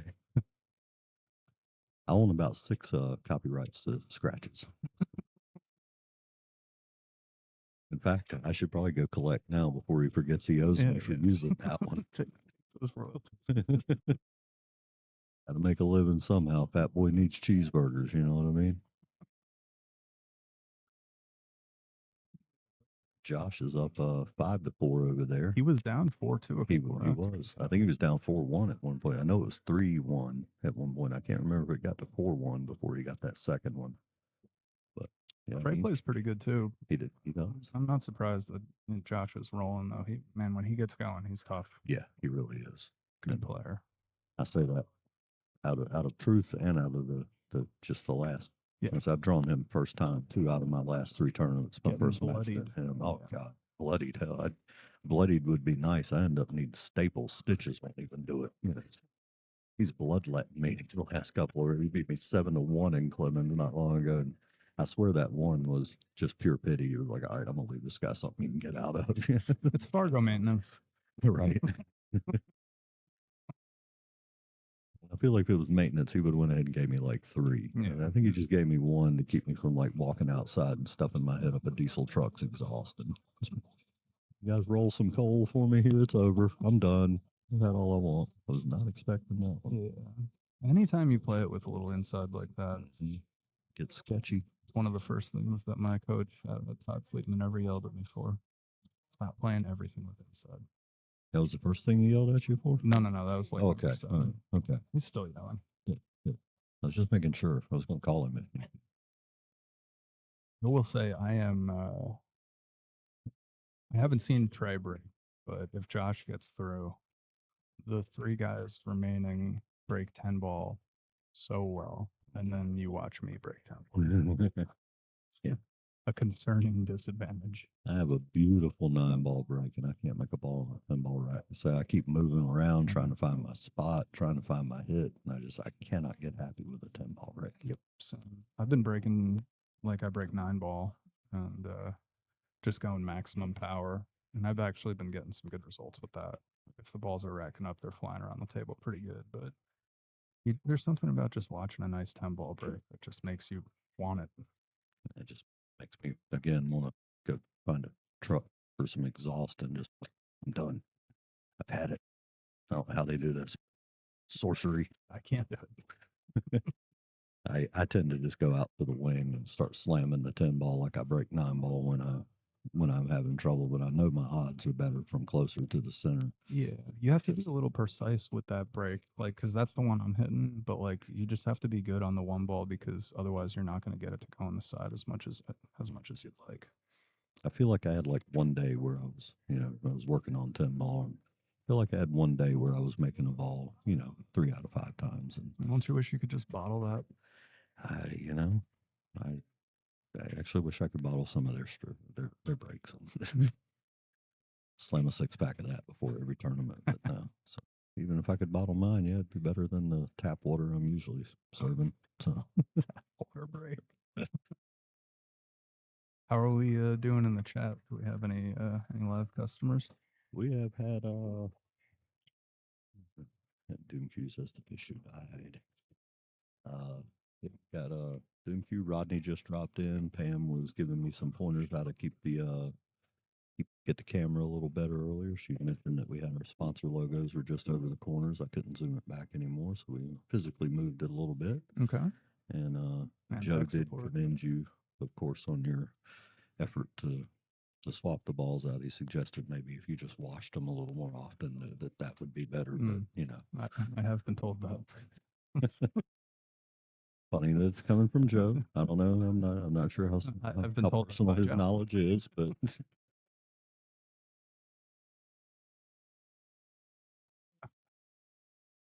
I think Joe's doing pretty good Calcutta wise here, right? I think he's got. I think Joe's pretty much always doing pretty good Calcutta Yeah. wise. Yeah, he's usually picked some pretty sharp. As long as he doesn't forget my cut, we're good. Yeah, he's got James. Hey, Tim. Tim Spees just dropped in on us. Good to see you there, brother. What's up?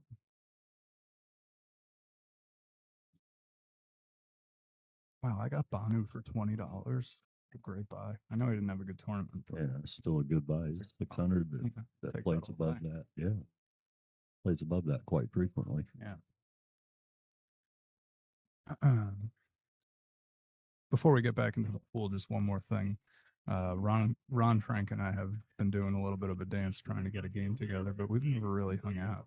And man, what a gentleman he is. Is he? Yeah, he's a great dude. That's awesome to hear. Yeah, would love to add him to the tour. Really good player too. I was just commenting on the quality of players we've had turn out for yours and for Ketten and Mike's. It's just been class acts all the way around. Yeah, exactly, man. These guys come out of war. A lot of really decent folks in the pool world these days. Yeah. For those of you who may be new, it has not always been that way. Yeah, I don't know if you could imagine, but at one point in time, that was something that was not exactly There common. were at least a few CD individuals. And Doom Q agrees with you. Ron is an awesome dude. Yeah, he's the man. He's definitely got a nice demeanor about him. I hadn't had a chance to talk to him much this weekend, but just watching him move, watching the bad sets or when he's in between, he just definitely seems like a pretty chill. Yeah, nice dude. he's an always smiling kind of guy. Mm-hmm. I like those people. We love those people. So it looks like Josh took down Trey. Yeah. Right. Yeah. So Double check, see what that score ended up being. I officially have the worst break left in the tournament, which has been the case since the tournament started. Yeah, so I didn't play, folks. That's the disclaimer on that one. I did not play this week, and yeah, Josh took Trey down 6-4. Okay. Yeah. So maybe five in a row. Yeah.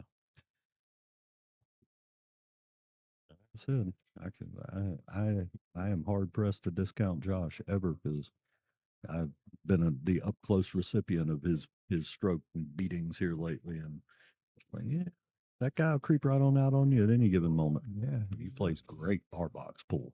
Yeah, he does. Well, he sees the angles really well because Mhm. like you watch him play here and like he spears a lot of balls in. Mhm. He just hits it with pure confidence. Yep. And so it's not surprising that really translates on a bar box because he can ease up a little bit and just Mhm. pocket at will. But I like he plays at a higher speed, just like velocity wise than most players, I think. Yeah. But they go in. They do. He'll rattle one here and there, but we all do that. And I'm gonna need him to rattle more than one. Yeah, the one he rattled with me every time didn't help. It didn't help.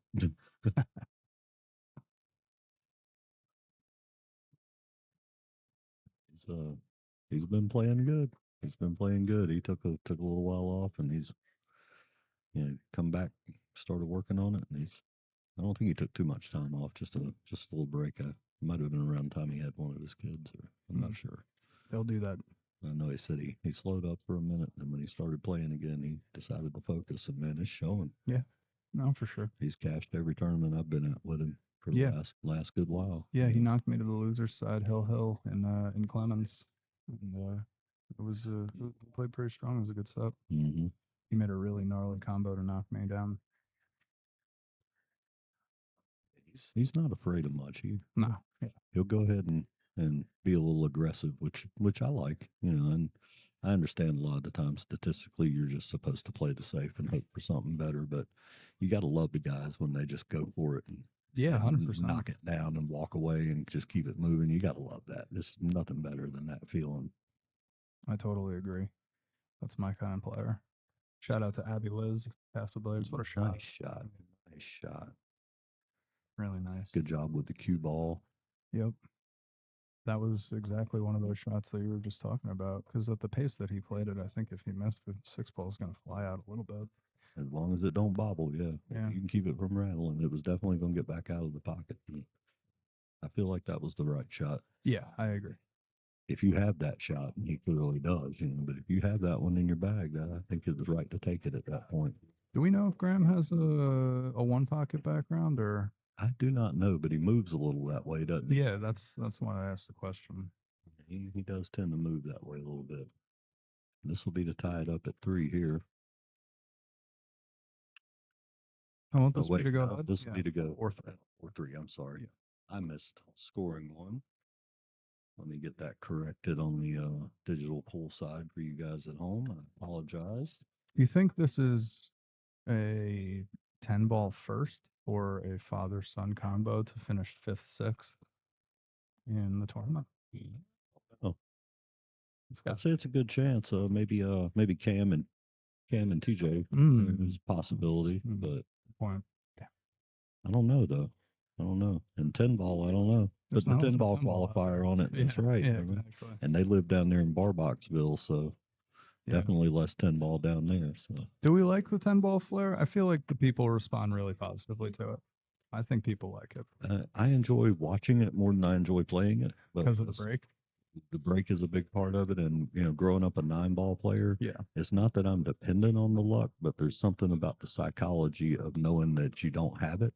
Yeah. And having to go 10 ball last, which does occasionally come into play. Yep. Where I would be able to get out of something early. Mhm. Although honestly, my combinations are so bad. Unless I got a nice little carom or something sitting in the pocket, I usually try to get out anyway. Well, so that's what I try to tell people when they make that argument to me. I'm like, honestly, if you really think about that, like, I think the better player benefits from combos more than the worst player because if they come up the same amount of times, the better player's making it more.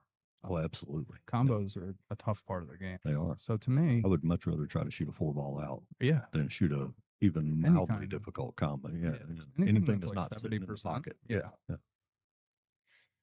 If it's not 90% above, I don't even look at the combination. Yeah. I'd rather carom a ball. I feel like I know where the cue ball's going better than I know, and that's weird because I can hit the center of the pocket with the object ball, but I can't hit the center of the object ball with it. The second object ball, can't do that. I don't know why. Never been one of my stronger shots, even when I played better than I do now. Obviously, had more confidence then than I do now with them, but not by a lot. I still always favored the run out. Phone charger? I do not have one. You an iPhone guy? I'll be right back, gentlemen.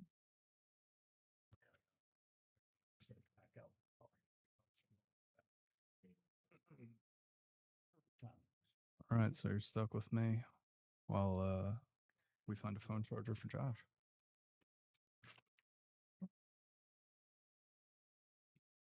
A little bit of a surprising miss there from James. I think he rushed that just a little bit. I was surprised at the pace he shot it with. But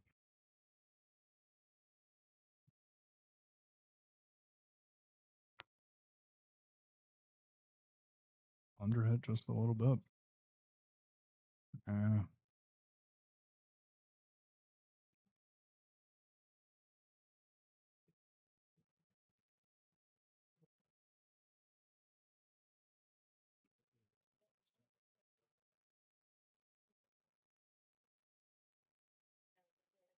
tell if he has an edge of this or not from here.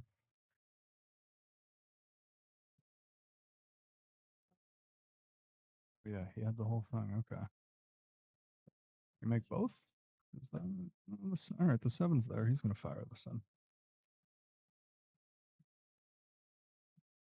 It's not where he'd choose to live, but I've been watching him play all weekend, and he is someone who can stroke these balls very effectively from this distance with some pretty strong accuracy. Oh, but he's not going to get away with it. No. Billy's probably all his stuff is just everywhere.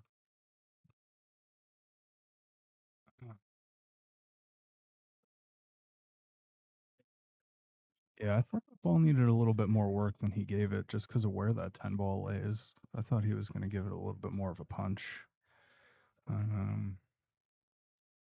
He's going 2 rails at this 8 ball.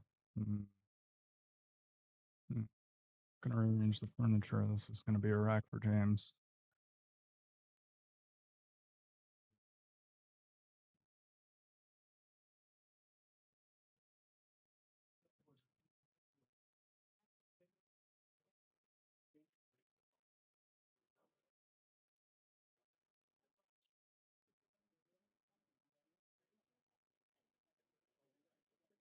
Delicate roll forward here, probably, or he'll just stun it and take a little bit more distance. Problem.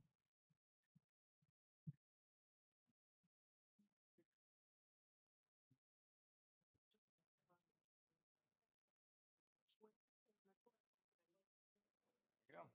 4-4. Back and forth we go.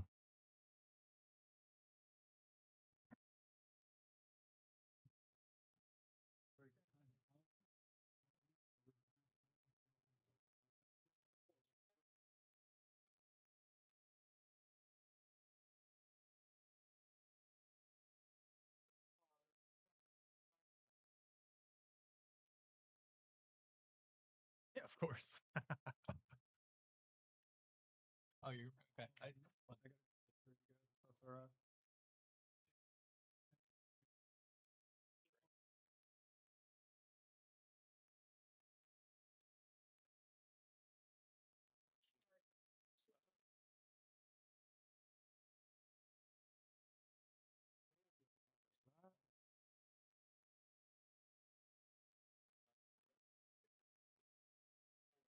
I've been doing the pictures here.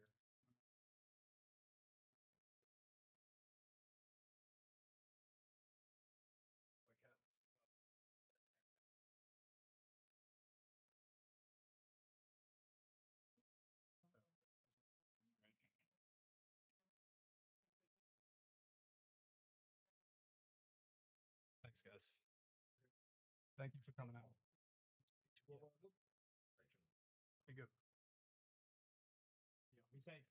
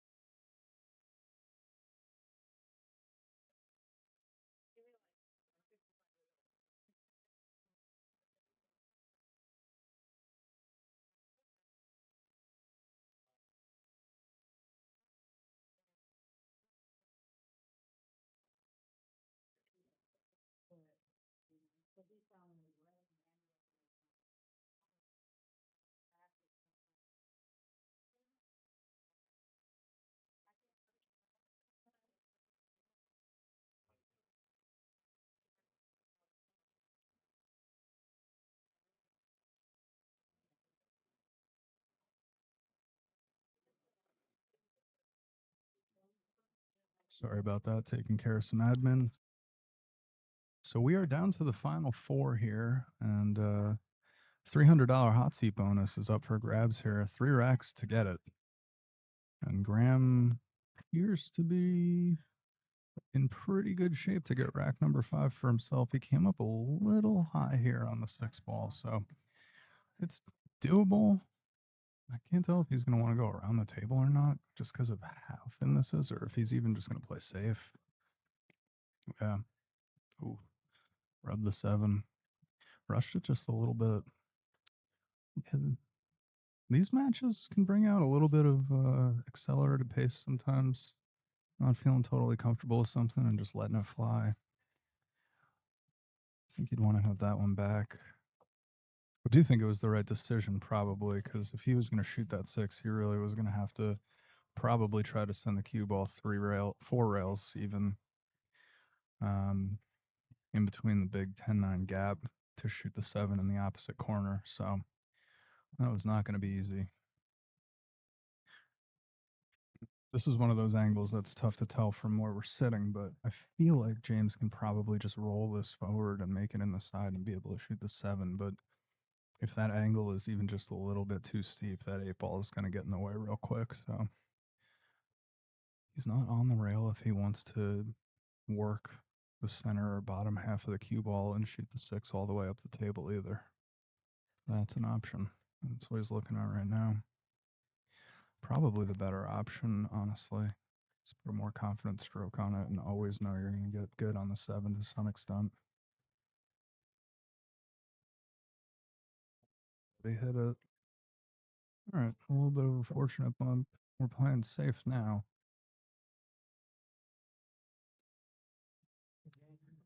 This is probably just a split to try to use the 9 as a blocker.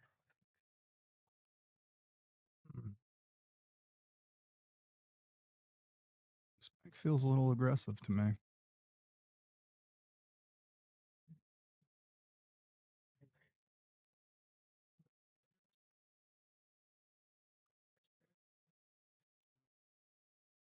See if he's going to play the undercut here. Yeah, I think he pivoted away from that. He's going to play the shot that I suggested.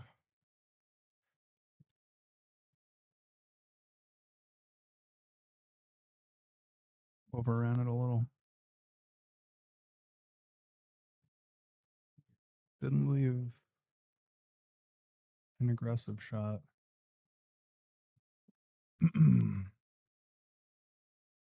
This angle's a little funny for playing safe.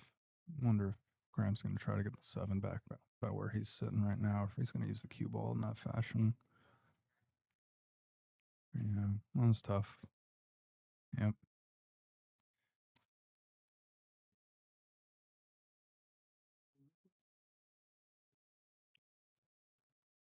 Pretty good location for James to end up there. Graham's options were limited. That was a touchy one.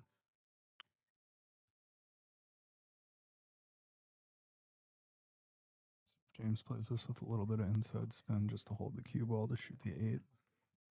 Yeah, I don't think he likes to play those types of shots that much. I haven't seen too much of James's game, but he likes to play a pretty clean cue ball, which of course overall is the better way to play. I'm not spinning. I'm not winning. Even then, I'm not winning.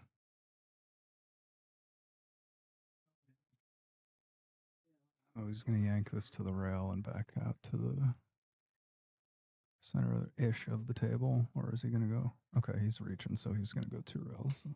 Yep, that's smart.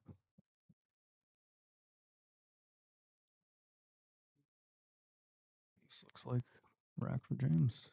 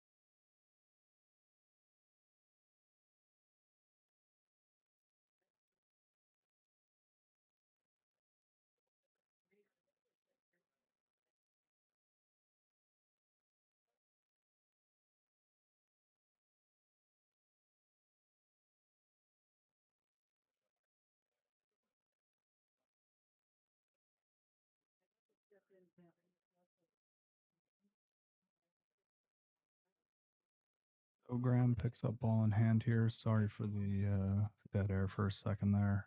Dealing with some stuff over here.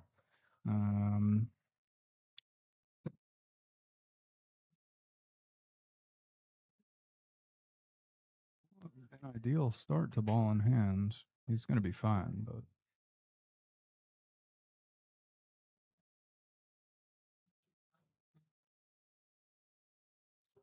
perfect. Back in line.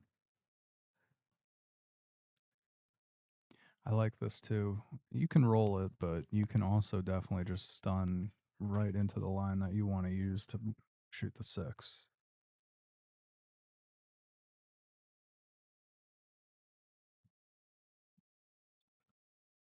It's okay, but a little more angle would have been better.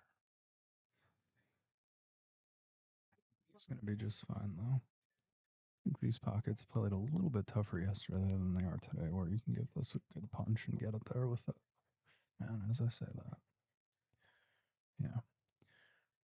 So that's what I was saying about that 5 ball is I think if he just played a stun shot, he gets to choose the cue ball path directly to the 6. So he's always going to have the angle he wants. It might be a little bit more distance, but I think his angle would have been okay.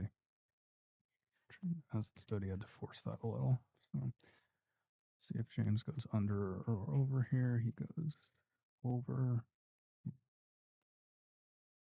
That's why I said that too, because I think if he went under, he always makes the 7, but using that right spin to pull the cue ball back just made the pocket a little bit more dicey.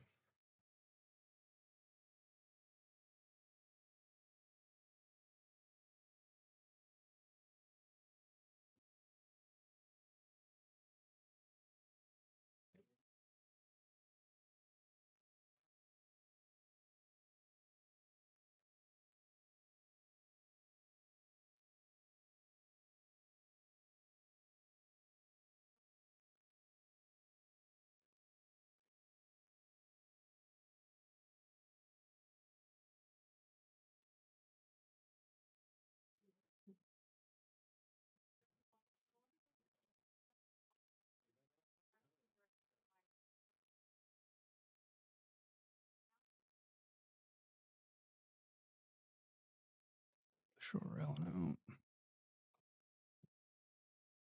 Gonna be quite good.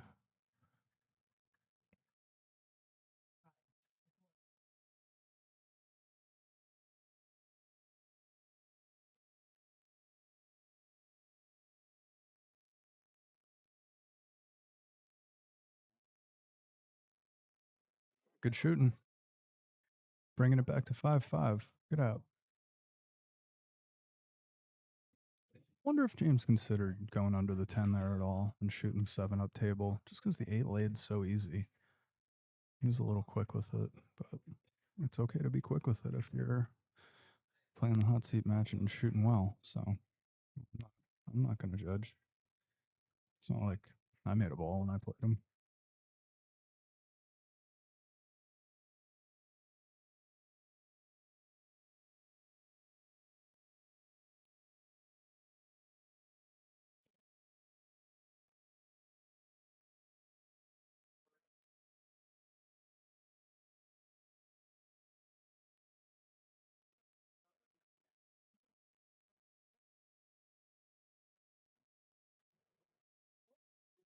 Large smash. Everything in the open. 1 ball. Not easy. I think controlling the cue ball is harder than pocketing the 1 ball here. Interesting to see what he decides to do.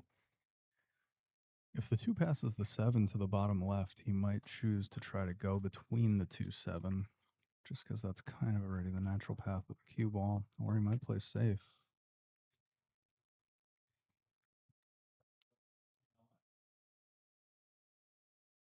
That was a fortunate bump, but you take it. Sometimes good things happen when you just decide to make a tough shot. So, nothing wrong with that. Well, now everything is really pretty out in the open. I think the 8 goes by the 10.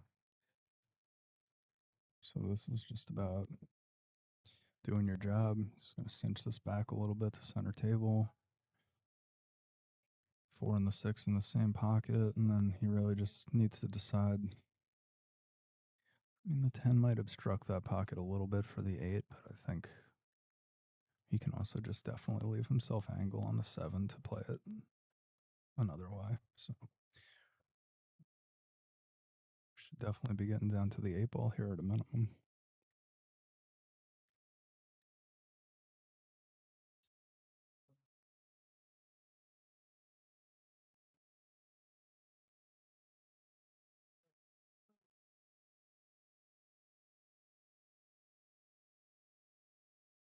Only thing he doesn't want here is dead straight, but even dead straight's not a problem. Power draw underutilized in this match. Just throw that out there. That'd have actually been a good time for it.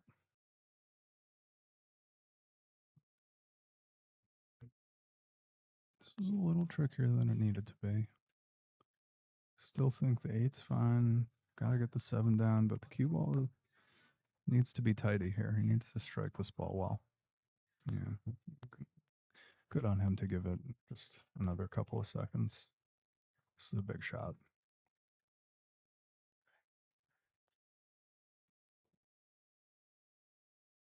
Good shot. Hit it real nice. The cue ball just came off the 7, basically dead already. That's exactly how I needed to play that. Didn't want it to run to the middle of the table at all. Fires the 8 in. Did he get on the right side of the 9 here? No, he didn't, but it's close enough. It's going to go forward with a bunch of inside spin and be fine.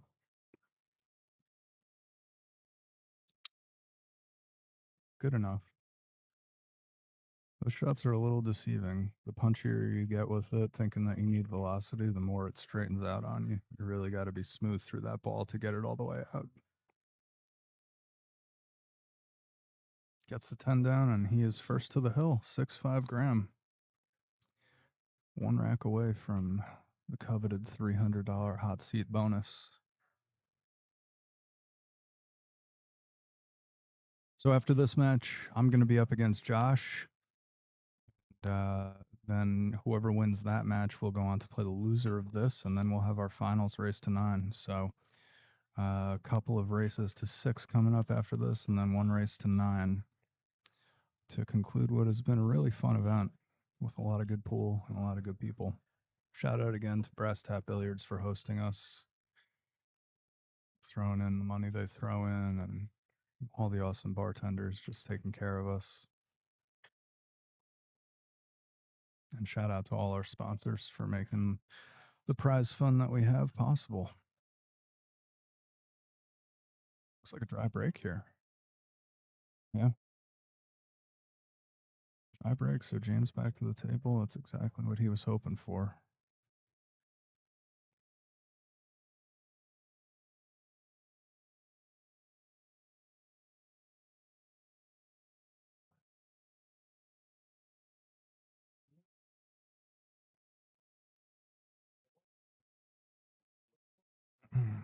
So just a little punch under the side here and then get back out. All right, he navigated that really well. It was a little tougher than it looked. A lot of things could go wrong there.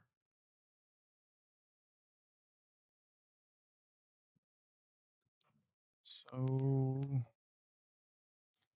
he looked at the 4, and I think the 4 goes into the side. I don't think it's on the rail in a bad way, but tough to tell. And really getting to the 3 is the, I guess he's probably got to play the 3 in the bottom right. So I think because he's using the extension, it's probably easy for him to go forward 2 rails with some inside rather than try and jab at the bottom of the ball. He decided to play it in the side. Oh, man. Wow. I don't even know if he was going for the side or if he was trying to play the 3 all the way back in the same pocket he shot the 2. So the 4 is a problem.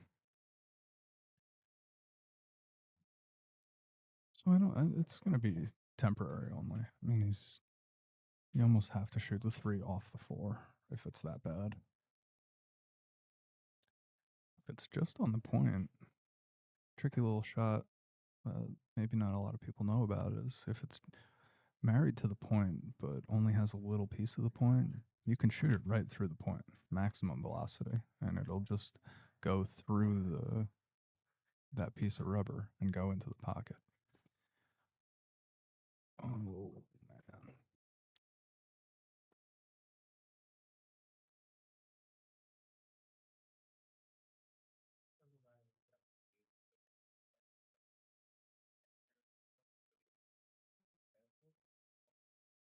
Smart shot there. He did really well with that. Very nice.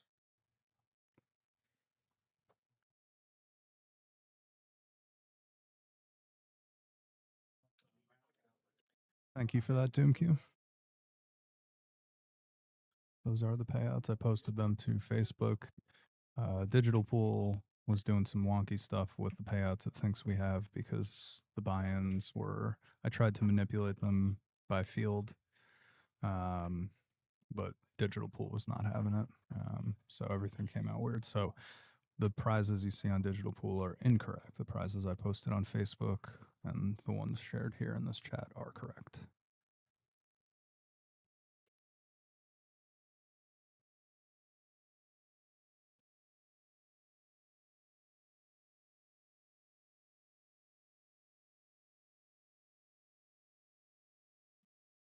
Shot there. Probably going to want to go back and forth 2 rails here and shoot the 6 kind of from where the 5 ball is. Decide to shoot it from here. Okay. That works too. I think I would have liked to go around the table a little bit with that, but this is going to be fun.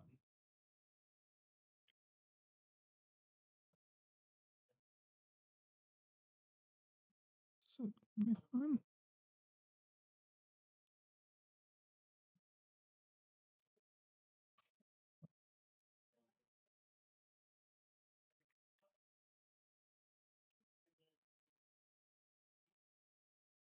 Come with one here. Come with one shot, and this thing is unlocked, and he will win the hot seat.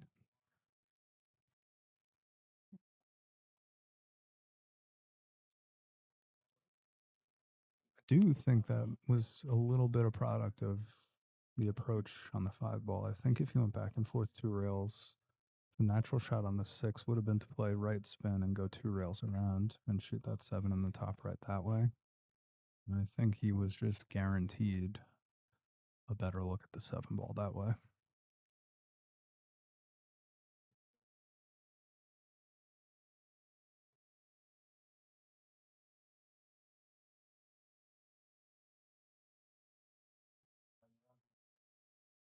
Got some negotiating in the background if you can hear that.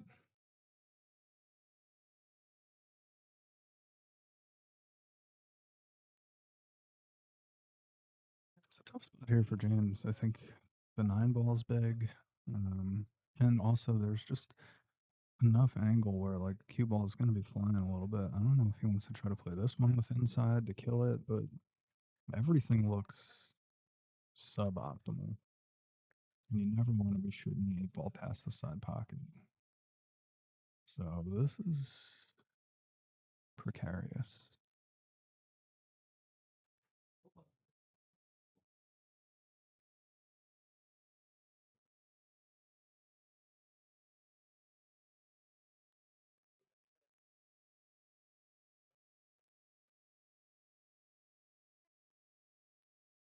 Yeah, that was a tough spot. I think he was so concerned with the cue ball. The pocketing was tough too. Everything about that shot was tough. See what Graham can do with this. I don't know. It looks like it might be just straight 2 rails out. 3 rails, hit it great. He's got a really strong power stroke. That is his natural state.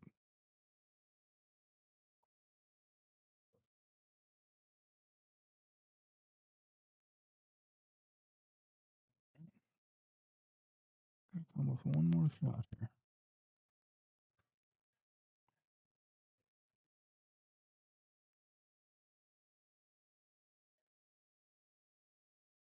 Down, nice shot.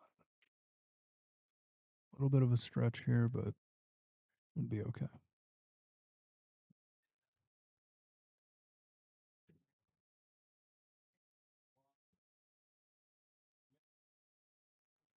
Yeah, not even that bad. Right past the side pocket here. Got it down. Dead straight on the 10 ball. Really nicely done. And our first finalist, Graham Swinson. Really nice win. Good shooting. Said see you in the finals. I take offense to that, but I see how it is. We're gonna take a break here. Got a little extra motivation in my knickers now. Soon enough, you will have the opportunity to watch me dog my brains out. Talk to you guys soon.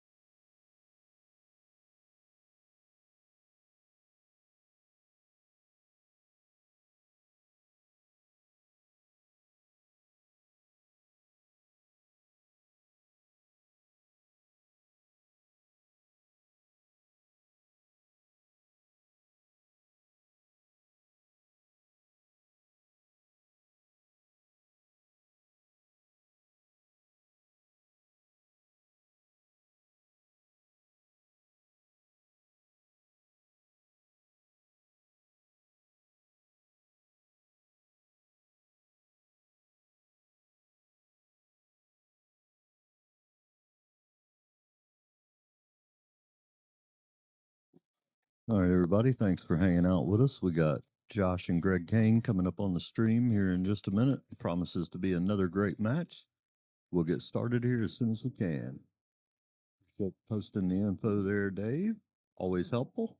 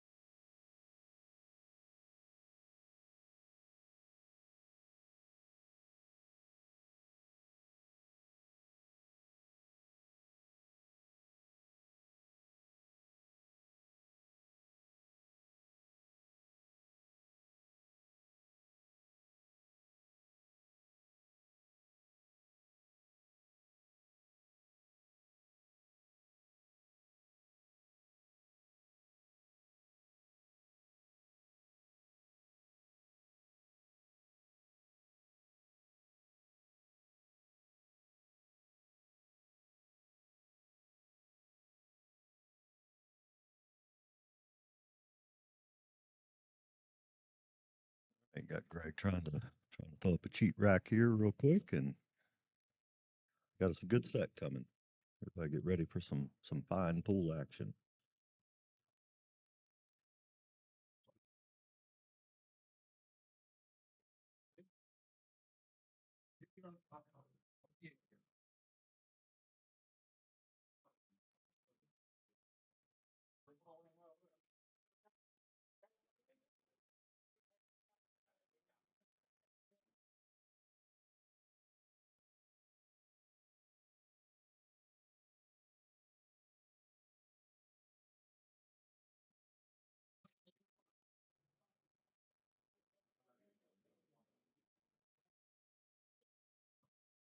Almost got the one side six going to the corner. So no dry break this time. We've been talking about the patterns on this table and how tough it's been breaking. So it's got to feel good about getting one down there. It's got a nice good spread here. See if he can find his way out the door. Getting over to the three could be a little tricky depending on how you get on the two, but he's definitely capable. So we'll see what we end up with here.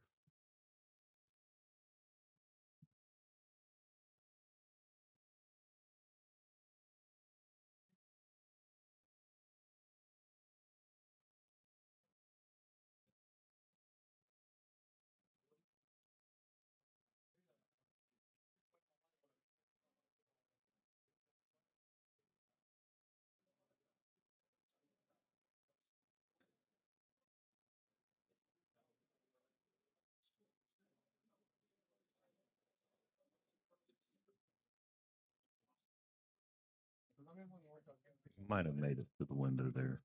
He didn't look too disheartened by it. And now he's just concentrating on how to get back to the four.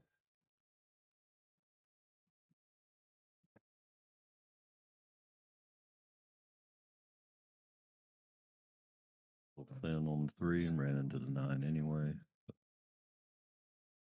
Leave it down the rail. Josh, take a poke at it here. Looks like you'll probably have to go across and back to get on the four. But you make this one and get on the four, and I like your odds all the way from the rest of it there. Nothing too much trouble. It's really easy to say from over here.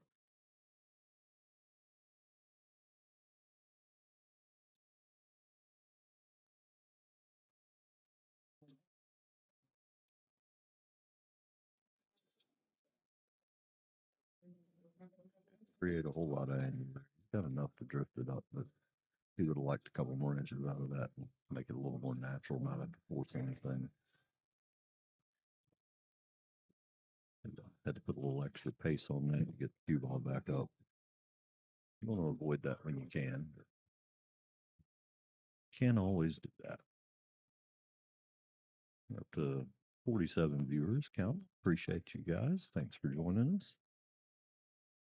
Just gets more fun the higher that number gets. So invite everybody you know. it won't be a bad match for the rest of this day. Everybody left is pretty strong, with our tournament director being the weakest amongst them. Those are his words, not mine. I also didn't disagree with him. Just a little long on that 8 ball. I feel like he's still got the back cut pretty nice there. And just all you got to do is drift over it. Doesn't really matter where you get. You don't want to come all the way back across the table, but even if you do, you're okay there too. Don't draw it in the side. Just make the ball and take your shape.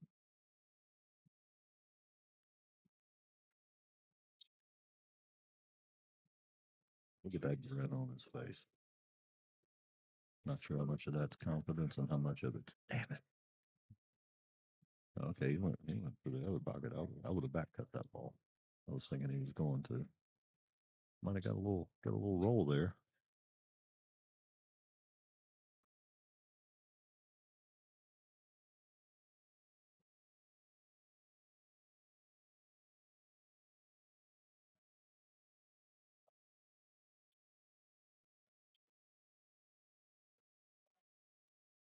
Joshua looking at his kicks.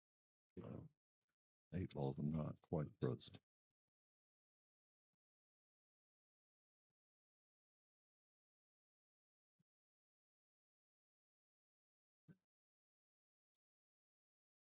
They hit this good, or just keep your pace right. Get the 8 over to the side rail. And hope your key stays somewhere in position. Oh, how good to hit that. A little less pace would have been absolutely perfect, but I still like it from here. He hit that one real nice.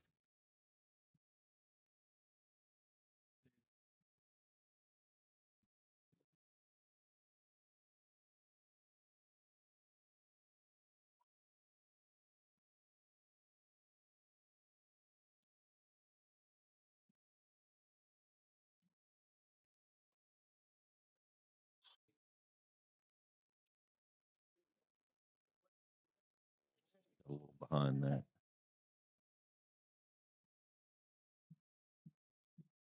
Kind of feel like both of them need a minute to shake it off here for this first rack anyway. A couple of those from each guy here will get dialed in. Greg's checking to make sure that's frozen or not. Looks like not from here, but you have to look at it. There's no way I can tell from here.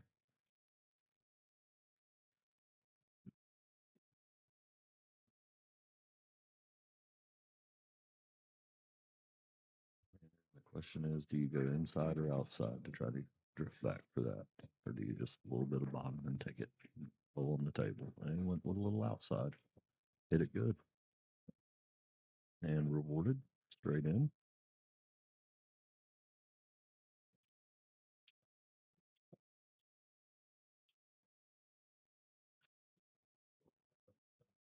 Thank you, Dave. I did not realize Josh was one of the bounties.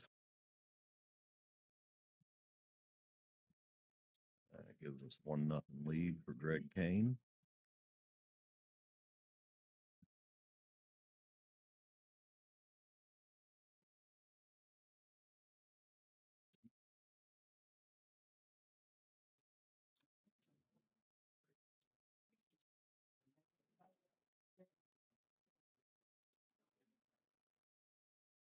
Winner of this one will play James Blackburn for a shot to get back to Graham Swenson in the finals.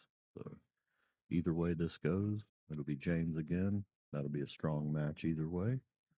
And then winner of that one with Graham in the finals, that'll definitely be a strong match. No weakness left in this room. So it's been a pleasure to watch. Even more of a pleasure to get to sit here and analyze.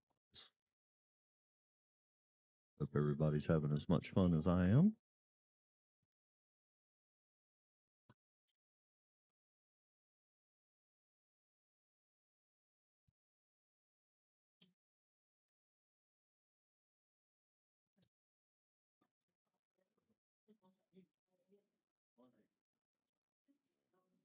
That ball almost came around same as a 6 on his last break.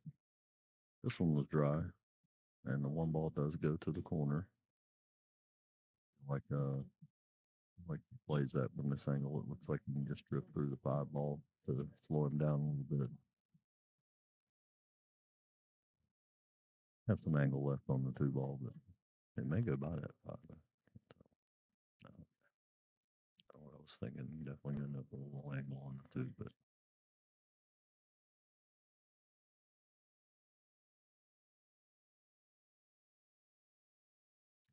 wants to go down the rail with this or play it safe.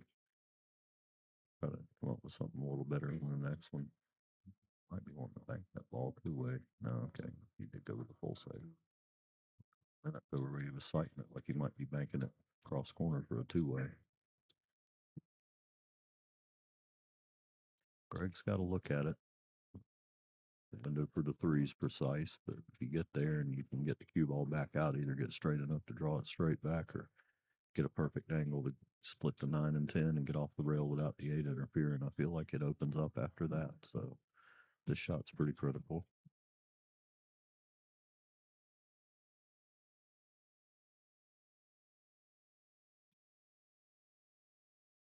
Assume he's just going to follow it, maybe with a touch outside to hold the cue towards the center of the table and just try to play the shape on the 3 with speed.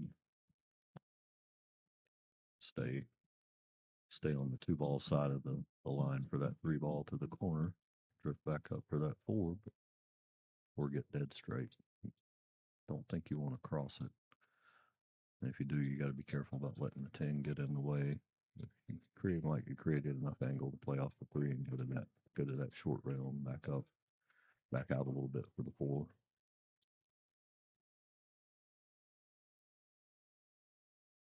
A lot of ways to look at this one. They all end up pretty close to the same place, just depending on how you feel comfortable trying to get there.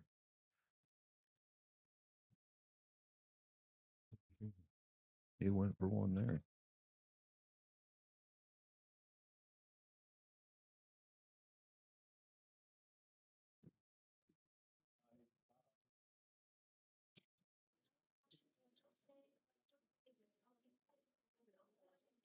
Depending on how much of that 2 ball he can get to with that 4 sitting there, this can be really tricky here. Even if you just try to slow roll up to it, it can be tricky.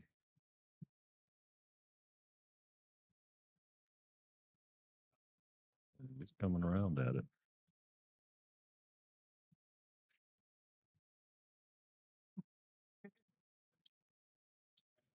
They discussed watching that shot, but I think guys both trust each other and ended up being a non-issue. Greg's going to get behind it and try to find a way to that 3 ball. It looks like he's thinking about going forward and around it. I think I try to pull it out of there. I'm always afraid of running into that 4 ball, trying to go around under it. Then you got no look at your 3. I think he's coming back with it. Looks like he's aiming low. Yeah. That's definitely the way I have to shoot that. I don't feel it through there and go around.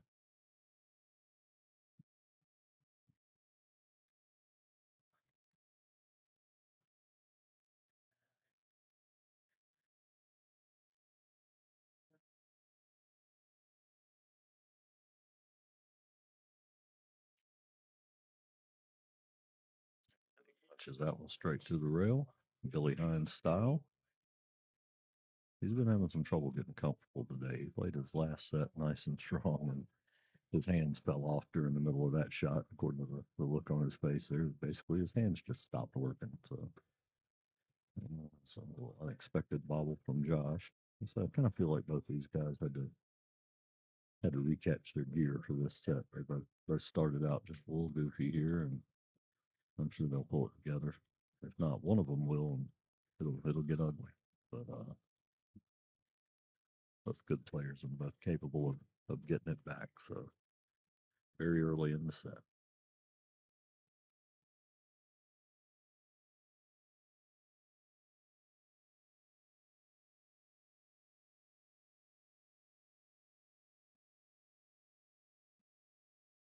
Got back up a little high on that 5 ball. Didn't leave quite the angle you'd like, but I'm sure you can just bang it. Get back up here. He was straight enough just to pull it. I thought he was going to the rail. Looked like there was enough angle he wasn't going to be able to pull it straight back, and not enough to really get a good kick off the rails. Hence the having to bang it prediction there. But just a little stiff draw. Got it there. Definitely got to pull this one. Make sure you clear that 10 and 9. And watch out for the side, of course. Almost got a lucky kick there and hid behind the 10, but instead just throws the 9 and 10 up and created another puzzle piece.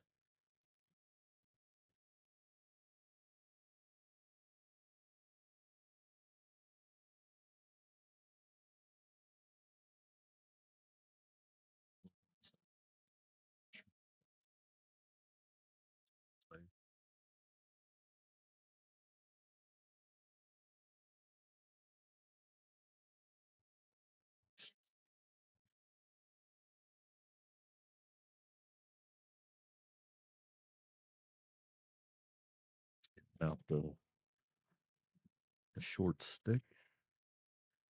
6 is close to that corner. It's not a gimme, but it's close. So he's got a chance of making this ball. Better than even chance of making it. There's a little bit of a long ways, kind of a flat jump to get over top of that 8 ball and not still be hopping. But if you get there, the good part of those flat ones is that you might have a little run left on the cue ball after you make it. He might get back around for the 7, but it's tough. He's going to switch back to his full cue. Not sure what he's going to look at here. Maybe kicking at it.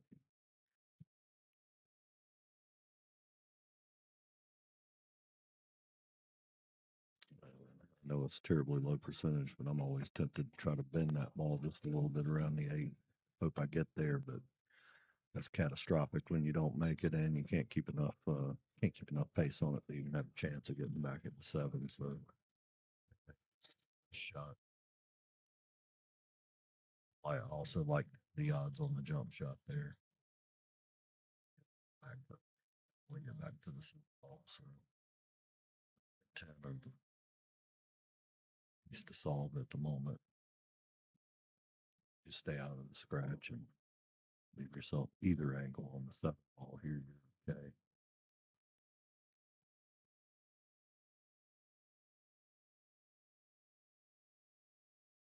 Did not go down the short rail before it got to the pocket, but I still thought it was going to go. Just hovered.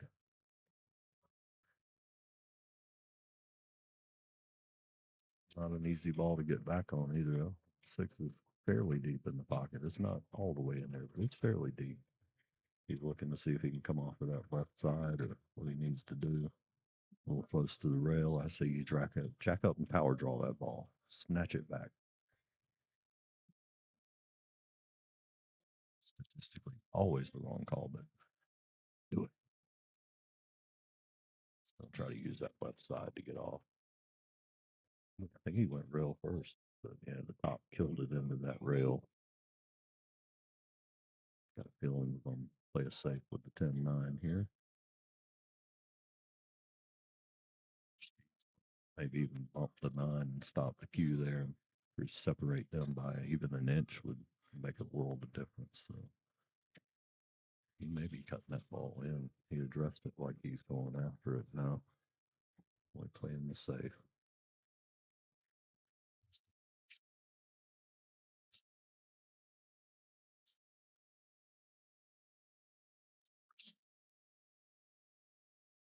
See,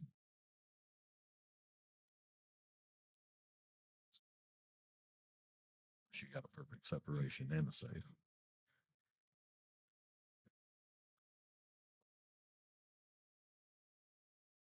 He hit that one like he meant it.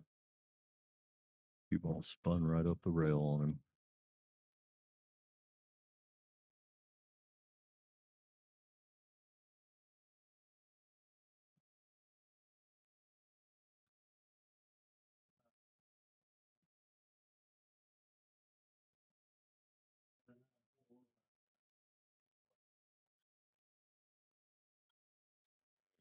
Just enough angle to break the 8 or the 9 and 10 and leave the 8.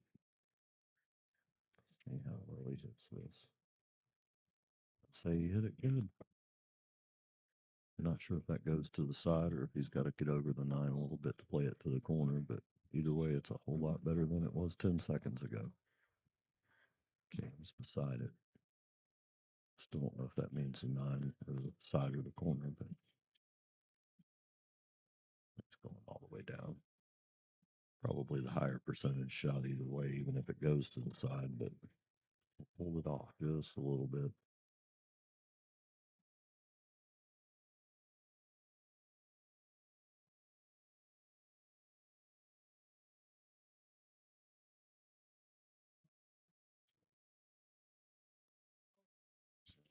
He's on the 9 clean.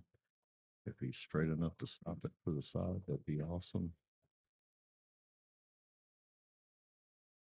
Okay, now he's going to pull back using that. Must have a little angle. He's going to pull back for the corner, it looks like.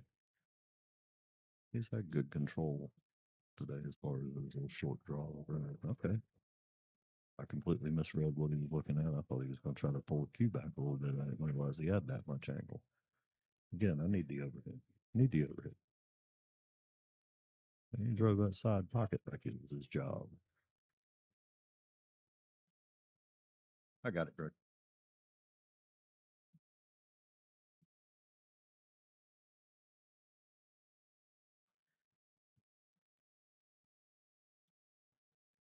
Got one more here on the stream. Josh getting that magic rack perfect for the snap. This table's been breaking a little funny all day. Greg just swapped out for a new set of balls a couple of matches back.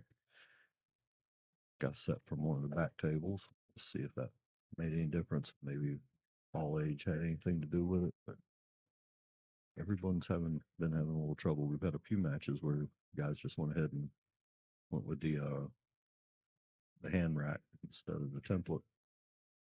They're having trouble getting the front 3 balls frozen, so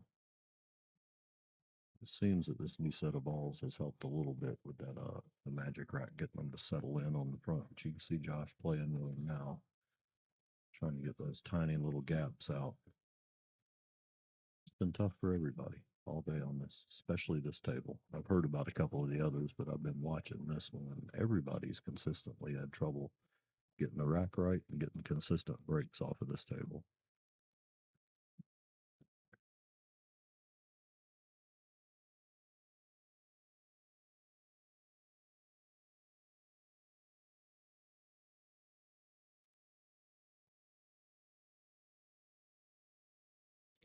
Plenty of pace on that ball.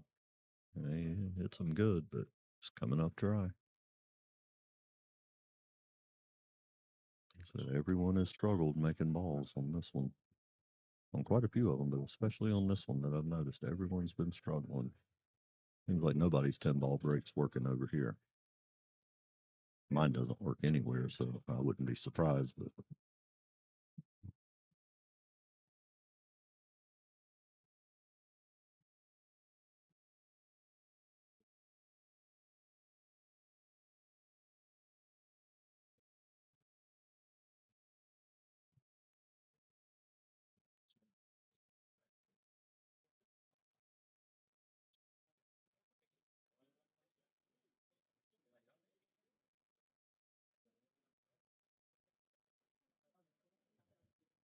that one, two ball just a hair to the other side of the pocket, but not so far that he can't just roll it in.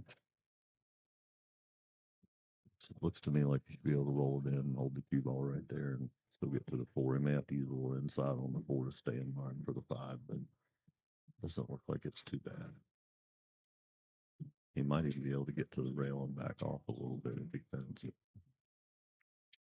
Going for the 7 ball for the let's stop there and believe he unintentionally threaded.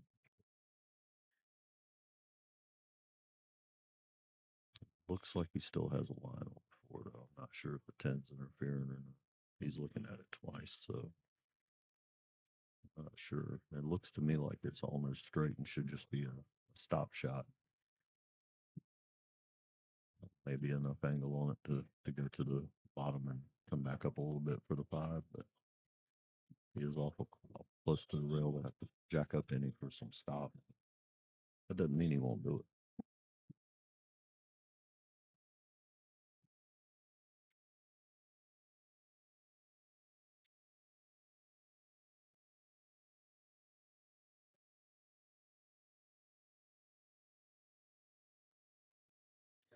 He's going to follow it. Maybe he's checking to see exactly how straight it is. The way he's looking at it leads me to believe it's dead straight. It's questioning the ability to stay out of the pocket if he follows, but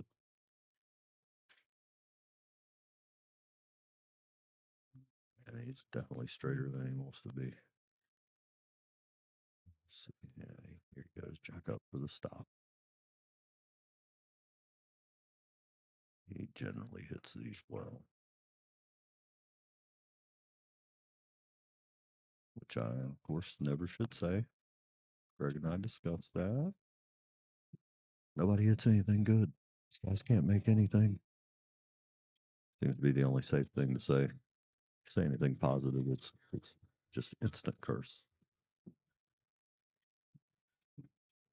Josh has definitely got to look at this one. It's just a matter of speed to keep the 7 ball and 10 ball out of the way, out of the game. Get just right on the 5. A little nudge from the 10, definitely fortunate. Blackburn working over there, top of the screen, watching for his next piece of prey here. Gotta hand it to Graham for how well he's played. Definitely getting by James is no easy feat. So I'd say there's a probably an even chance of James being the one he meets again at the finals. It could be any one of these 3 guys.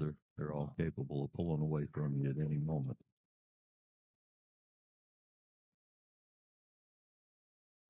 Greg listens to this later, or anybody talks to him, don't you dare say I put him in the same class with these guys. Look, he absolutely is. Just don't tell him I said it.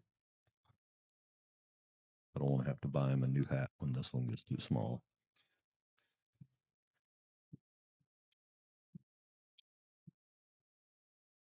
Yeah.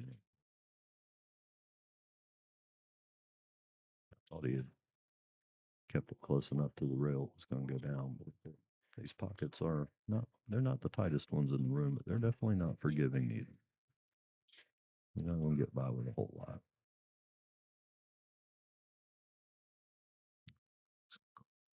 Try to get to the side pod.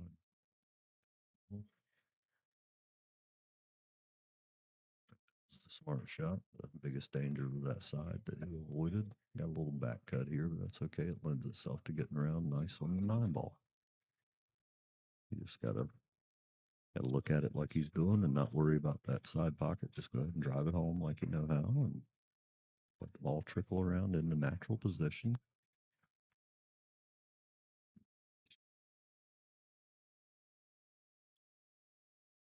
I'd say he's got to be happy with that. Looks like a stop shot to the 10 on the side.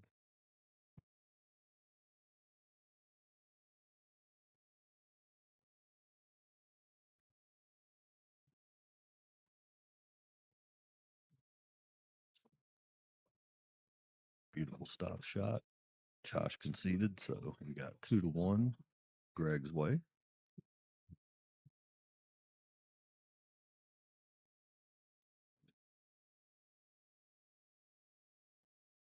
And I know we're statistically and technically supposed to make everybody shoot everything because, you know, everybody misses. Mike, if you're listening, hate to say it, but got to say it. Even saw Mike Davis miss a ball in hand, not long ago. So, everybody misses except the ghost.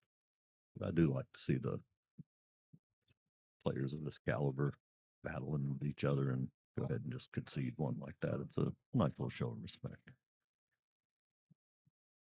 Sometimes that can serve you better even in the tempo of the match. That can serve you even better than forcing them to shoot it. And sometimes forcing them to shoot it can break their rhythm.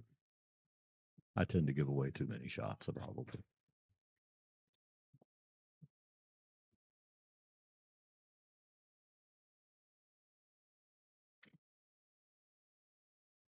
Got that? Okay, got two. You got the corner, two in the corner, and then that all coming around the three rail around. Went for him. So it's four rails around.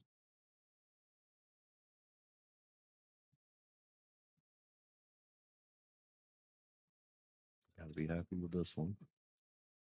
It's not. I think the 4 goes by the 10 to the corner, so should be able to drift over and play it. Shouldn't have to pull back too hard. Get to the side pocket or anything. You're safe to go in the corner. Yeah. Get like a nice bounce off of that rail there, but that's going to leave him okay. A little bit of a back cut, which makes you look at that 10 ball just psychologically, but just forget the 10 balls there, take the back cut, and drift over and come back off that rail a little bit for the 10 or the 5 ball rather. Okay, he was straight enough to hold it. Unfortunately, did not find the pocket. And I believe he left Josh full look at it. So I would assume we got a slow roll out, then a 5 to the side, 6 down the rail and come back. That 7 ball and drift over for the 8 and 10.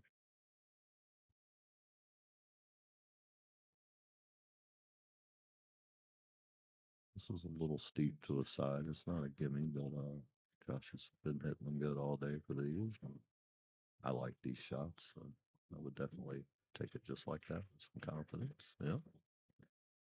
And he just needs a little low outside here to get back out to about where he is now or a little further, and he can drift right back over for the 8 ball off of the 7. Found the pocket.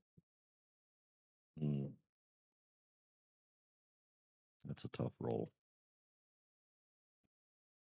That's a tough roll there. Gives Greg a shot to illustrate exactly what I was just talking about.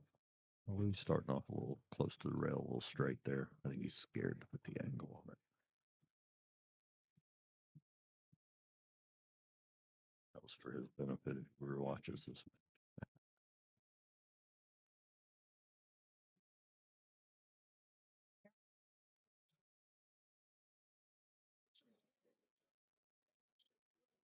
Yeah, he wasn't content with drifting over. You want to run down to the end rail with it. Perfectionism. He hit it perfect. Perfectionism always bites me.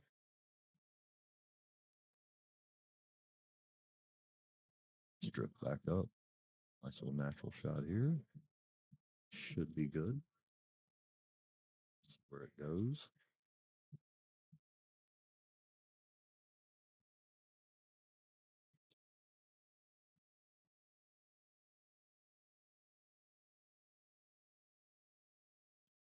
Don't. Notice this is probably going to be a side pocket shot from Josh.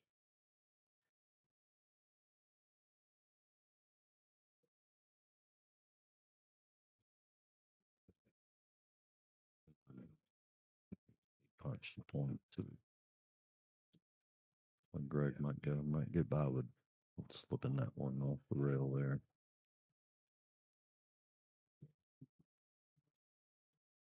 Once you miss a couple like this, so you see him stepping up, looking at it again. In practice, he'd never take a extra stroke on this ball, but in match, it becomes a different set of psychology to deal with. And he knocks it down. Puts us at 3-1, I believe.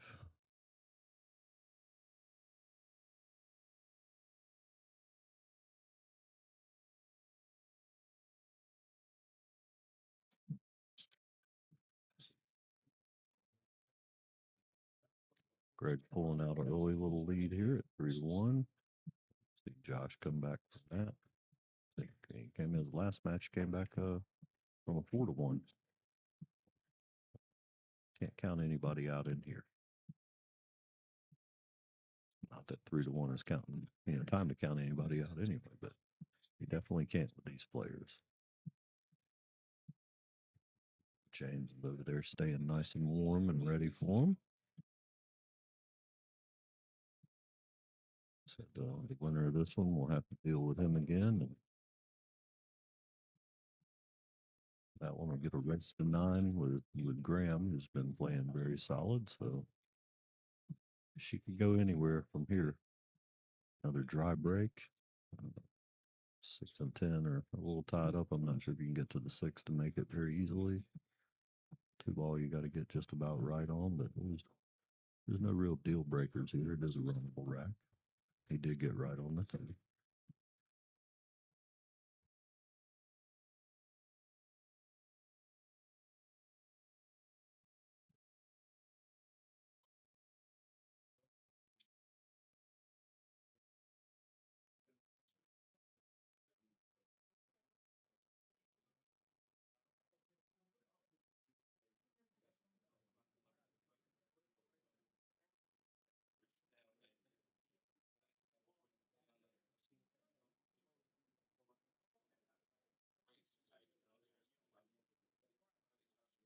Thanks. I just noticed that back up the chat there. It got buried a little bit. Thank you, Patsy.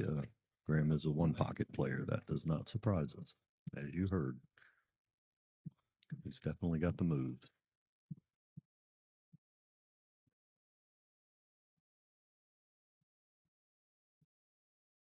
You can spot those guys.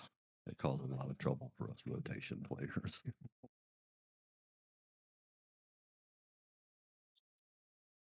One pocket players are sneaky by nature, crafty. So they give us a lot of trouble.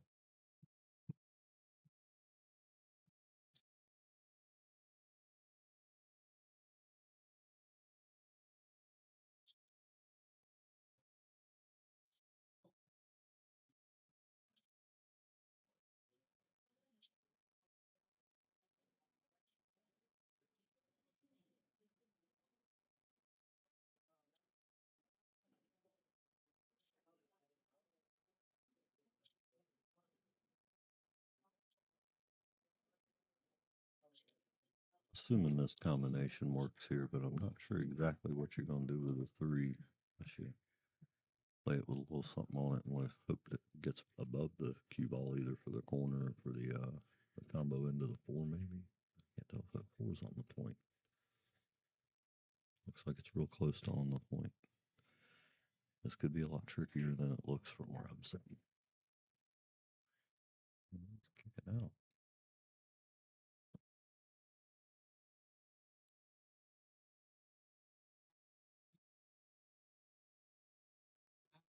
I was expecting something offensive there, but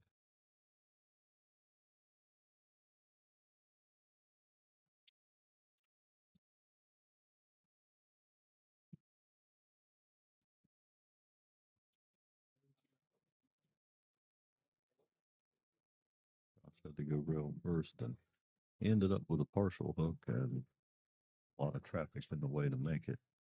I guess you could get behind it and try to kick for that corner over there by the 7, but the 7's in the way there. You might just want to kick behind this and try to get the 3 ball across and let the cue drift into the 10 and 6 maybe. Hard to say for sure without being able to tell exactly how much of the 3 you can get, but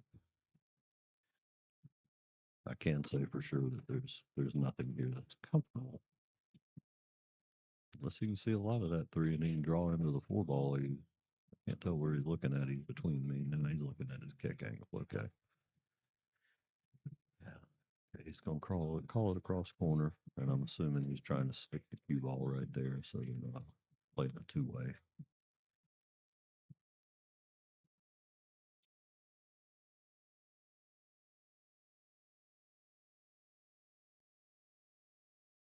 Put them back edge of it.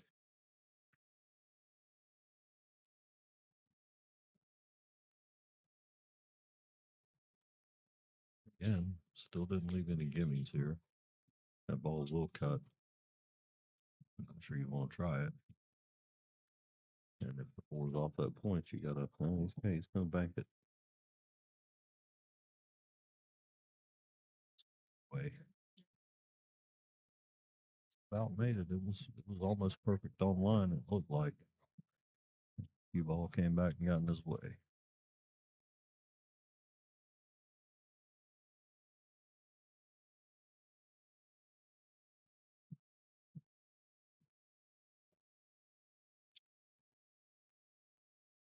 Bill might be looking in the safe coming up here. A lot of safety play today.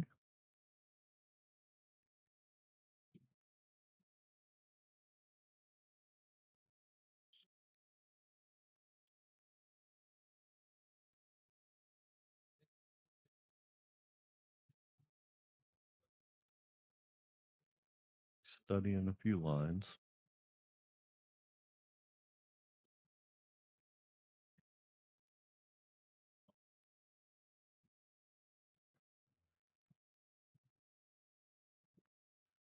Okay. Light the straight back up. Looks like he's got him with the 5 and the 7. He can get under it from the end rail here, but that where a lot of spins. Come on, side rail. Not sure what he just called there. Okay, he's going to the end rail, so he must have called that side. I did not think he had that much angle. That was a damn nice shot, Josh. Can't believe it didn't fall coming off of that 9 like that. Really did not think he had room to hit that without putting a massive amount of spin on it. That's how hard this perspective from over here on the side is. Really hard to read these angles and the spatials between the lines sometimes.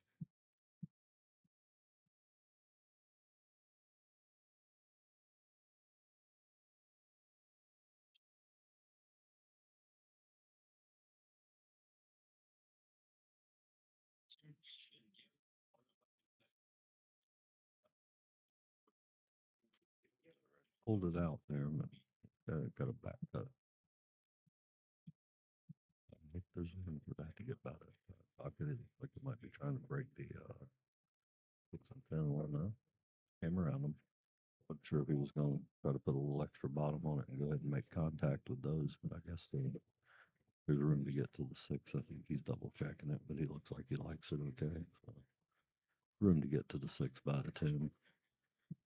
Looks that way on the monitor, but from where I'm sitting, it just looks imperceptibly different. And I keep second guessing every one of my opinions.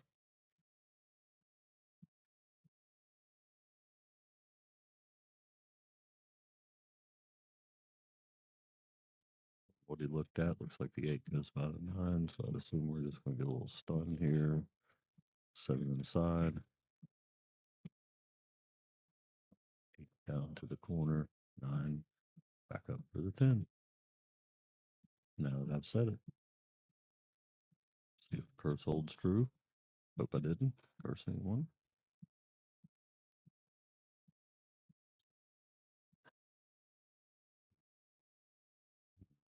Not sure if all that pace was intentional there.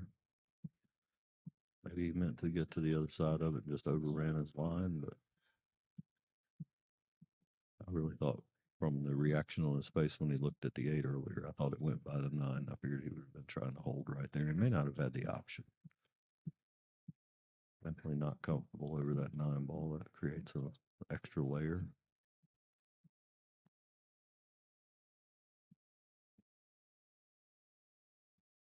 Rattled out.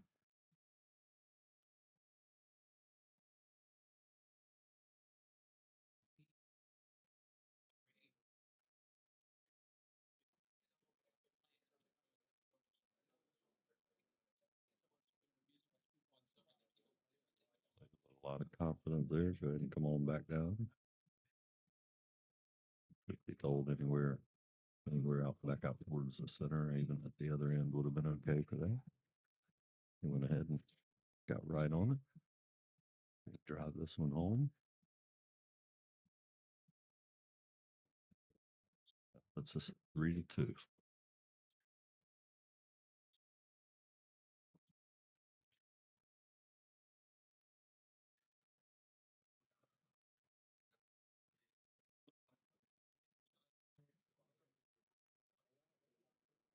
step away and grab a fresh cup of water there. You guys keep enjoying this. Josh will be smashing them here in a minute. And always got James's warm up routines to keep an eye on back there on that next table. Like I said, he's making sure he doesn't fall out of stroke because he's going to have to play whichever one of these monsters pulls this one out. I'll be right back in just a minute. Thanks, everybody, for joining us. Make sure you stay with us. Appreciate you.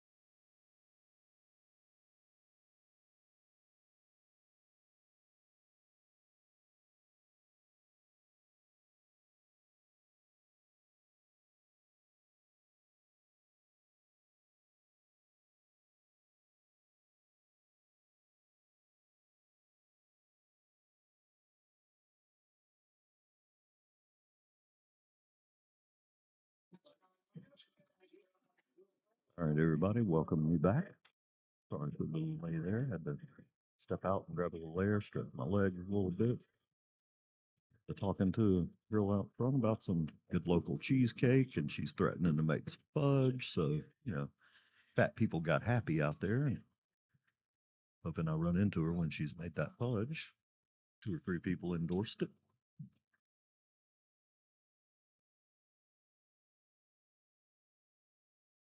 Seeing our account at 3-3 right now, and I'll verify that at the end of this rack, make sure it's been kept current. It's a nice shot from Greg there, slid it comfortable through there and got perfect on this 7. He's a little straighter than he wanted to be. It's fine. It's just thinking it at the moment.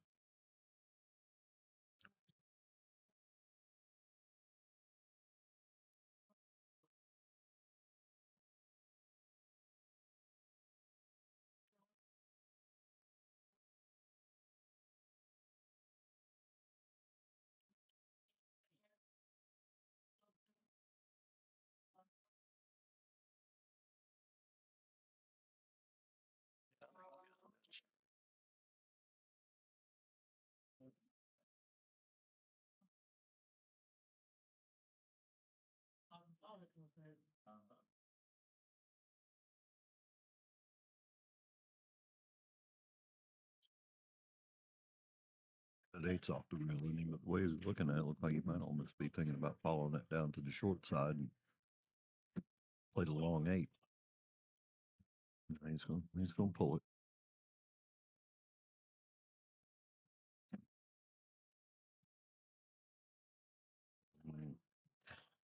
And, at least he made a good hit.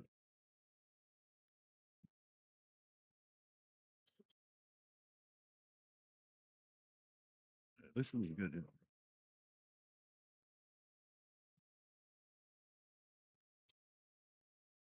He's flirting with the edge of that 10 ball to be able to get to that 9. He's still got it, but he was eyeballing it there for a second.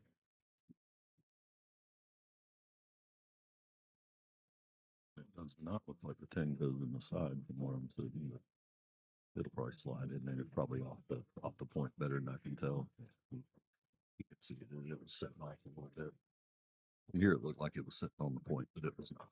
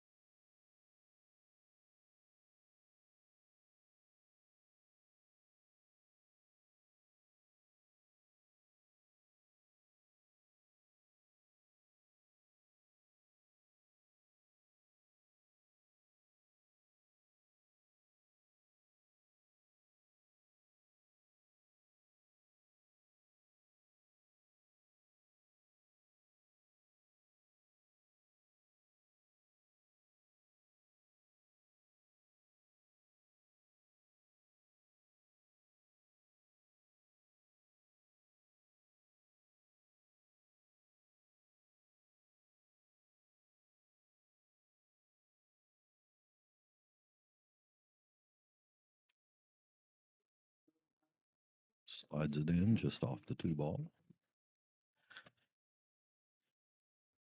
Would have liked a little bit better of an angle there, but 3 balls in a funky position. I think no matter where you ended up at.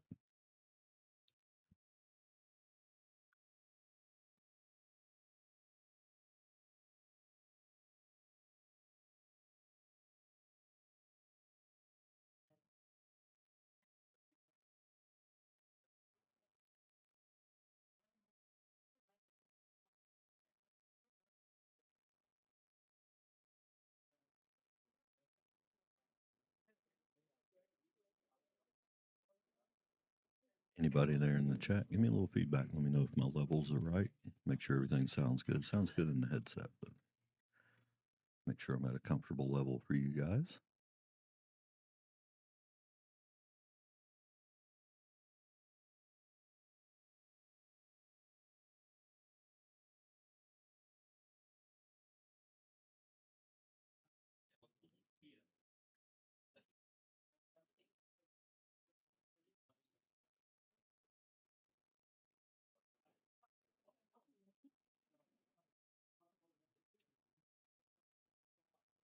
Did not find that side, but did find the full ball, so it's going to stay a little tricky here.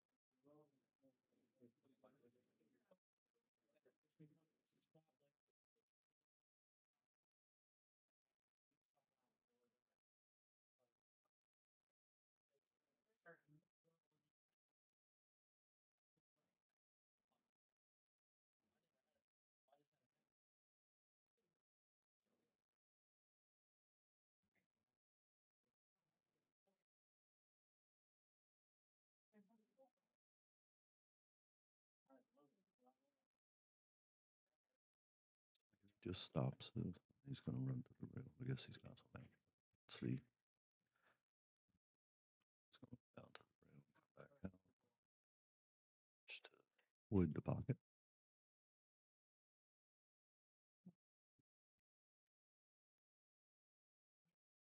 Didn't leave anything really pretty for Josh or anything here, but he should be able to make the hit.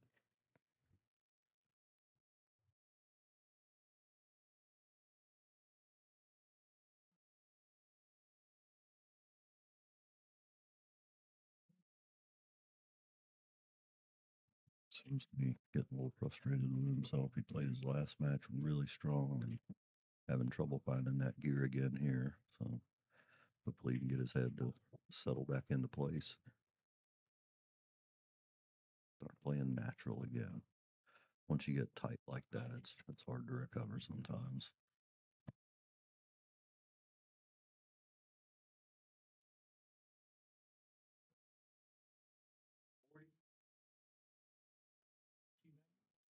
That was a little frustration driven too. Kind of dropped the shoulder a little bit. Kind of get back out of your head in these moments and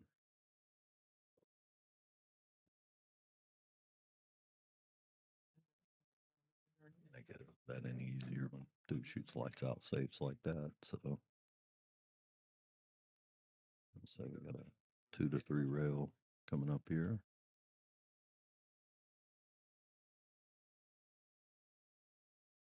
That angle is tough to get to 2 rails with missing that 9 ball.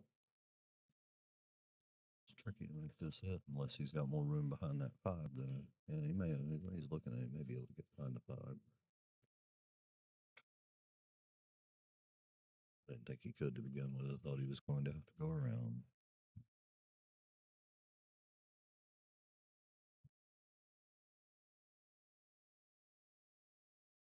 He did. Fortunate roll of it. So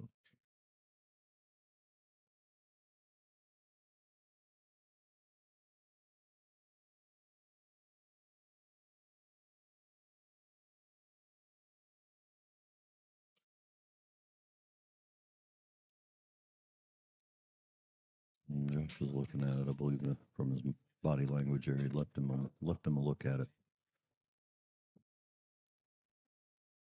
Greg gave it a quick look. Makes me think he's got it.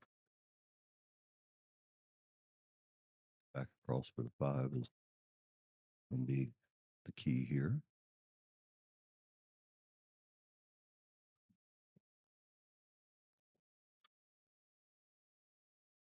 Oh, I'm sorry. I was leaning down over the laptop. I missed the 4 ball still sitting there. I wondered why he didn't put more pace on that if he was trying to come around, but now I see the 4. It all runs together after the 4th or 500th game. Starts to run together. It's my focus. And if I start snoring or anything, it's not a indication of the level of the action. I'm just really tired. So you guys forgive me for being a little absent.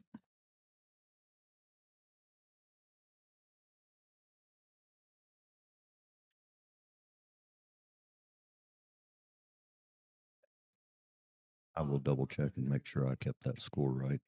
They've marked a couple and I've been marking when they didn't. So I will double check it at the end of this rack. Thanks for pointing that out. That does sound correct.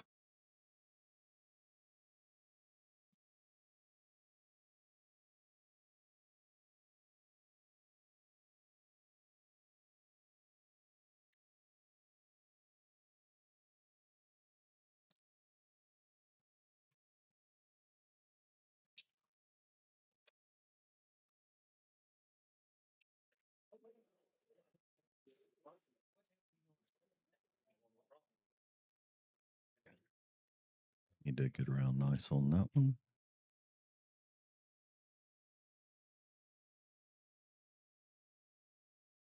He can get out of his own head here. He can definitely get out of this rack. I feel like frustration is really getting him here. When you have streaky matches, play a great match and then come back feeling not quite as confident, and it really does take the wind out of you. I've noticed that's a mark of some of the best players is that they don't they don't seem to have streaks. They stay in the groove. And saw Justin Martin do it at a tournament where he just never stopped hitting balls, kind of like James is doing right now on the other table. Just stay warm. Don't give yourself a chance to cool off. These young guys in shape tick me off with their ability to just keep playing. I keep playing all day and everything hurts too bad. I don't even care about playing pool anymore. I have to take the breaks, but there we go. That's got to feel good for Greg there.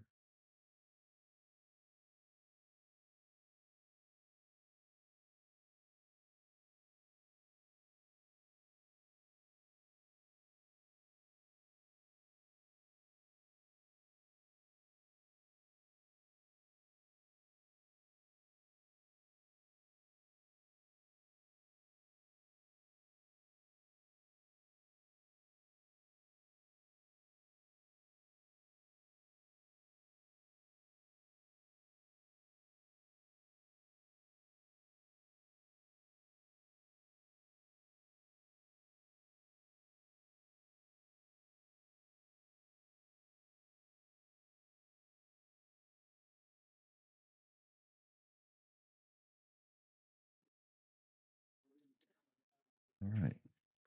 5-4. Greg breaking here. See if we get a couple of balls on this break, or if it comes up dry again.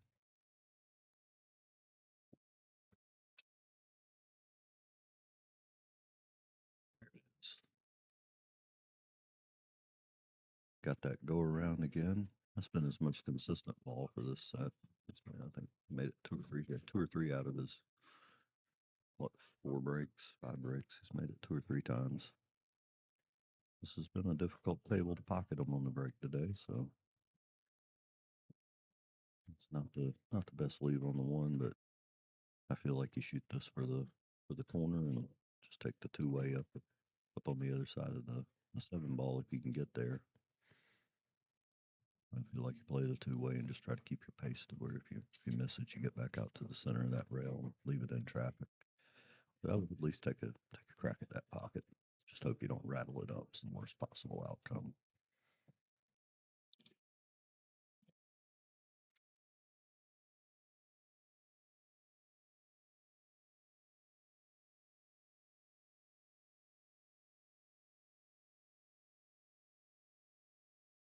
He went full committed to the safe.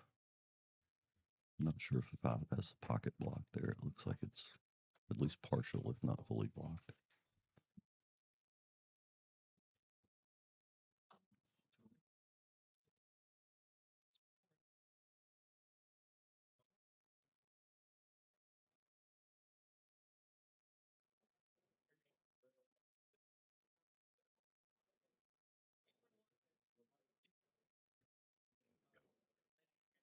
Nice, as long as it gets to the other side of the 10.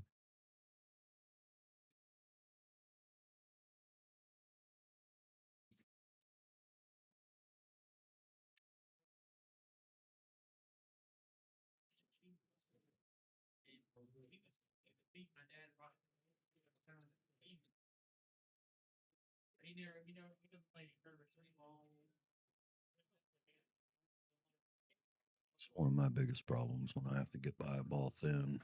Even I can look at it, pick my spot, know that I'm clear, just hit my spot and I'm good. And somehow that ball just gets magnetic. Most of this game is in our heads. All these guys can make every ball on the table. It's just not letting things get in your head. That's what separates the great from the greatest, I think.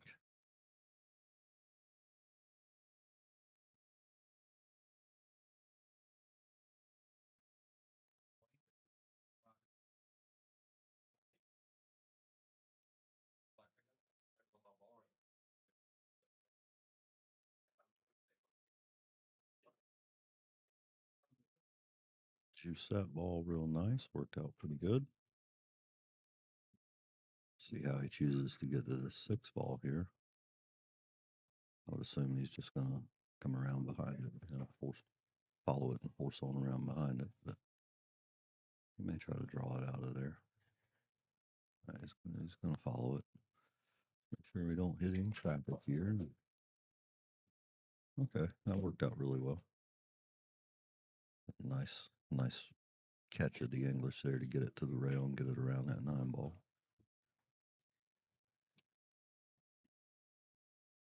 With a lot of commitment. It's the only way you can get that English to take like that, but it takes committing to it and going ahead and doing it. Knock that down. That ball's just a little bit close to the side pocket as far as how it goes. But he's gonna walk around, take a look at that, and see how he wants to line up for it.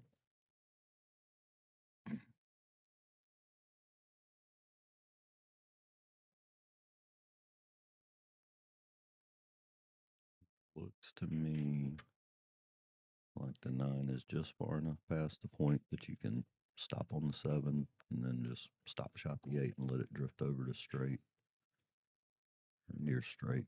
Play it right down. It looks like there's enough room by that point, but again, he let all the totality of all those things get in his head. And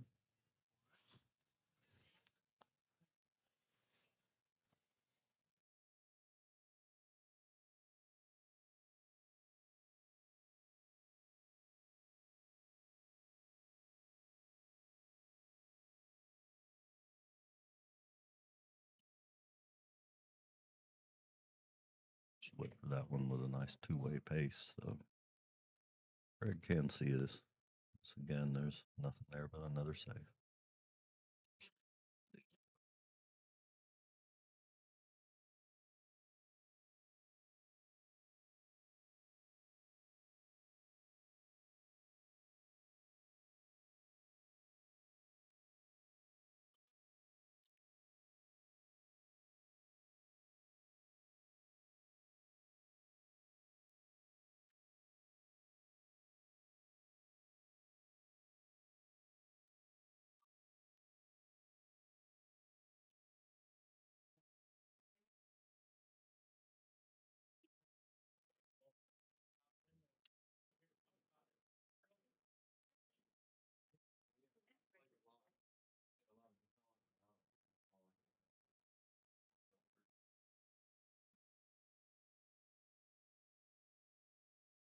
James seems to be in a nice, comfortable stroke over there, waiting it out in the holding pattern.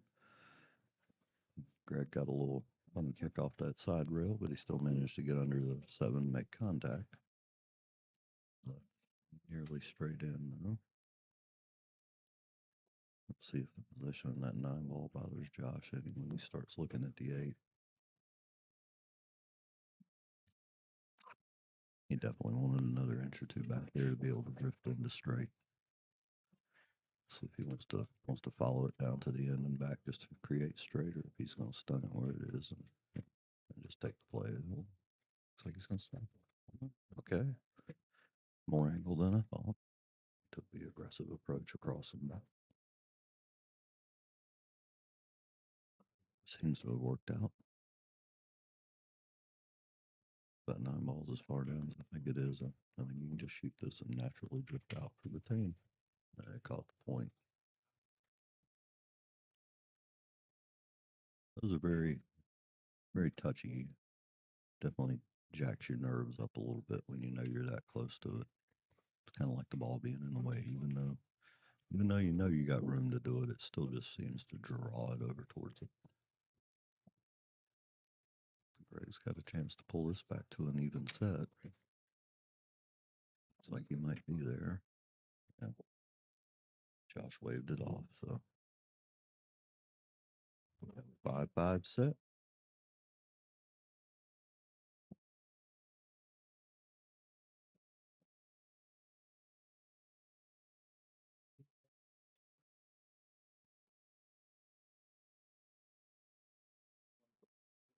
Their Hill match coming here. Had a good bit go to the Hill today. A lot of quality players, and nobody's been willing to step off their game much. Everybody's found their way back when they lost their concentration, lost their momentum. got back in the game pretty quick. It's given us a lot of really good sets to watch. Got a fist bump from two quality competitors there. Little match. Greg took a moment to apologize for any of the lucky rolls he might have gotten there that helped him along.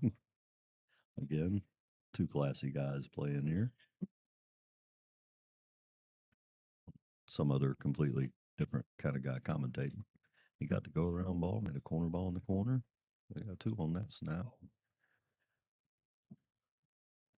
If he didn't shoot with his wrong hand, this wouldn't be that bad of a leave either. But he's wrong-handed, so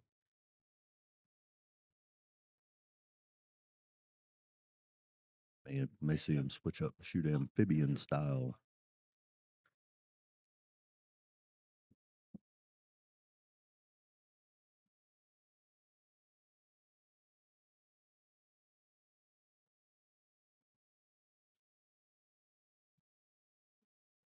Going for the extension. He's going to lean out on it. Tall people annoy me. I have no choice in this situation but to shoot the other hand or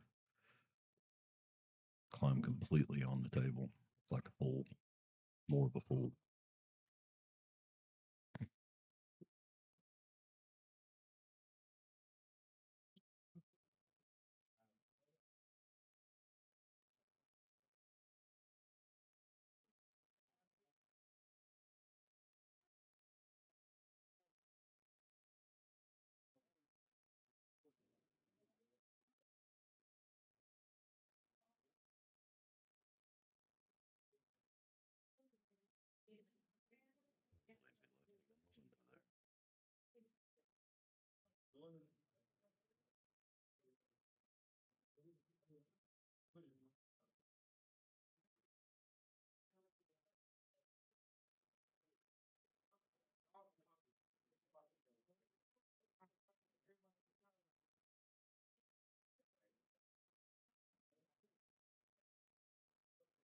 Not happy with how he hit that one.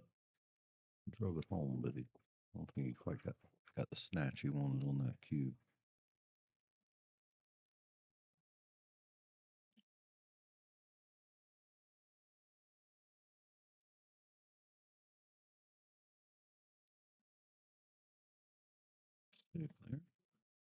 Probably get to it off the side rail, but he'd just be calling it in that corner and hoping. Didn't have a very, very good look at it either way. Could probably go over the 7, but I'm not sure how much advantage he gained there. It's a makeable ball to the corner, but probably not a very high percentage. And he is going over. I didn't see him pick up his break or jump cue. I thought he walked around with his full cue. So he got the other option. Go ahead and sky it out, bro.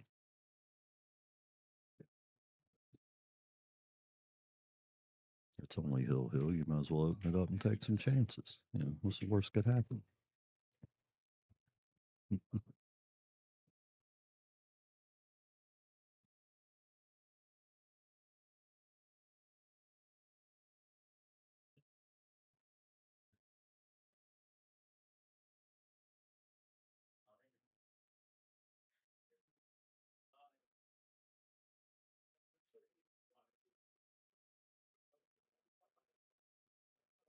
He almost made it.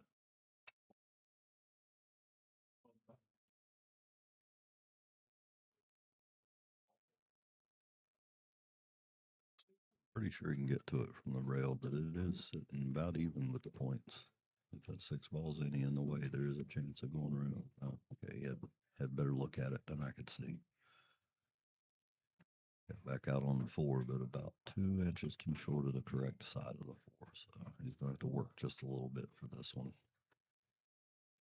Looks like he's thinking about trying to pull it back behind the 9 here for that window between the 9 and the 7, which is touchy, but it's also almost straight. He's going around.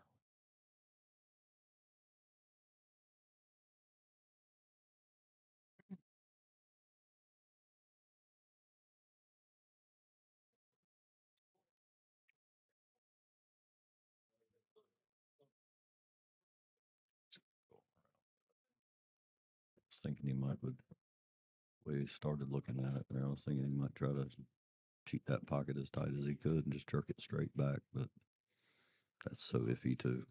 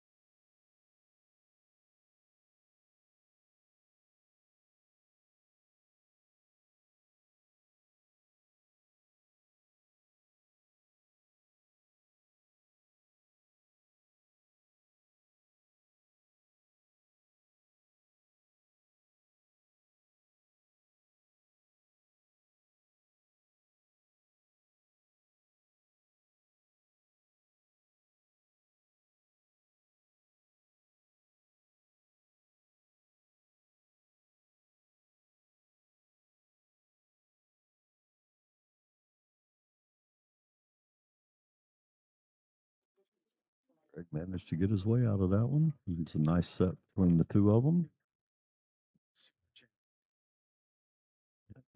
We're going to take just a minute here and let James and Josh reset, or James and Greg reset, and then we'll be getting started again for you here in just a few minutes. Thank you very much. Appreciate everybody joining us. Love that high view count. Thanks everybody for coming.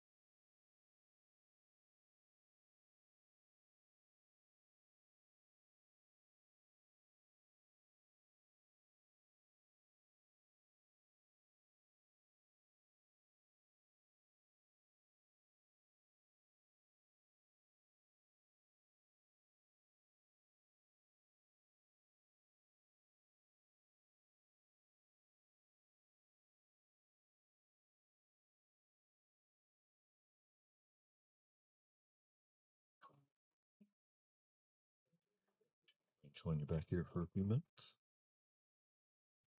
Let's try to fire this board out and find some miraculous path to shape.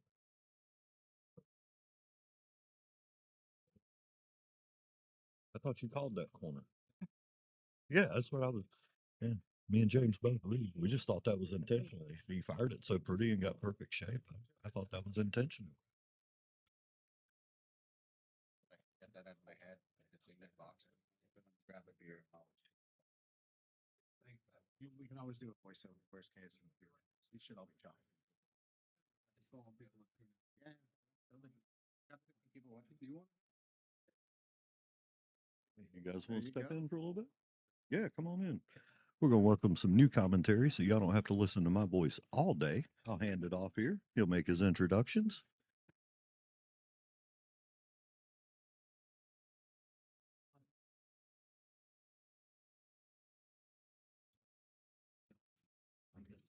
How are you guys? Rob Gallen here from Jersey. For those of you who don't know me in the Northeast, I'm one of Greg's buddies.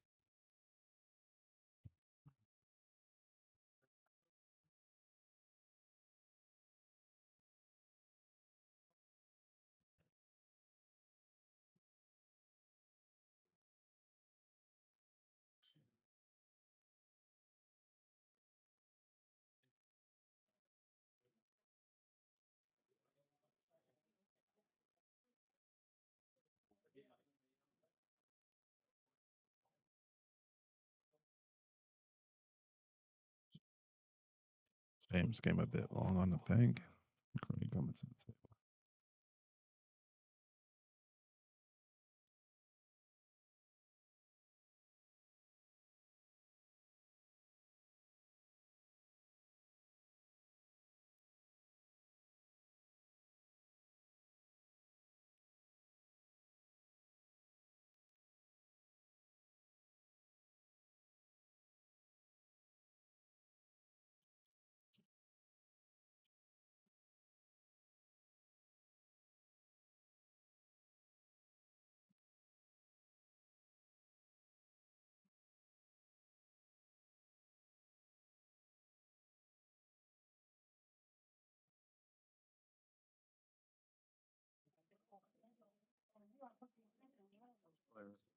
So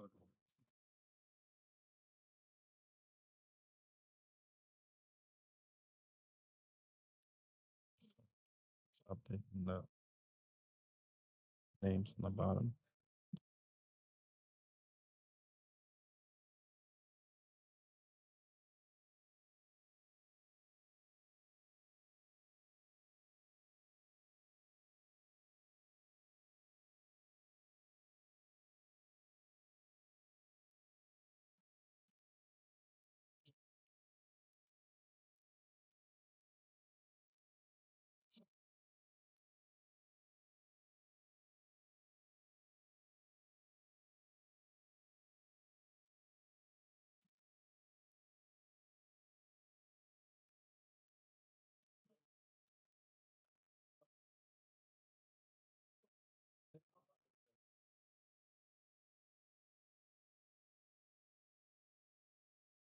So updated here.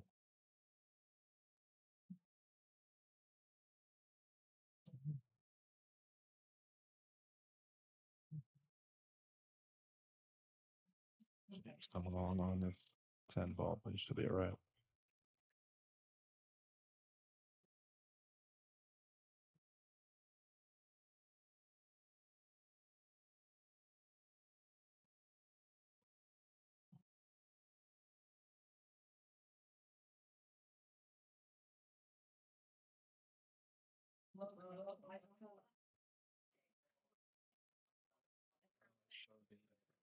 Update the score like a penalty card. It ain't like a goalie eight or anything.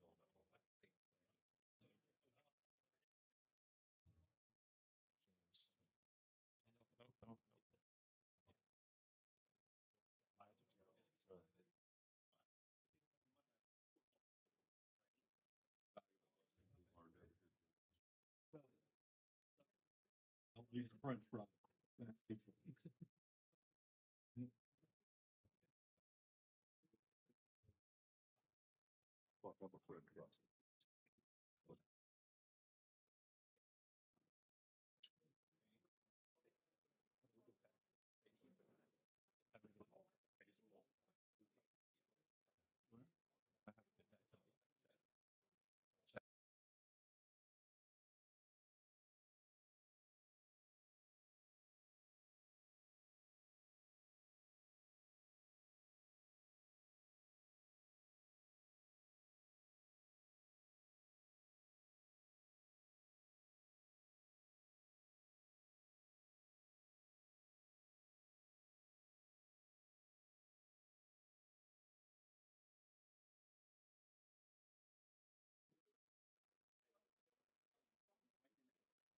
James to break.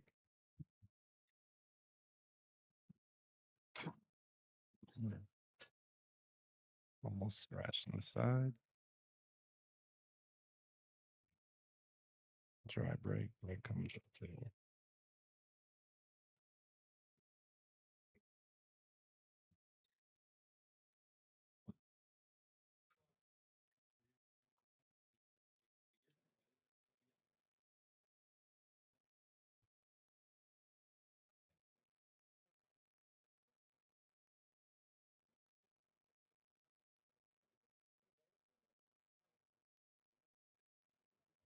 Here we go with big and that's the one.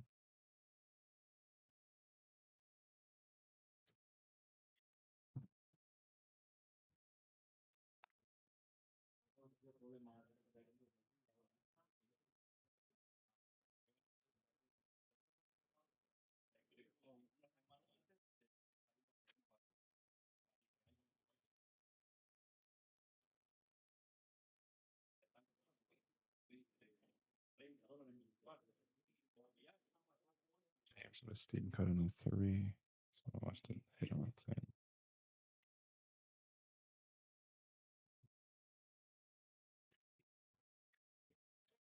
Pretty good.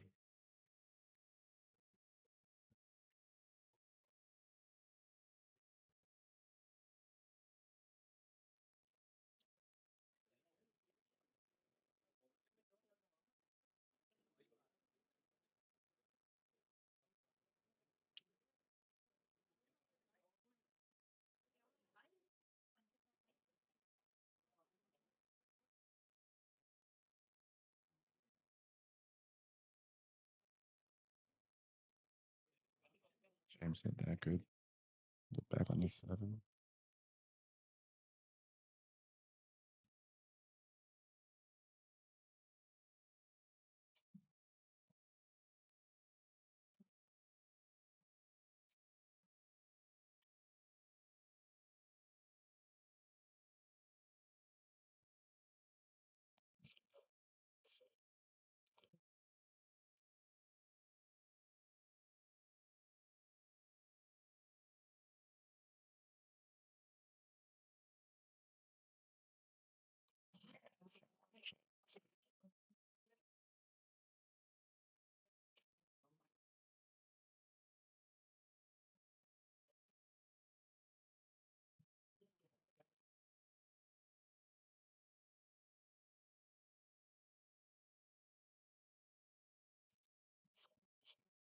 From James.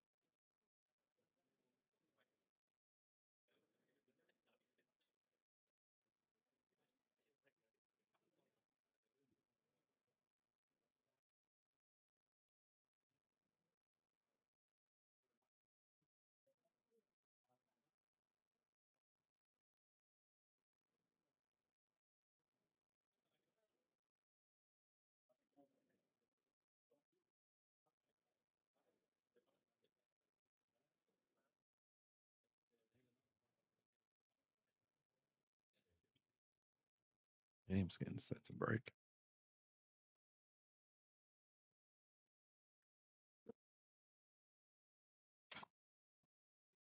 Loses cue bomb. Looks like it came up dry.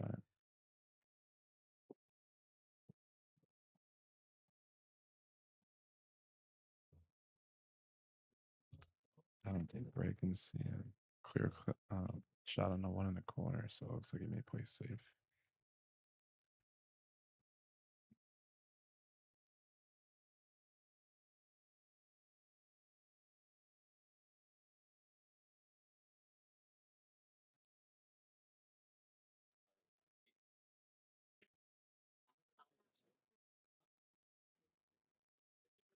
Going up behind the 2 ball.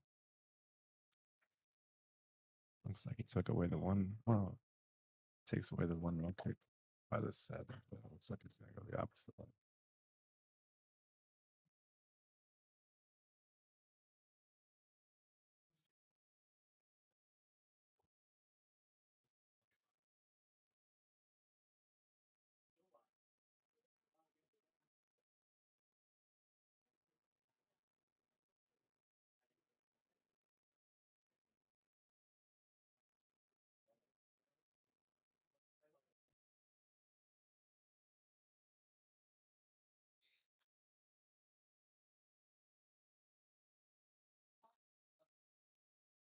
James missed the 1 ball, gives Greg ball in hand.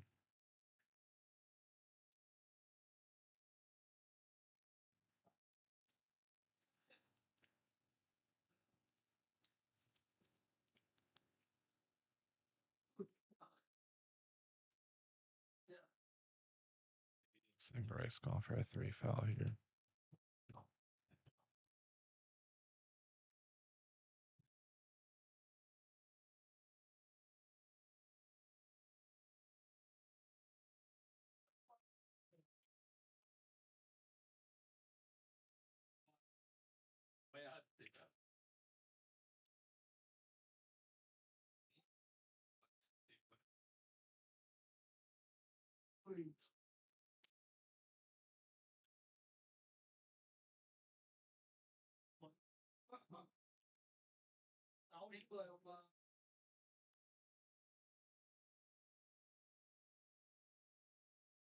Greg rolling up behind the cluster. Trying to put James on 2.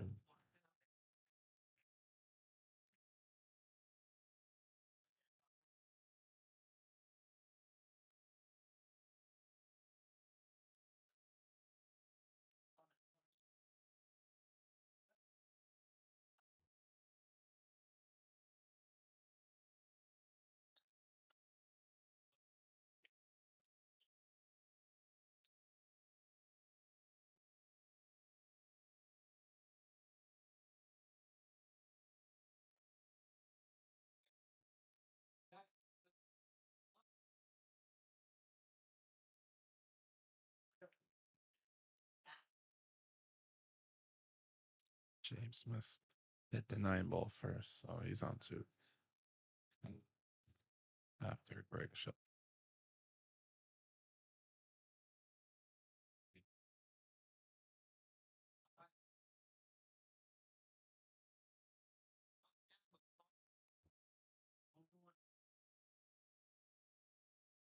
Looks like Greg may try to make the 1 ball and then play safe on 2.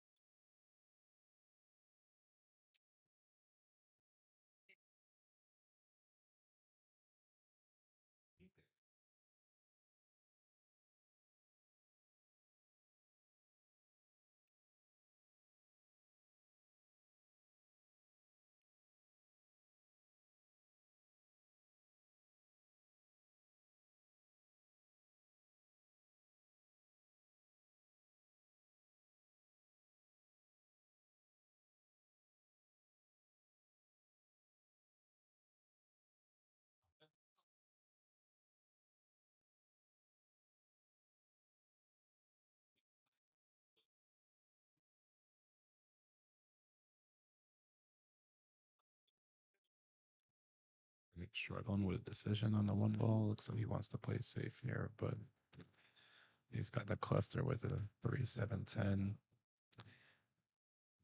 So he could just make the one and then play safe on a 2, or make the 1 and the 2 and play safe on a 3. He's got options.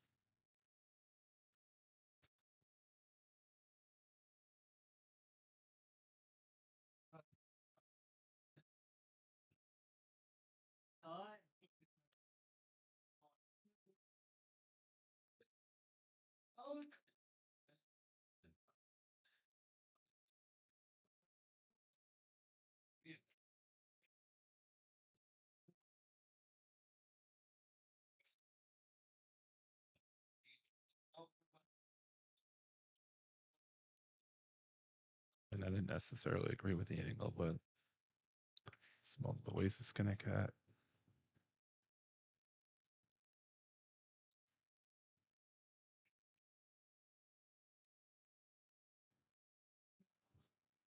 Greg doesn't like where he's at. He thinks he's too straight.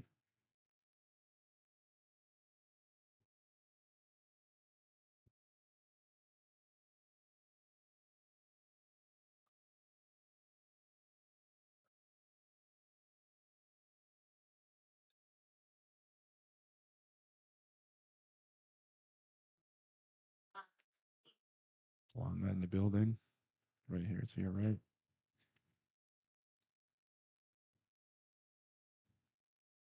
Playing on table 15.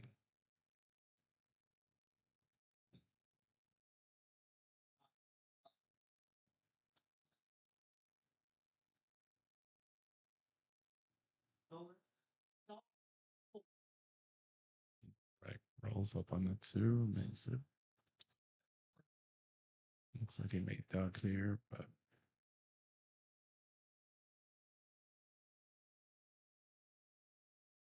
James Blackburn is still on 2 fouls.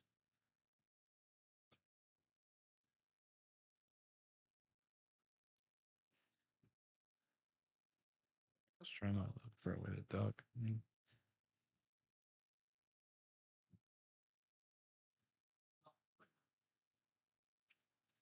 I found Greg. I tried to replace the 10 ball with a 3 ball.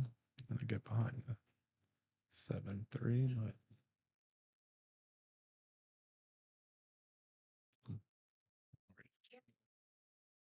slightly move the 3 and put the cue ball down table by the 4.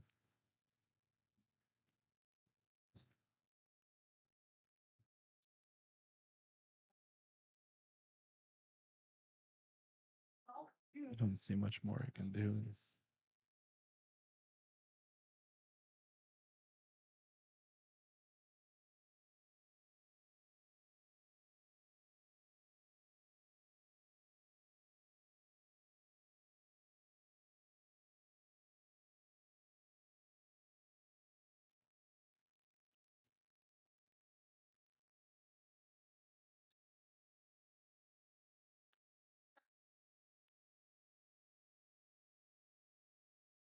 Hmm.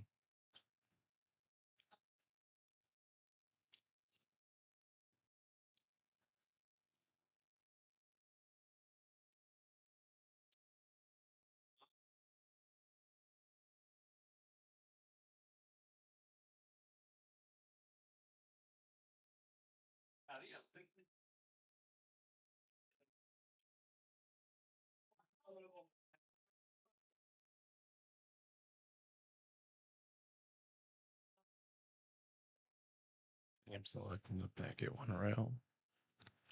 Leaves it open. Greg came to the table. I don't know. Do you send a cue ball and send a 3 ball up the rail, or bank it at the 8? Well, the 8 looks like it's pretty.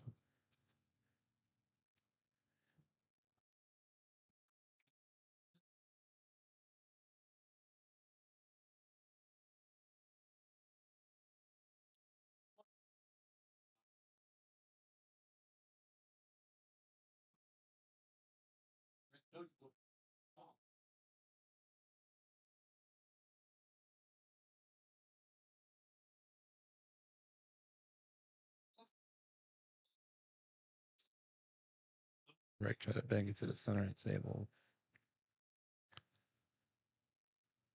Leaving James a shot.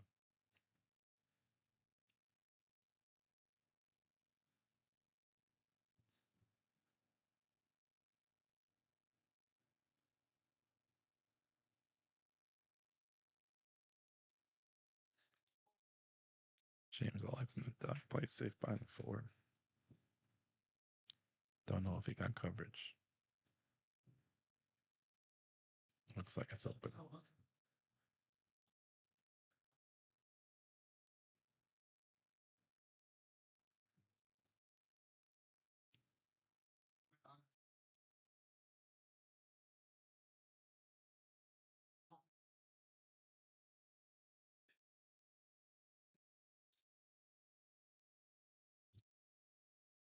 Pitch struck by Greg.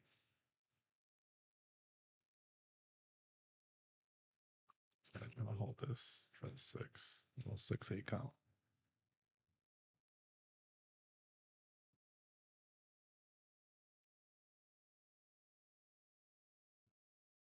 Cinches one a little bit inside.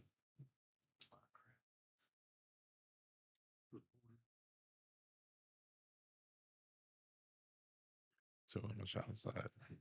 Now he's gonna. Oh no, sorry, still got the 5 on the table. Looks like he's playing safe.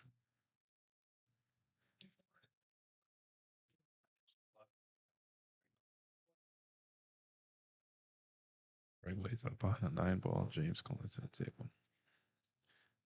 Took away the 1 rail kick. It's like James has got to go 2 rails at this.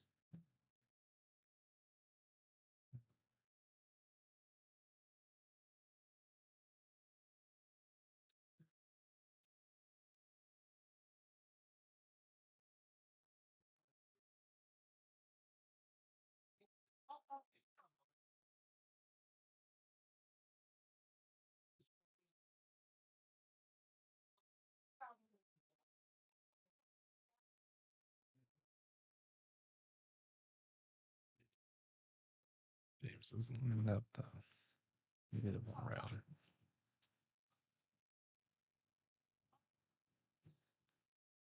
Looks like he's going 1 rail.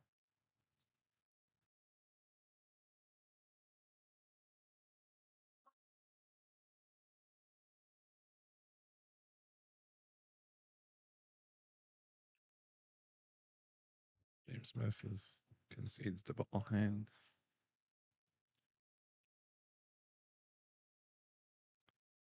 Rick has got to try to just get down table for that 6-8 combination, kind of where he's at right now. I don't know if I'd be on at that angle, but that angle to come up off the rail.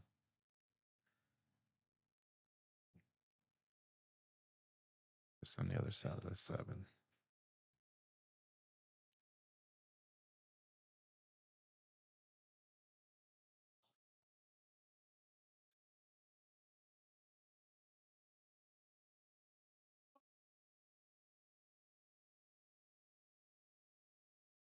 So I'm trying this down the table. And now he's in there also.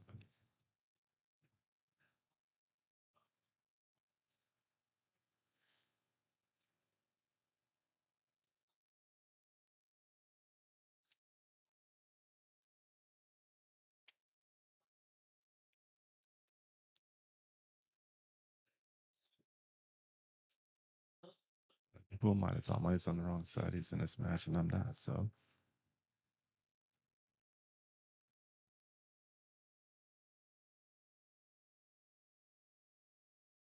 I'm with the tangent, trying to see where it's going. Doesn't mean run into the 10 ball.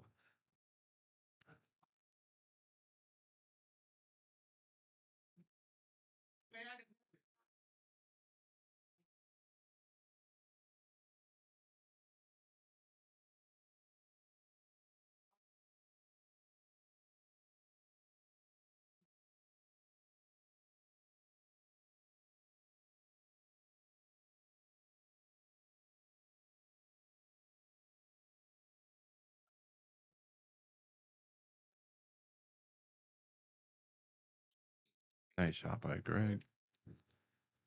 Stays clear of the 10. Stays carrying the 8 ball.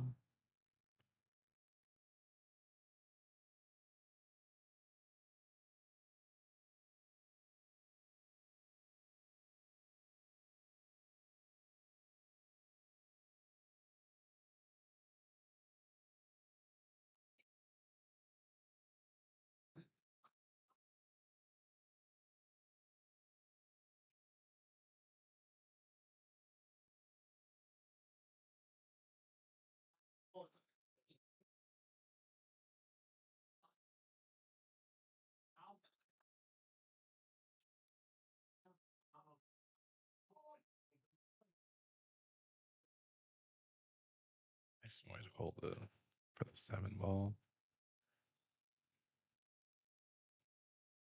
Good speed. Rango gonna come one rail out for the 9.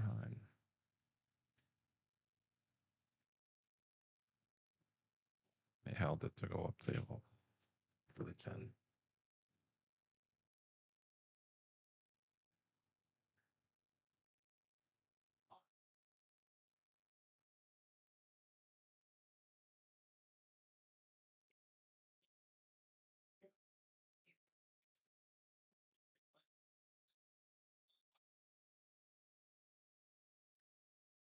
Greg gets on the 10, very nice.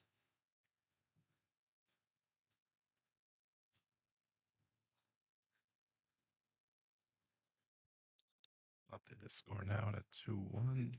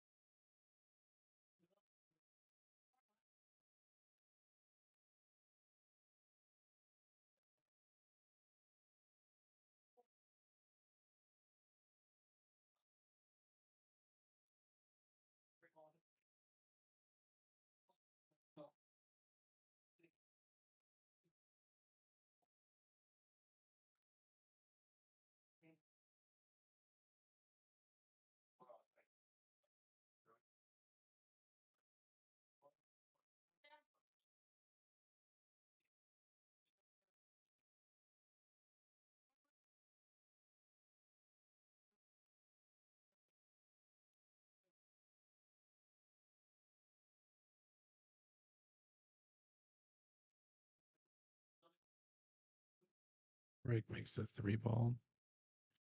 Looks like he has piece of the 1. Don't know if you can see it to make it.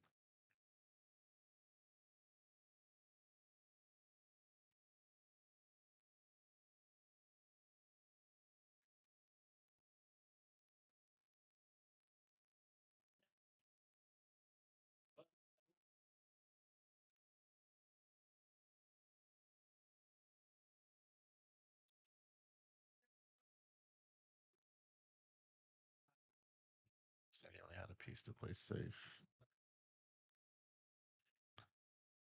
James with the majority of the 1 ball. Looks like he's gonna just duck and try to lock back up Craig.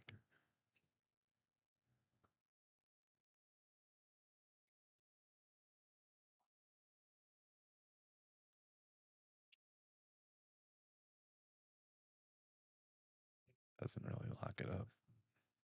Just chooses the continuing safe. Looks like Greg's gonna give it up 2 rails.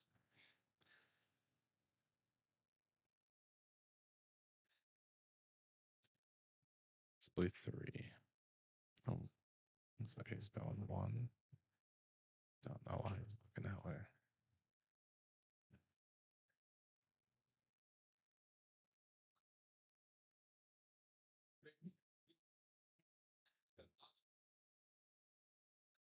Just gotta hope he doesn't come off the bottom side of that 1 and scratch.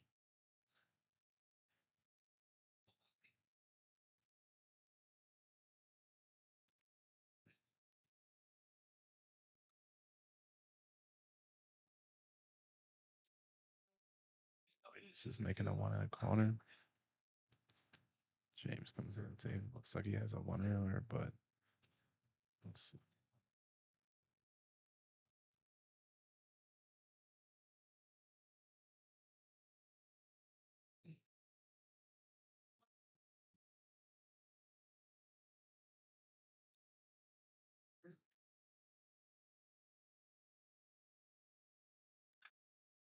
Rick makes the rail first shot.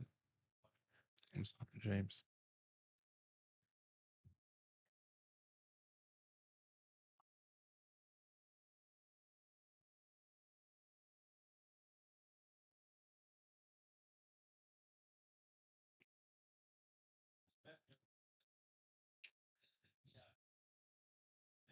It was difficult trying to get on a four, and he did it pretty well, but he missed the shot.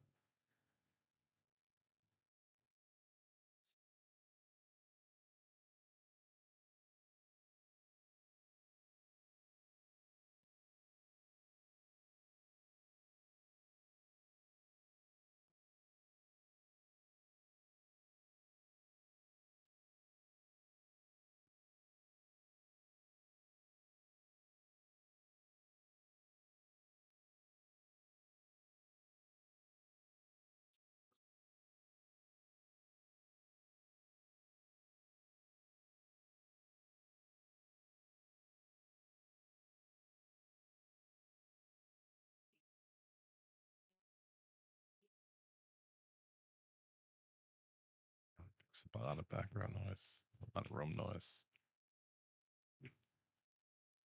Right, scratches.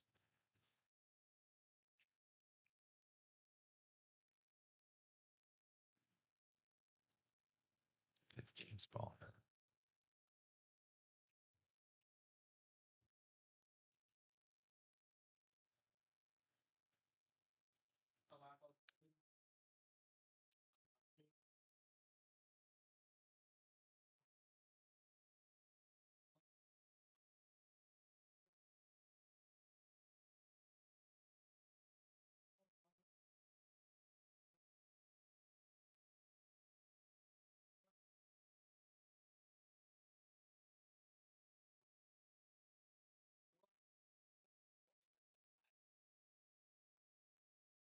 James with a pretty open table. To hold this for the five in the corner. Stretch a little bit.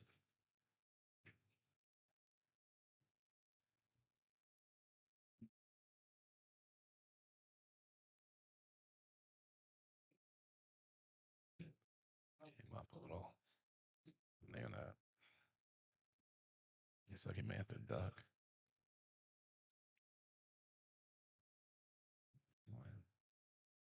Came out two rails. Ducking behind the 10-8.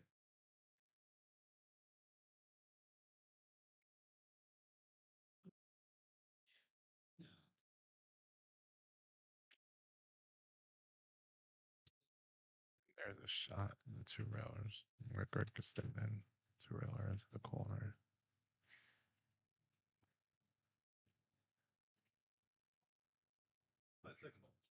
Let's call him the six.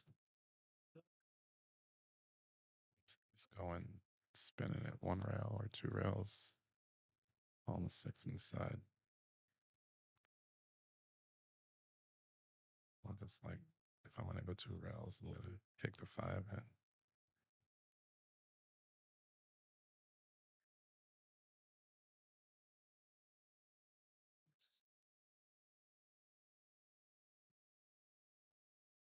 Ring wishes he had that one back.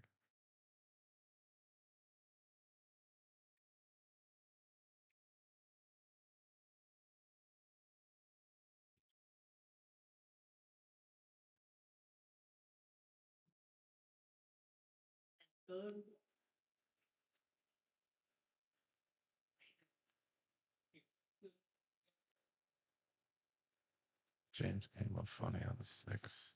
Bumped the eight. It's going to the air.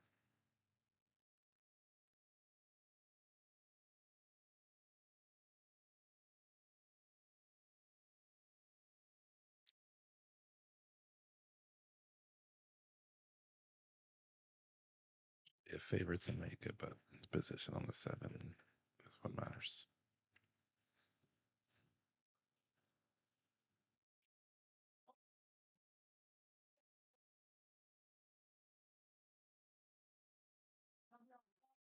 So he's stuck behind that 8-9. May have to corral first.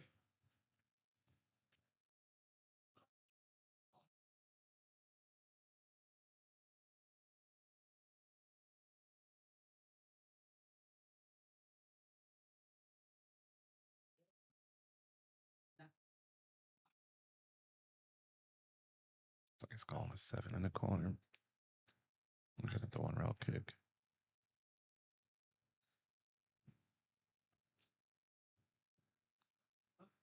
No, it looks like he's kicking from behind.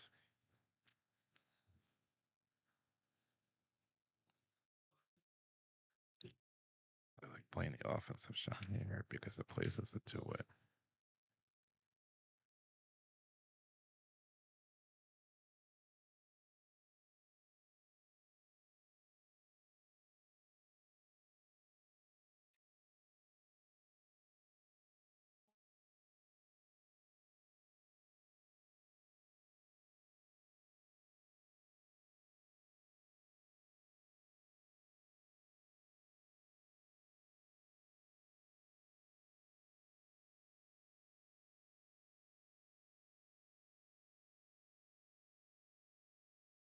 Speed.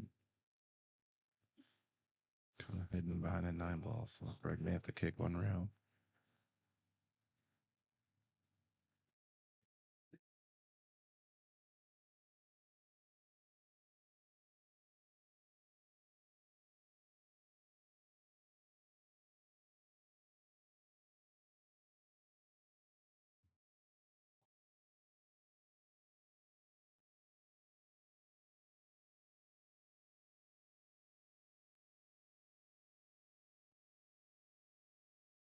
Just get one round, call the 7 in the corner. Looks like that's what he's doing. And then he may get lucky on the speed, depending on where if he misses the 7. The cue ball winds up.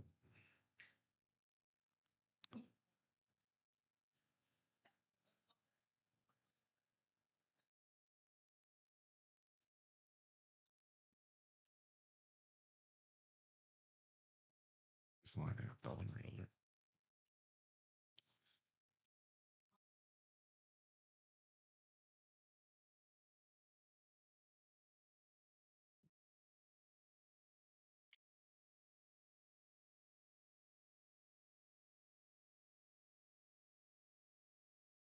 Soon hit that pretty good.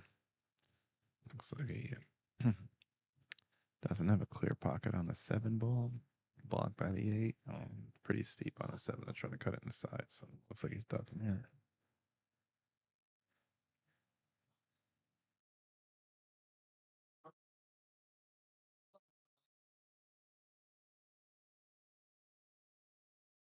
Speed, but I think Greg may have one railer or 2 railer.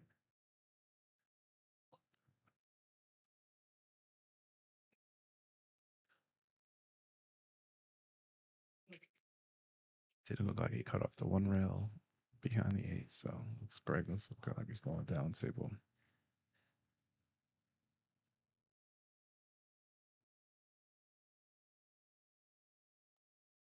It's like he's eyeing for 3 rail or possibly almost into the corner.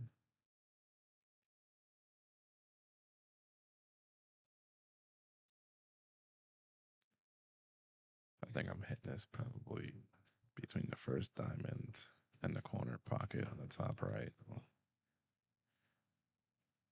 Just coming 2 rails.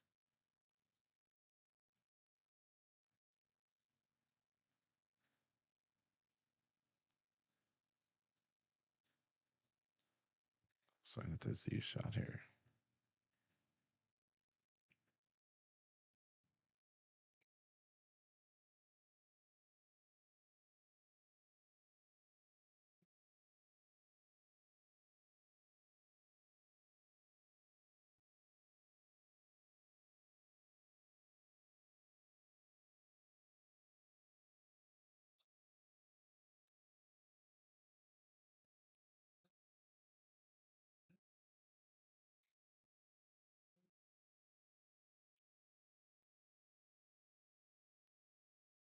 Personally, I like the first one better.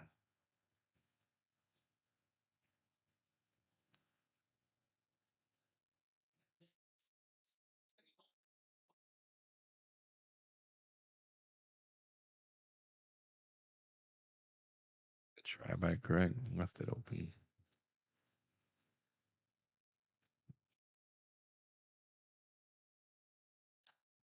It's a 7, a little bit too thin.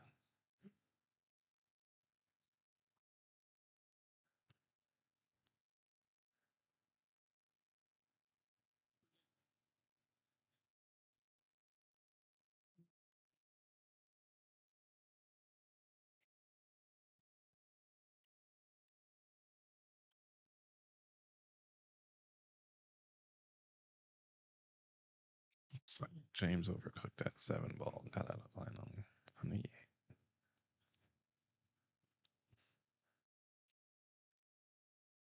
Not sure if he's gonna back cut it to the top right or bottom right, whatever way you're looking, but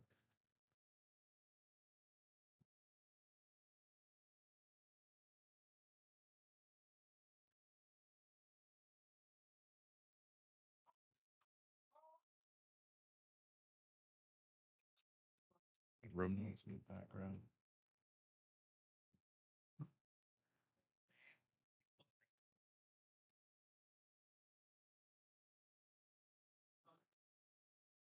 So James cut it into the top left. Nice shot, good speed. It's on the rail. Looking to shoot the 9 straight up into the bottom left.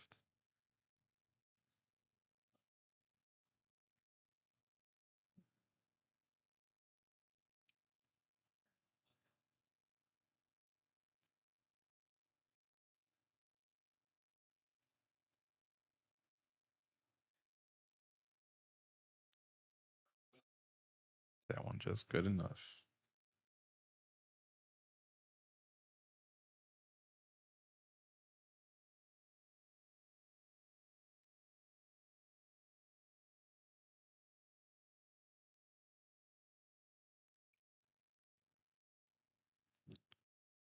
All right, guys, the score is now 3-1, James.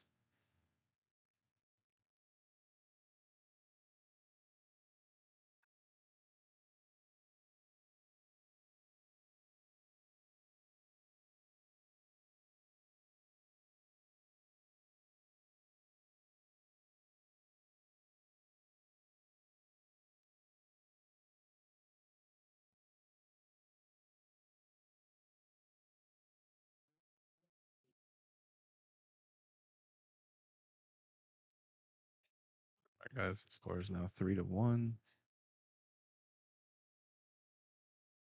James Blackburn break. Looks like Craig just ran to the men's room real quick.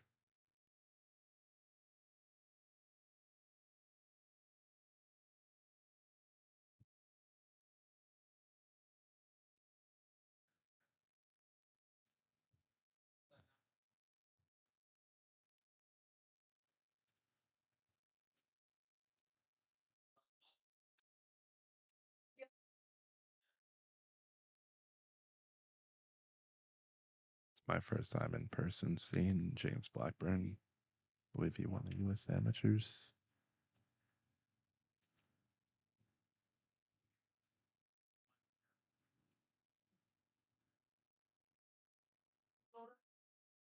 This Craig is back.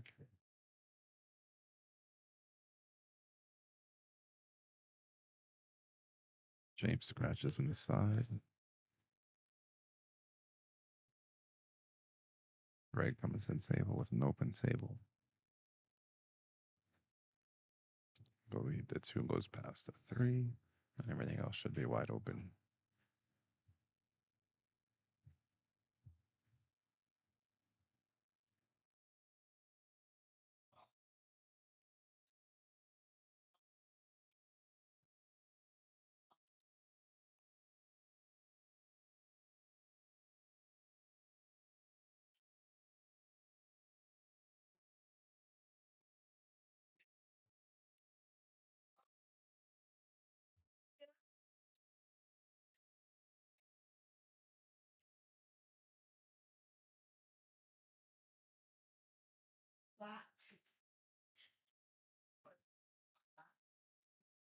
whenever this match plays.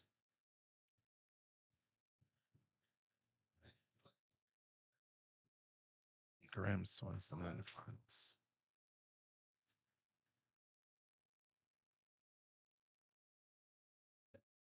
I came up a little short on that.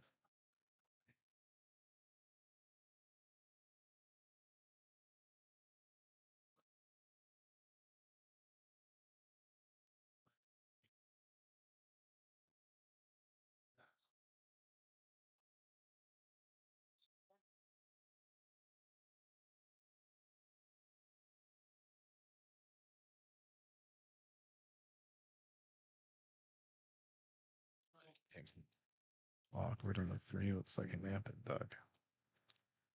Peg the three to the center of the table and wind up behind the 7-5 with the cube.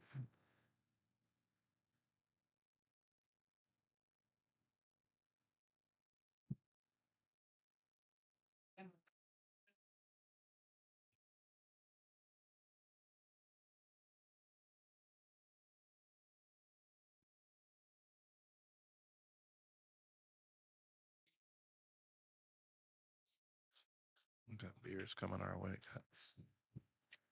Cheers to anybody that's enjoying a cold one.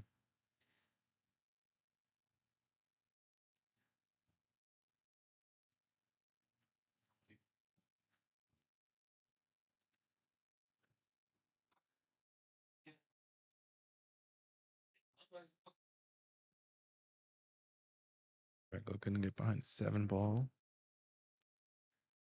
Looks okay.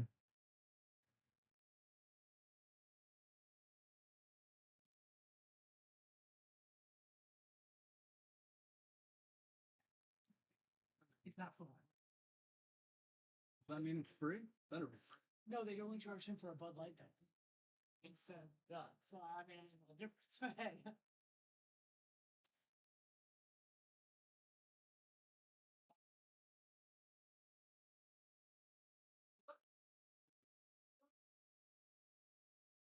Greg is talking to himself over James's ability to leave the cue ball hanging in the corner.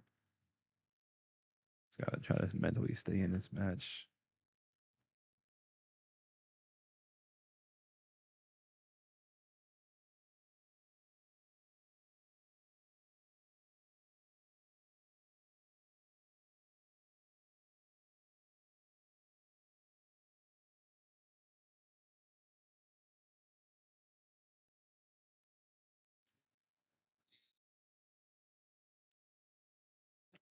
Greg was successful hitting on a 3 ball.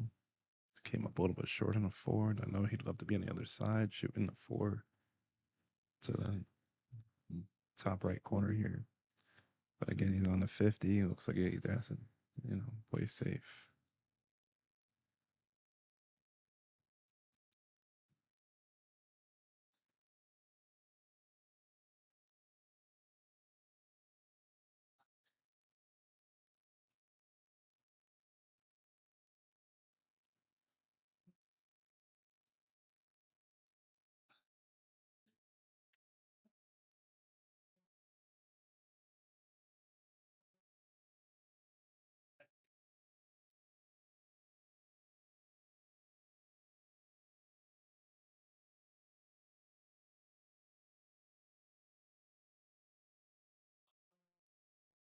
Exit 2 rails. It's kind of hidden behind a 10 ball. So it's like James may either have the kick or go to the air on this one.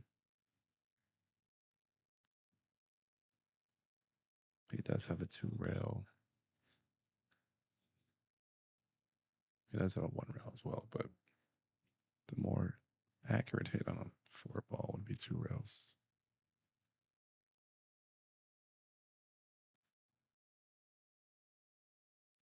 It's going away from what it's like it's going behind a 9 ball.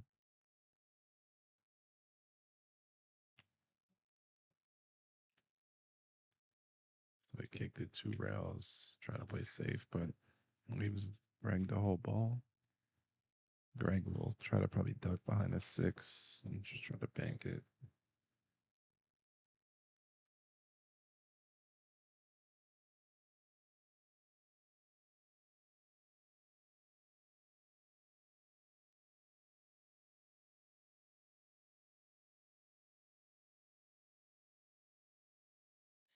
cat and mouse going on here.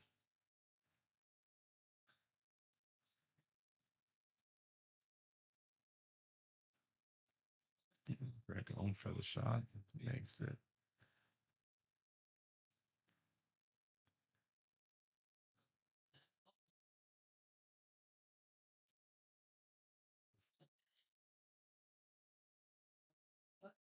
Greg's lining up the one railer down the line, down the rail.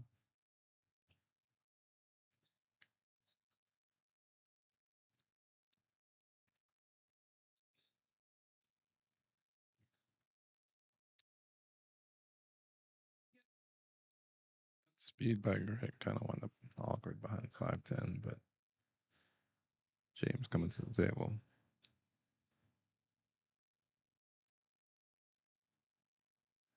James is looking at a two-railer. He called it in the bottom corner where he's standing. Successful hit, but it's going to wind up leaving him open.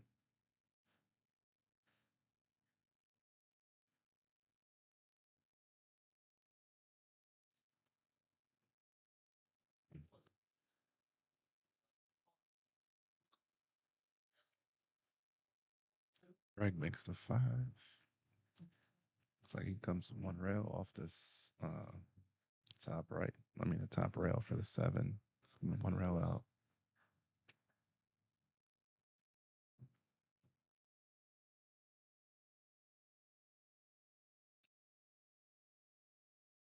Gets that one pretty good. One railer for the 8 this side. And this one a little outside.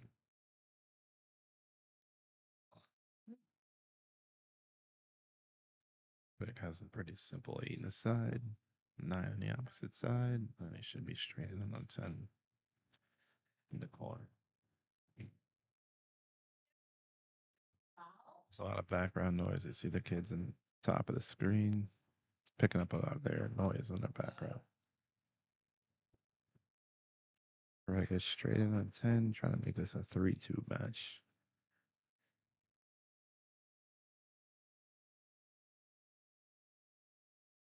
All right, guys, I want to update the score here.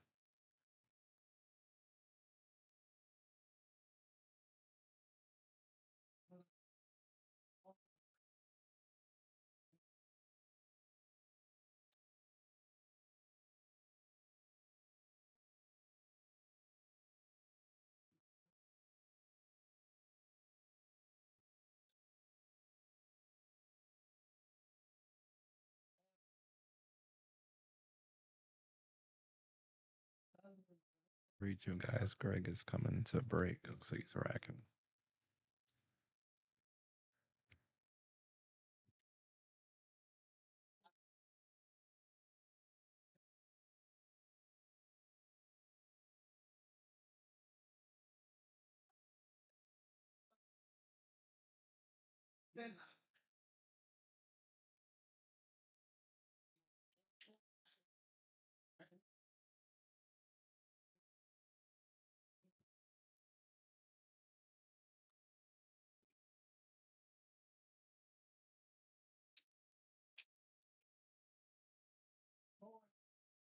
Greg came up dry.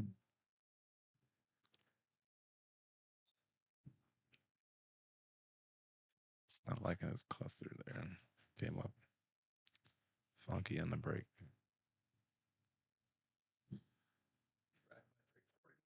Taco Bell around here?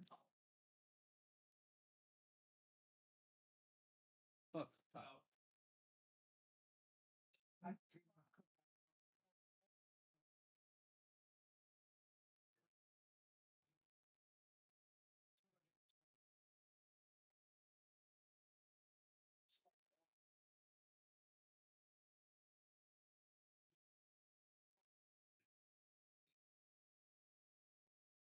James playing a two-railer.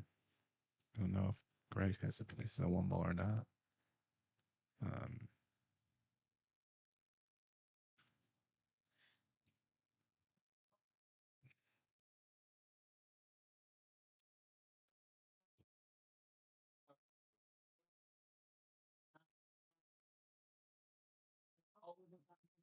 don't know if he may have to stun us with a little bit of inside to hold the line to kick it one rail. If he's looking at that kick, looks like he's gonna be able to go straight at it. That's something like it though.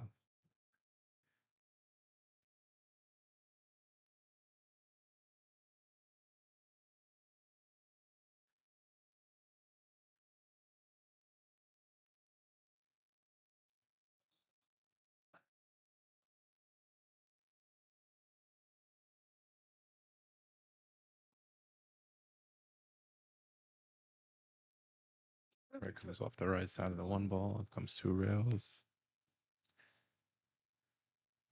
Plays a containing safe.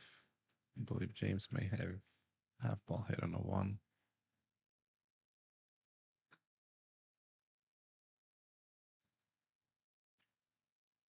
James trying to if I end the containing safe, get behind the 10 ball and 4 ball, which he did pretty successfully.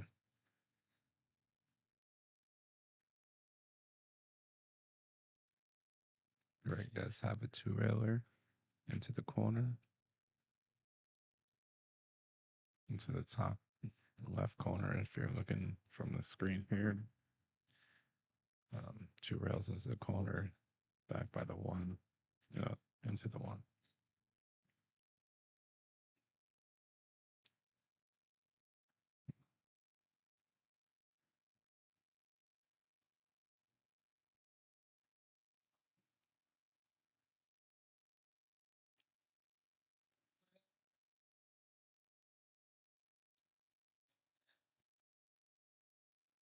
Ladies and gentlemen, Guam has ended his practice time.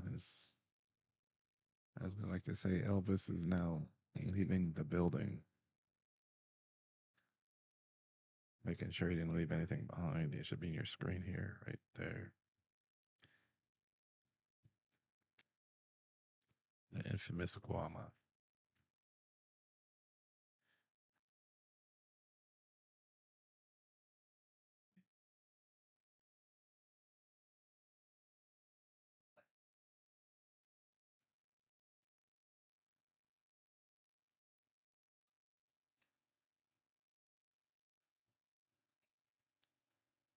Not sure what that was, but at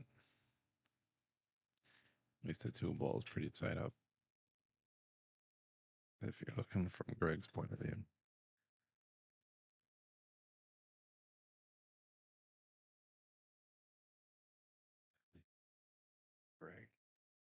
Greg. Two railers going that way, like into the corner, kicking at the one. Be better option. Like going into that corner.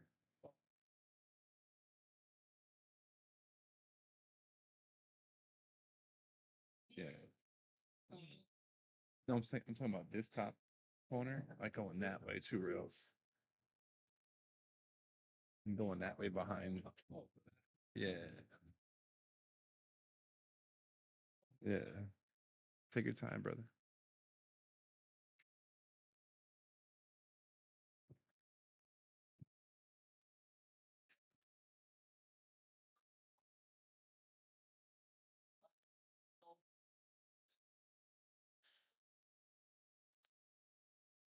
Right.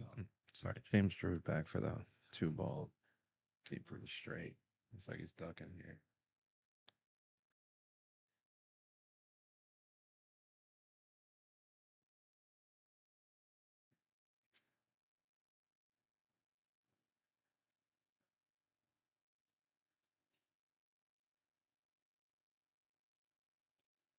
Difficulty on two ball.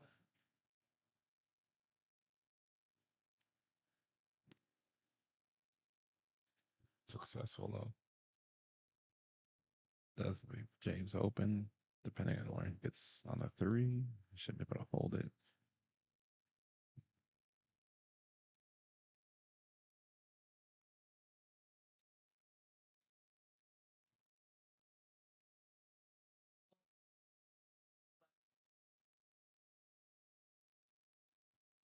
Hit that a little bit inside and bumped the three. Looks like that's open, but He may have a combo in 4-8 unless he gets back on the side of the 4.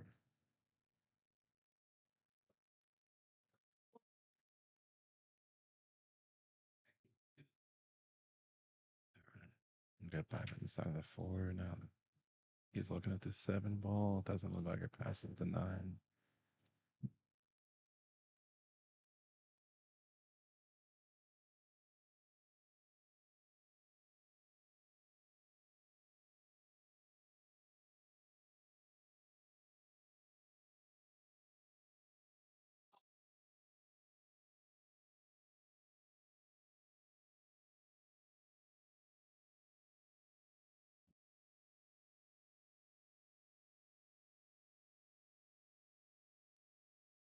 I'm a little bit short on that. It's either a steep cut into the side or a pretty steep cut in the corner, but the steep cut in the corner gives him the more natural angle to get back in the 7, but let's see what he does here.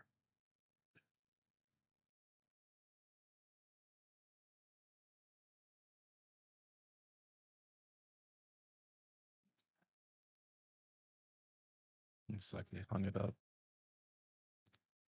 He did get coverage on a 10 ball though, so Roy coming to the table with either a kick or a jump, and no real shot on a 7. So what do you do? I think you jump it anyway, but let's see what he does here.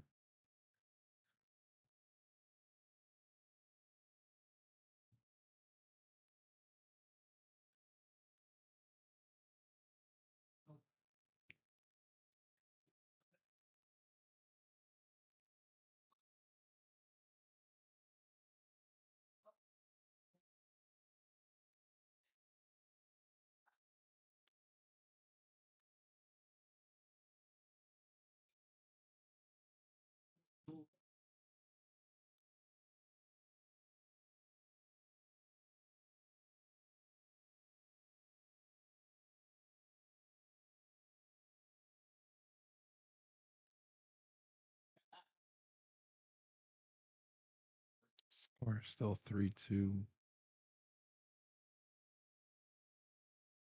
Greg just has to update his speed. Still says 3 on the beats.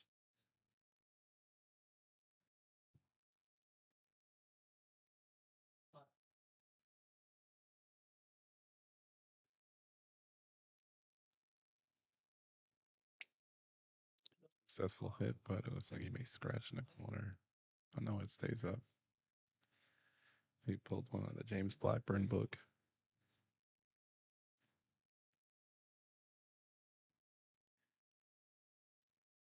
He may have one up them, but Greg just let James know that the 7 ball is not frozen.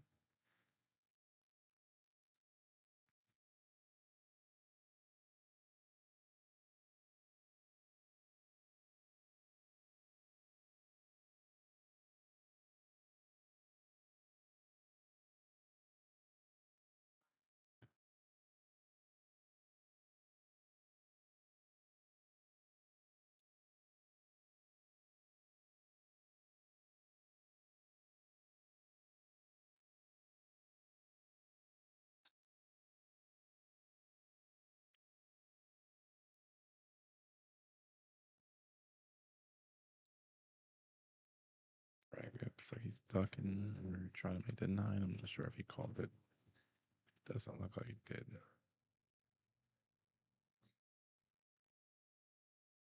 James Blackburn coming to the table.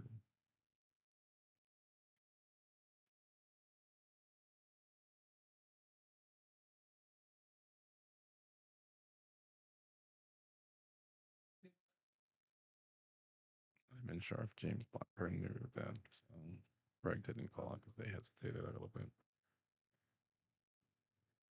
That's successfully makes the 7.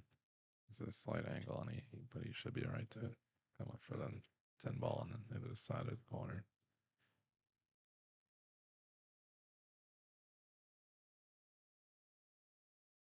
Came up short, so he's done a 50. either got a bank or a cuts.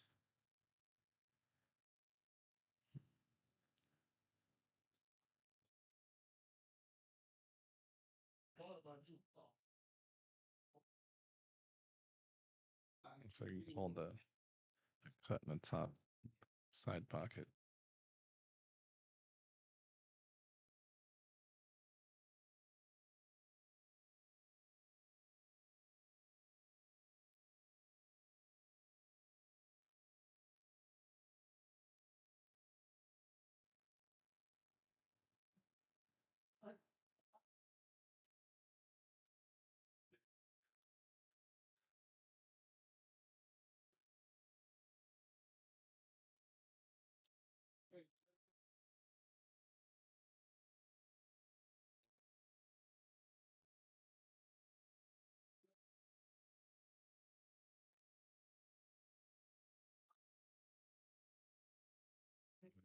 I think they came up short, and wow, James concedes that rack. The score is 3-3.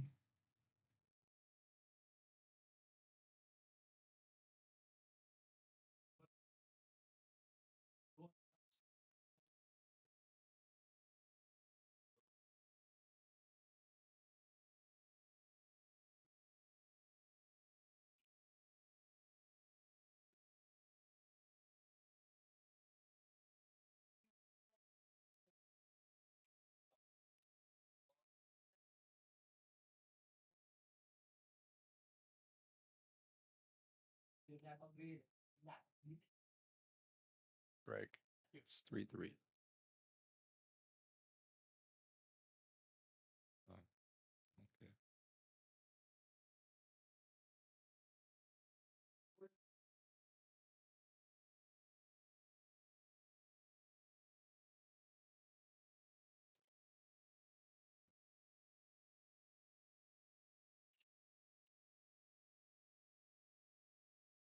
The beats. Oh, okay.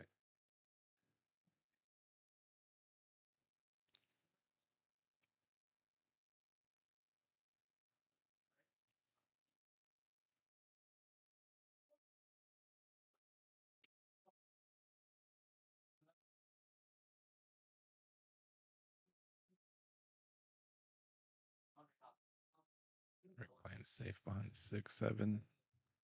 The youngsters out there, 6-7.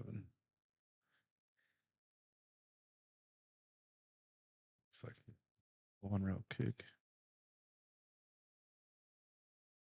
They try to call it in the corner.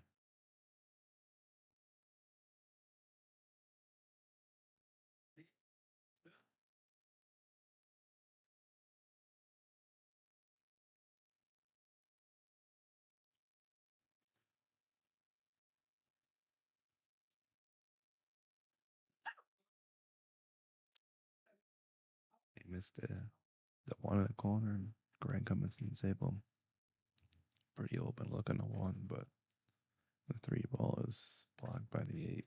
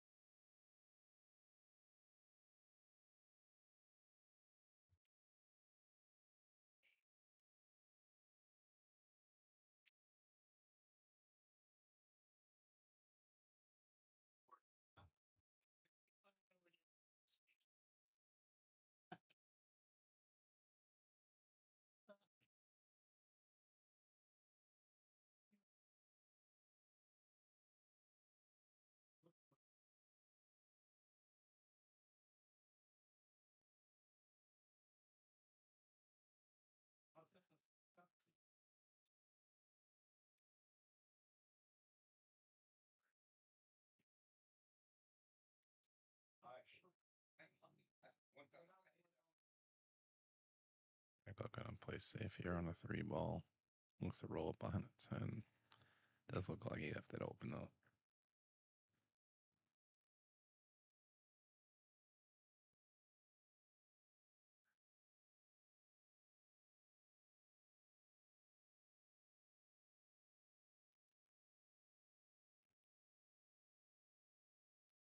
Actually,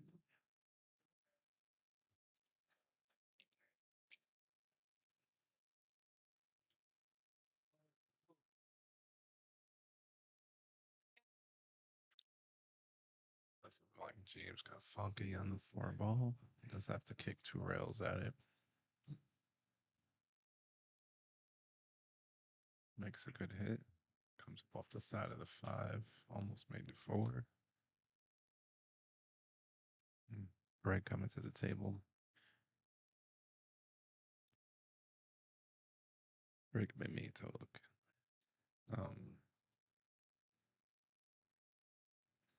I like playing a cue ball behind a 9. He's coming off the right side of the 4 ball. 2 rails, or 1 rail actually. 1 rail behind that, right in front of the 8, and then coming behind the 9. Just ducking behind the 9-10 essentially for Greg.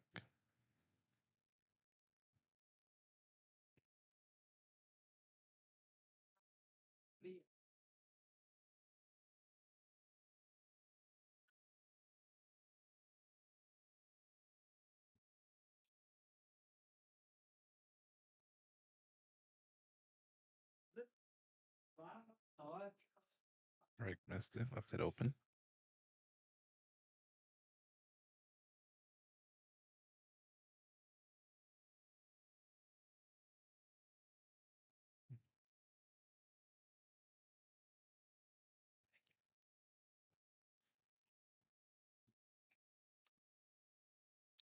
James makes the 4, gets pretty straight in on a 5. Does have a slight angle to get back on the 6.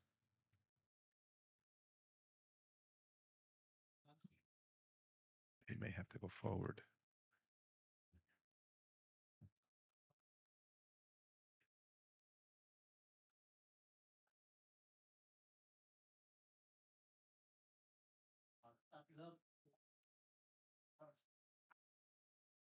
That's why he's drawn. Throwing the ball off the rail. Oh, hangs it up. Greg coming to the table.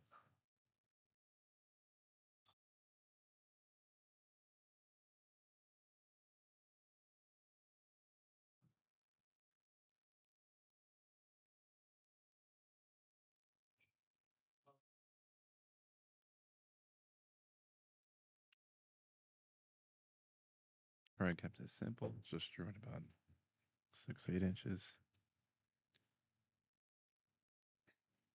It's got an open look on a 6. Able to come 2 rails out, but a 7 in the same pocket potentially.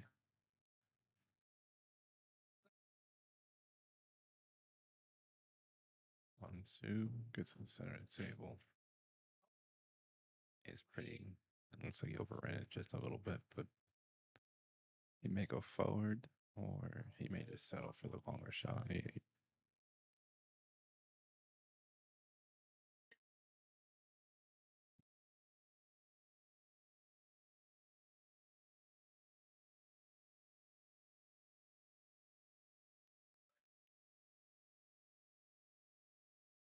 Next settles for the long shot on the 8. Smart move. Now, does he cut 1 rail? Just kind of come off the rail for the and the same block, or does he come around? See what he prefers.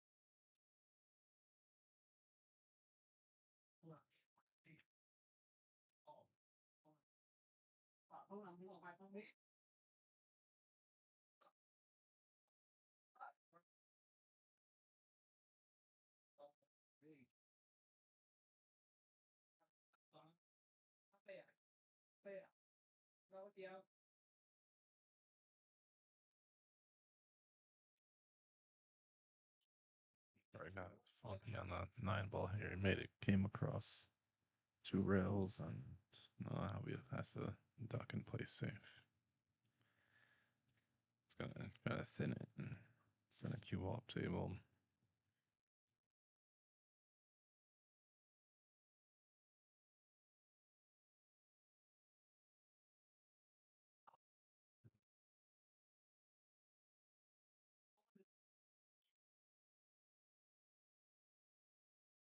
It's like he's gonna try and thin it with a little bit of running English and wind up back on top of the 9.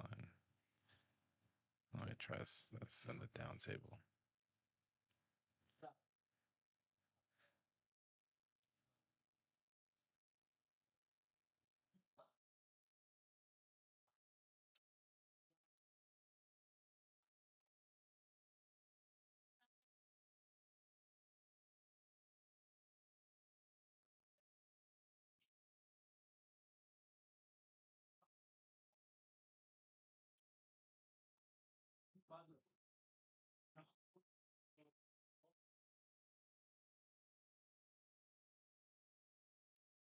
Nice bank by James.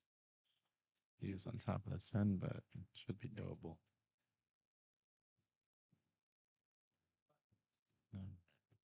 Not 4-3 James Blackburn.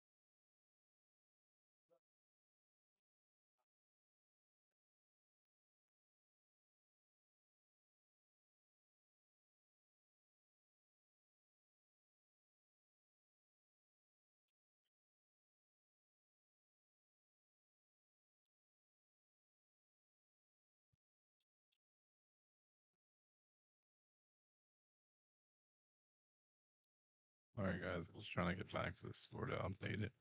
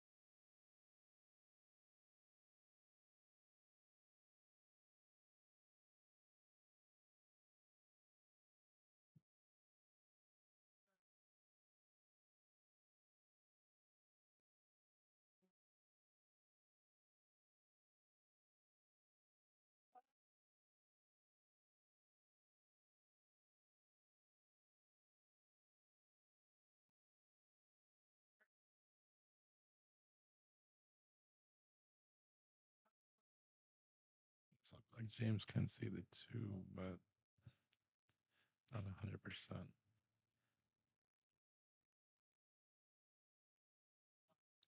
It's down. Looks like he can see it.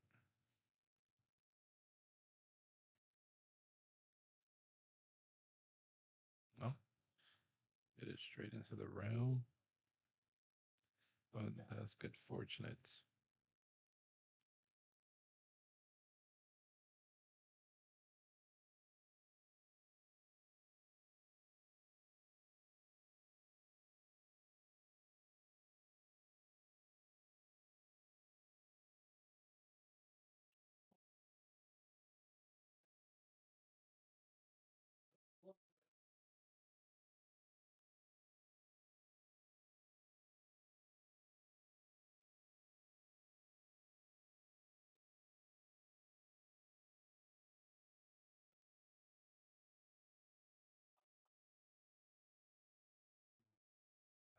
Greg was taken.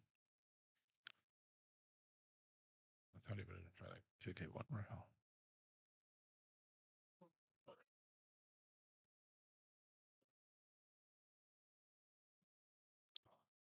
It's a pretty straight, simple shot on a 2 in the corner.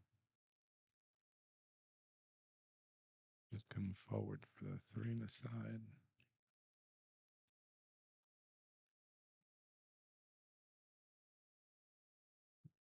Just like that. Pretty simple from here.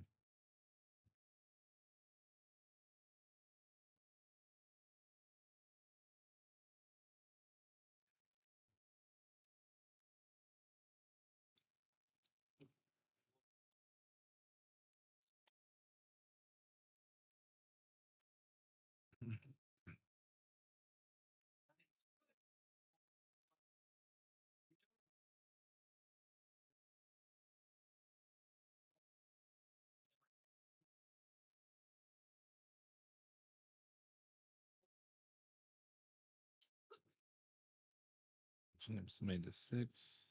Pretty straight into a 7.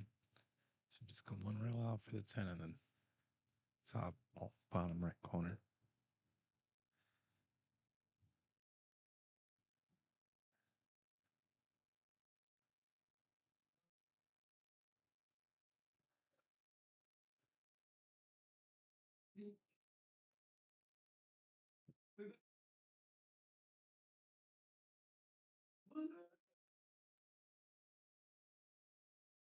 It's maybe kind of smaller background noise. And James gets good in a 10 ball slide angle. Should be good.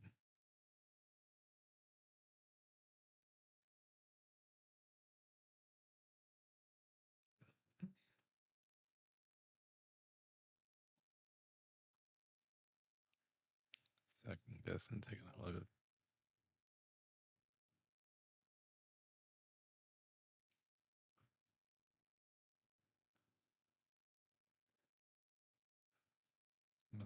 got that one to fall. It's now 5-3.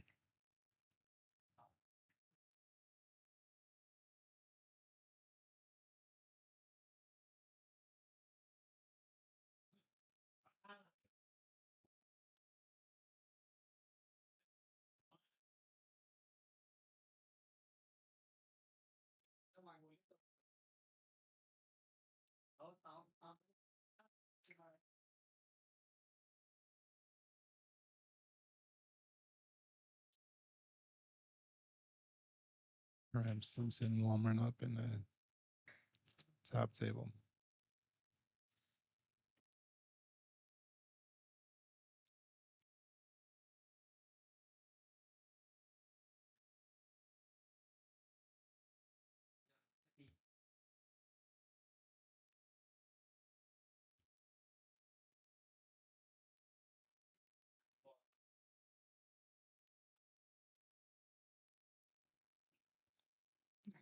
The 5 ball to drop. It's got a combo and a 1-7 if he lets him take it.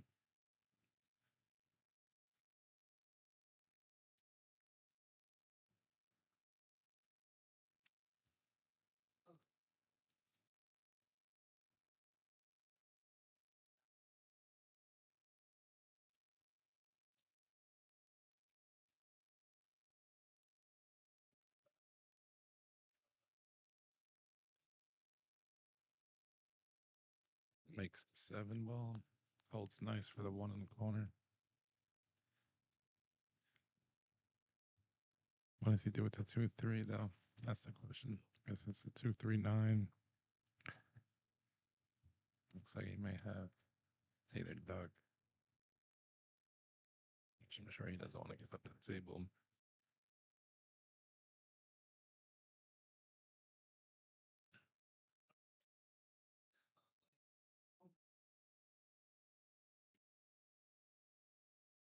Hangs up on the 1 ball.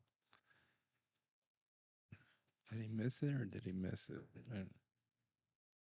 Was that the play just because he knew he didn't have a shot on a 2? Or did he truly miss it?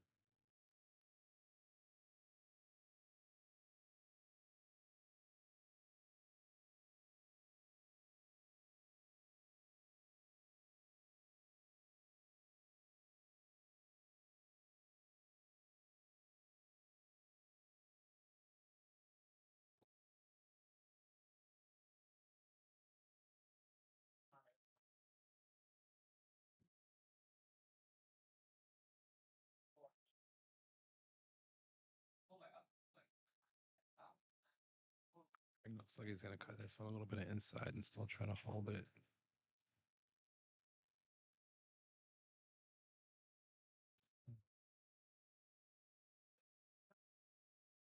Yaks to play safe. Sorry, guys. Yaks to play safe on the 1. Duck behind the 310. Little wall of balls there. James may have to 2 rails, possibly 3.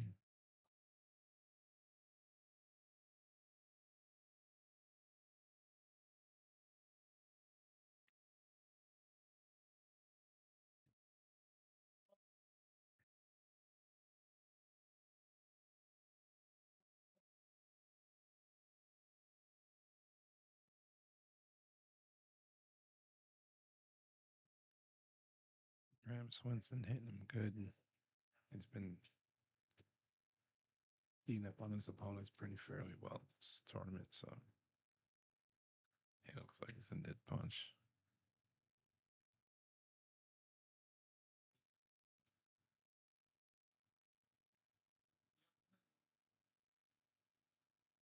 Just as I say that, he hangs up a 6-ball in the corner. And James fouls. Gives up Greg ball in hand.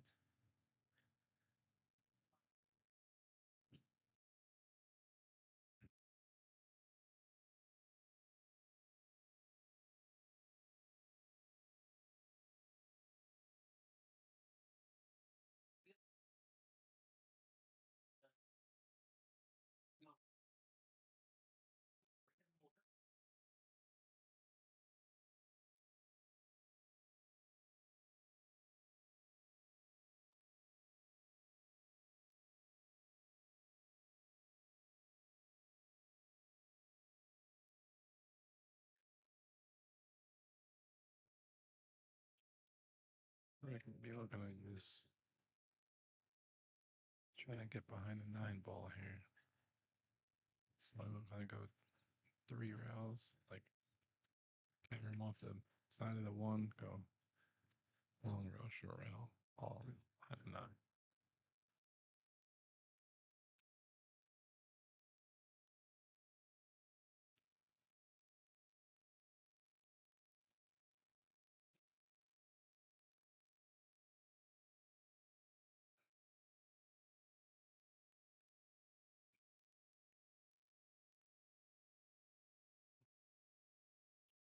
Same idea, but got behind the 3 ball. Sure, I would have liked it to be a little bit more locked up, but safe is a safe. Let's see if James can kick at it successfully.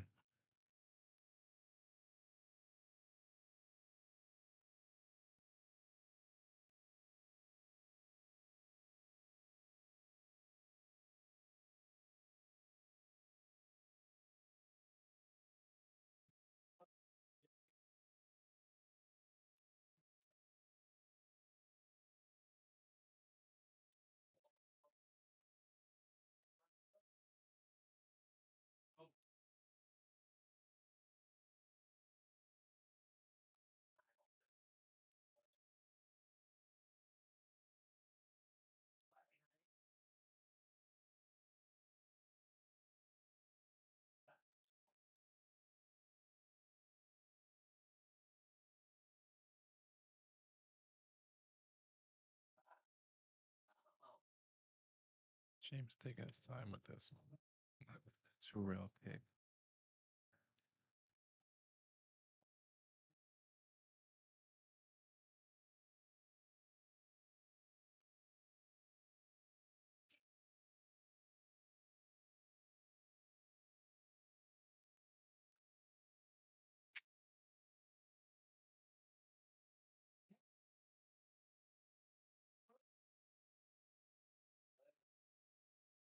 Good try. He was hanging in the corner for Greg.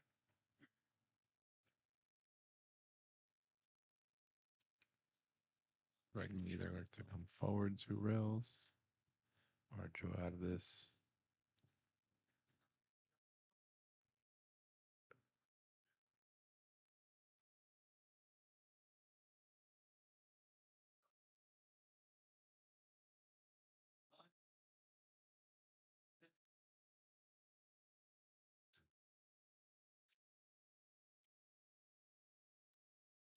Looks like he's going top left, pulling 2 rails out.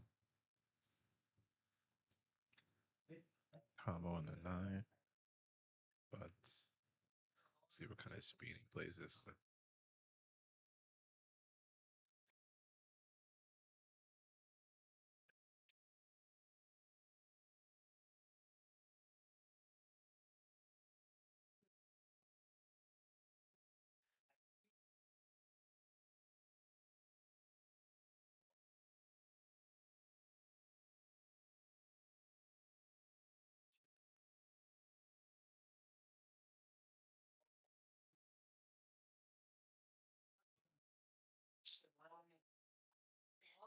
Wrangle could get behind the 9 ball there. It's almost a very nice save. But he did leave it open. Also, James does. Looks like he's going to back cut it.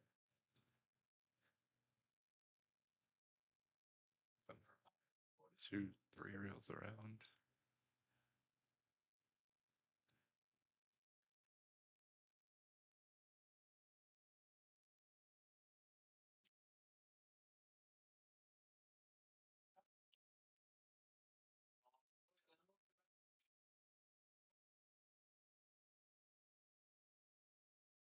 Looks like he's going to try to play it safe here there.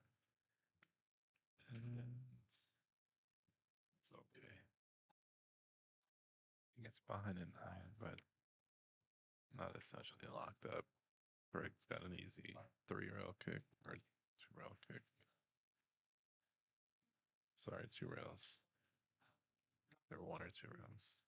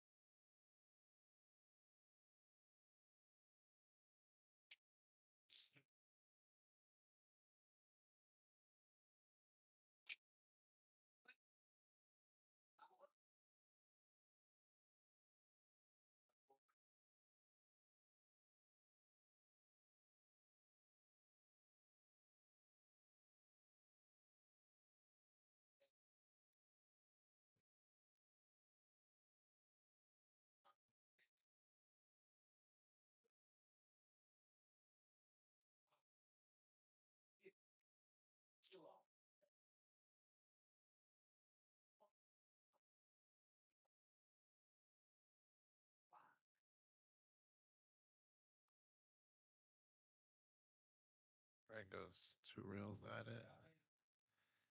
Makes a good hit.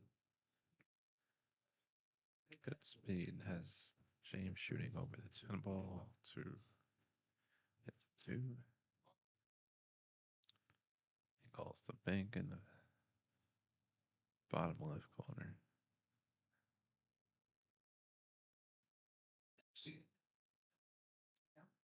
Very nice. Very nice.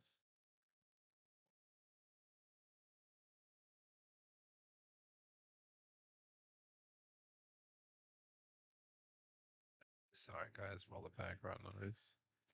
Fuckers that sniffing pepper.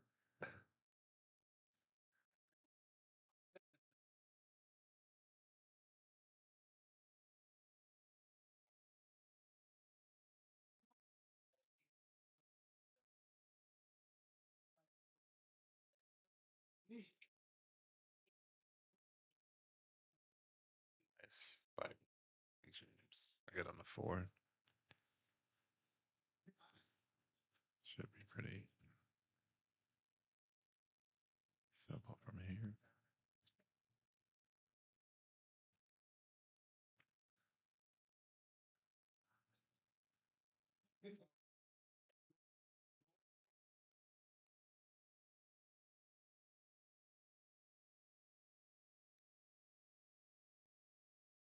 James is looking for the rematch against Graham in the final.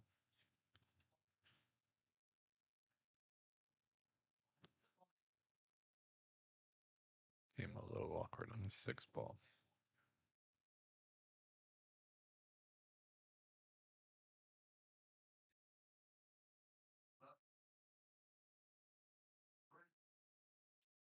Let's see that too.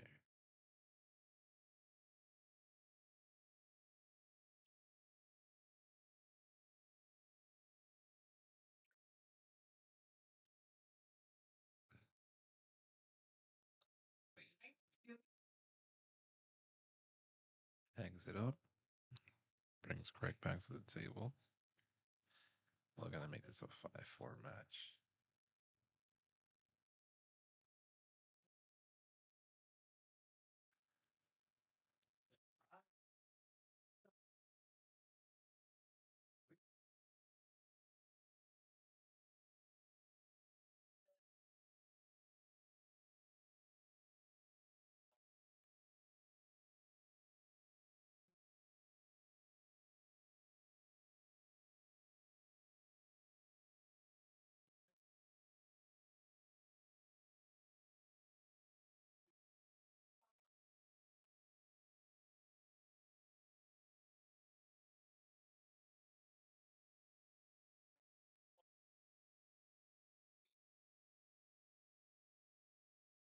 Yeah, move a little.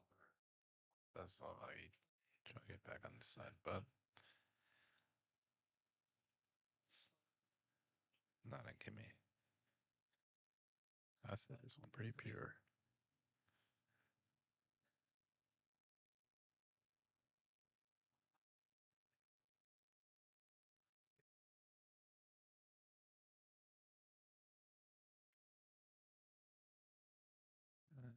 And, that may be all she wrote. Right hangs up the 8 ball. James comes to the table. Looks like he overcooked that 10 ball a little bit, but should be okay for the 10 in the corner.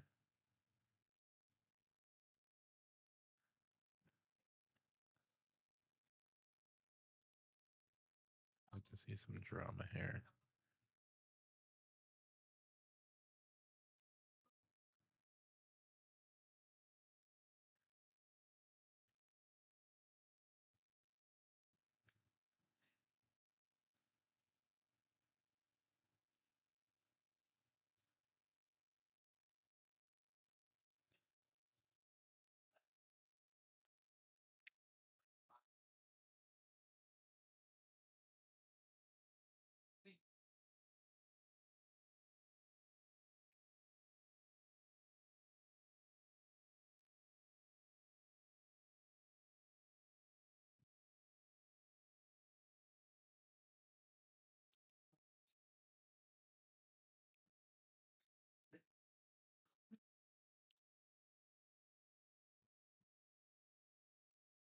Oh no.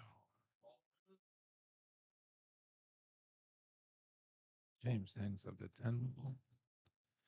Ray coming to the table. I'm gonna steal the match, make it 5-4.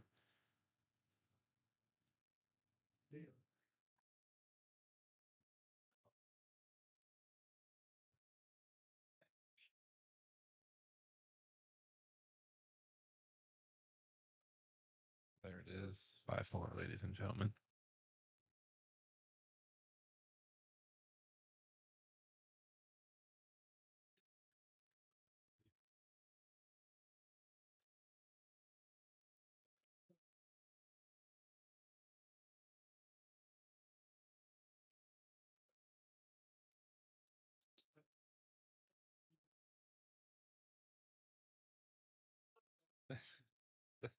Yeah, you're going down. Be careful. Scared. I'm like,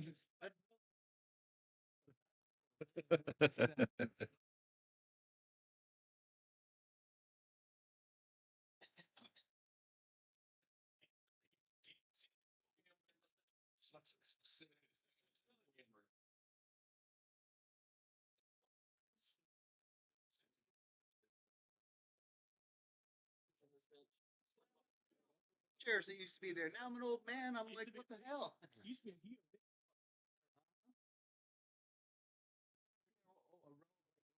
Just pass out on that.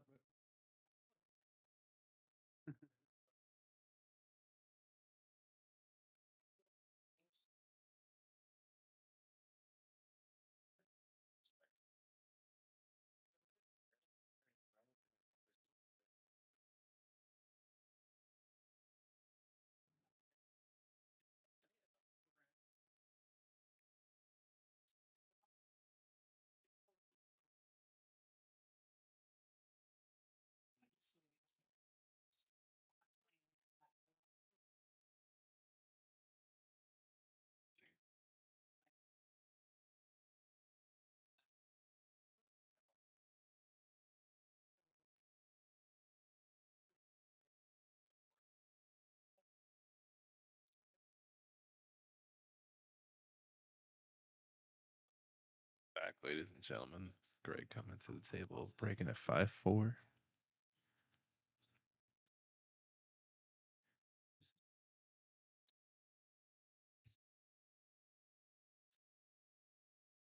Greg makes the 1 and a 3.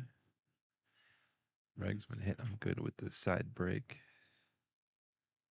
Not really a huge fan of it, but if it works, it works.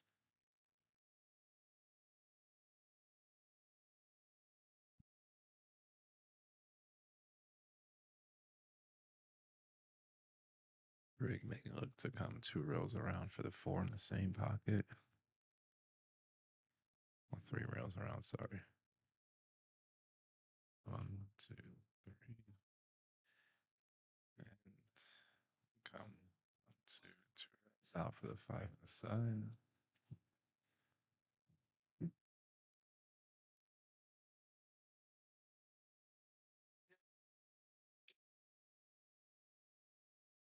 Let's avoid the 7 to come 2 rails, possibly 3 rails for the 6 straight up.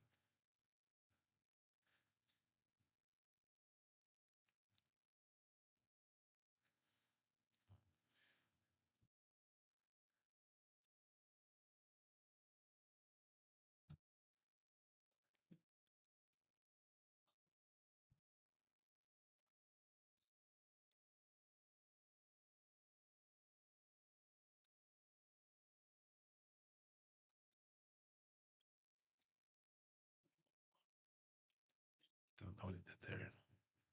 Ran into the 10 ball. Got awkward. Now has to either play it safe. There's no real feature in going offense here.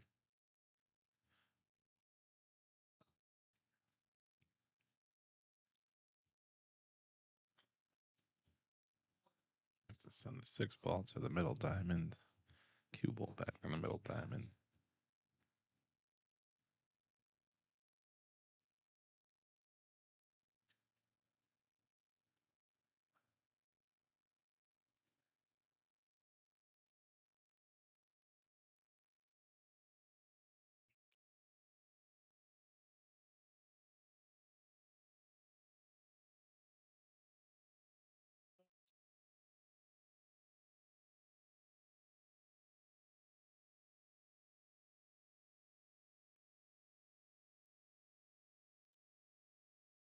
Play the cute ball potentially behind the 8, but he came up a little long on that. Now that's an open shot for James.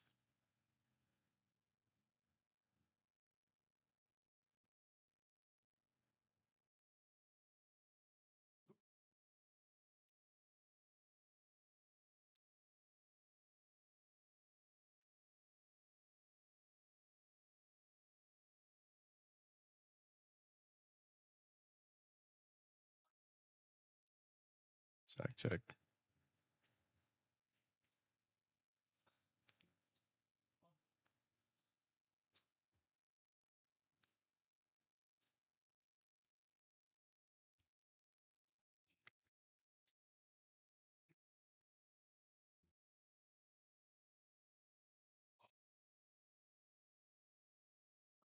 James with the shot on the 6 in the corner. Now it should be a simple tic-tac-toe from here.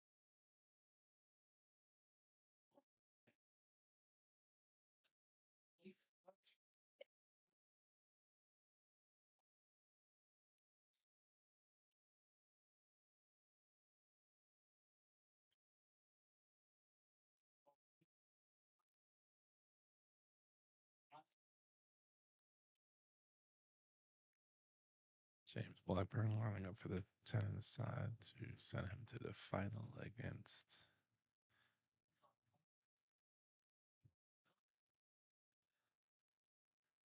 Graham Swanson.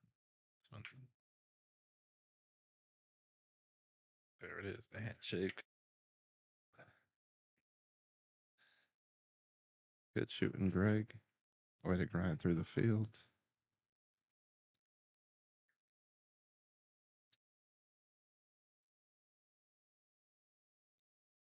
Greg disappointed in his third place finish, but congratulations to him.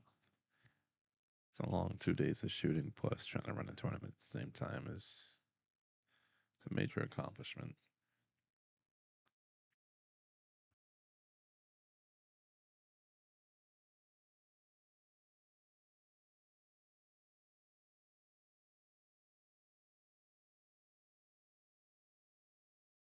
All right, guys, I'm going to be stepping out of the booth here. We are going to have the finals here shortly in a second. It's going to be James Blackburn and Graham Swenson in the finals. Rematch of before, which Graham Swenson got the best of James, so we'll see what happens here in the finals, guys. Good luck.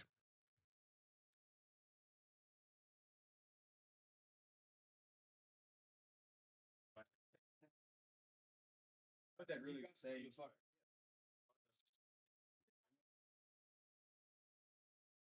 And neither of you missed that much. Give yourself a pat on the back. Hey, Greg. You both shot good.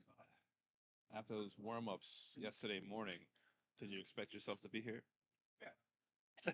He's like, yeah, I did actually. It's like I hit him straight into the rail. I hit him straight into the rail on purpose. Any warm up when I'm running a horrific. Yeah. Brain is 4%.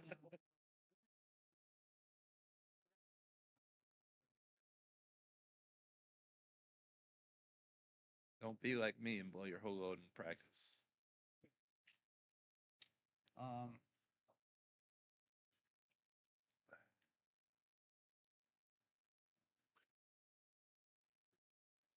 Greg. What are they talking about?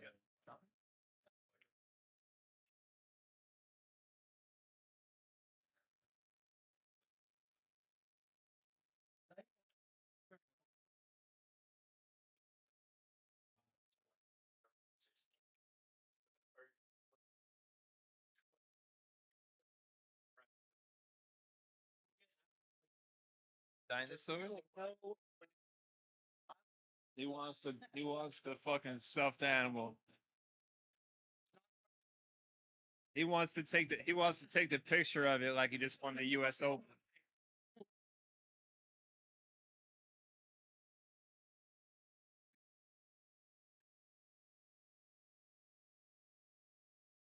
I'll take the kite.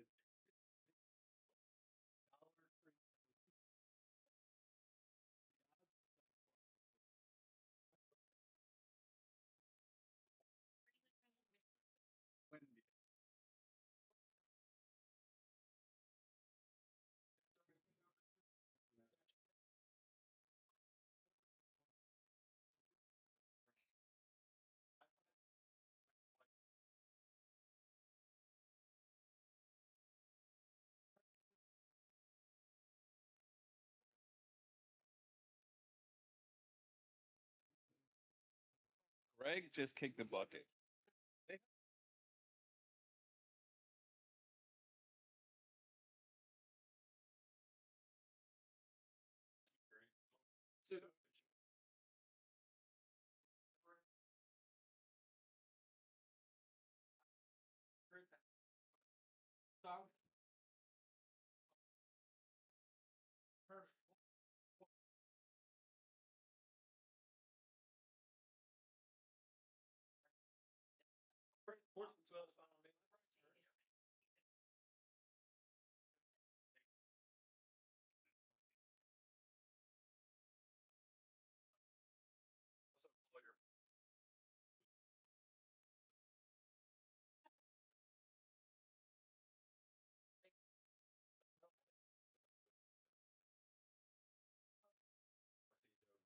But you didn't buy half yourself?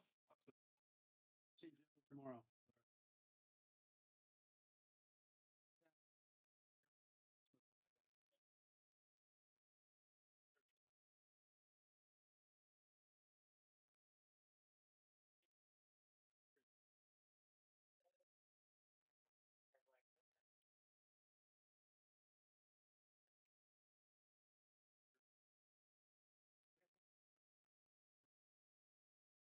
You get nothing.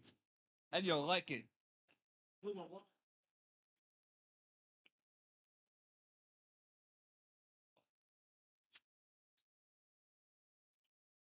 Also, I need.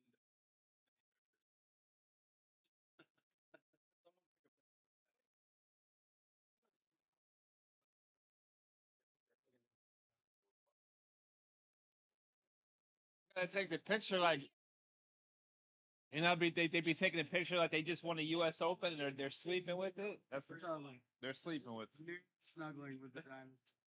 Just like.